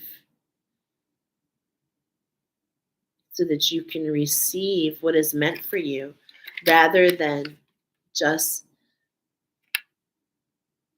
part of this is like speaking to me, okay, in such a, this feels like the ending, to stop receiving such dismal, such dark, such delusion. This is based on the old. This is based on the old. This is based on the new. Look at the eagles bringing this in. Look at the eagle. We're talking here about the eagle and the feathers of the eagles. I'm being reminded from literally seeing an image in my mind's eye from the movie, from the show Ghosts. So good. And it's like the eagle feather. When you're presented the eagle feather, it's the storyteller. It's the story, and not just wham bam, thank you, ma'am. It's really walking somebody through from beginning to end and allowing them journey to journey. So I feel this communication is very important. There's that pearl being presented to you. It's a matter of getting that lightning strike, preserving that divine feminine energy coming out from as Ariel, as real, as Ariel, finding your voice, getting your pearl, fueling your passion and your vision to do the same for others. There's that number 14. And we're focusing on number 14 in this oracle, the Fibonacci sequence. I'm sorry. Every time I say it so wrong. And it's like the 14th part of the sequence is number 13. It speaks of renewal. And look at how we started talking about Sandalphon with the sunflowers around his head, and she has them around her legs in the movement. And the sunflowers pair with sunstone, which I just happen to have right here. And the beauty and the wisdom of the sunflowers is they always follow the light. In her wings here, her left wing is pretty tattered. And that has to do with the expansion, right? Opal wings, the expansion. And this feels very connected to the pink opal. So if you got that pile, I'm just going to reiterate, to come in and to surround yourself with different energies so that you don't have to do it all, but you can work with it all. You don't have to do it all, but you can work with it all. So let's go into these archangels, because what I like is they each have something they want to bring forward for you. Okay. Little message from each one about your structure, about your sacred structure. I was getting that the Camberand and the rosary would be a great structure for you. Okay. So we'll start with the end in mind. Okay. We'll start here. And when we say the end in mind, this is literally knowing that the universe is conspiring to work with you. Okay, there's a healing in this card. It's time to bring some lightness back into your life and relationships. Put any difficult conversations, decisions aside for a while and enjoy time with your family and loved ones. It's not about having it all, it's about working with the power of it all. And isn't this interesting? We have number 37, which I'm going to jump to next. And I'm saying because they're both holding a baby. They're both holding a baby. And how can you allow your inner child to be held? How can you allow a new beginning for yourself? Okay. Honor your sensitivity, let go of self limitation, and acknowledge the purity of your heart. Every child is born of light. You're returning to your true state of innocence.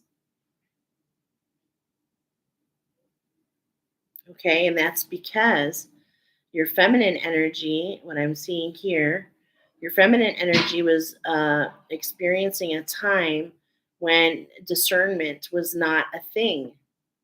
Okay. And so there is a lot of memory and wounding there. And that's why I'm saying here, as real, there comes a warning. We start here, a warning of a discernment. Okay. A warning of discernment. Let's see what Azrael has to say. But a warning of discernment because specifically ascended Lemurians, right? There was a lot of painful experiences. I read that for you, didn't I? A lot of painful experiences on that Lemurian timeline.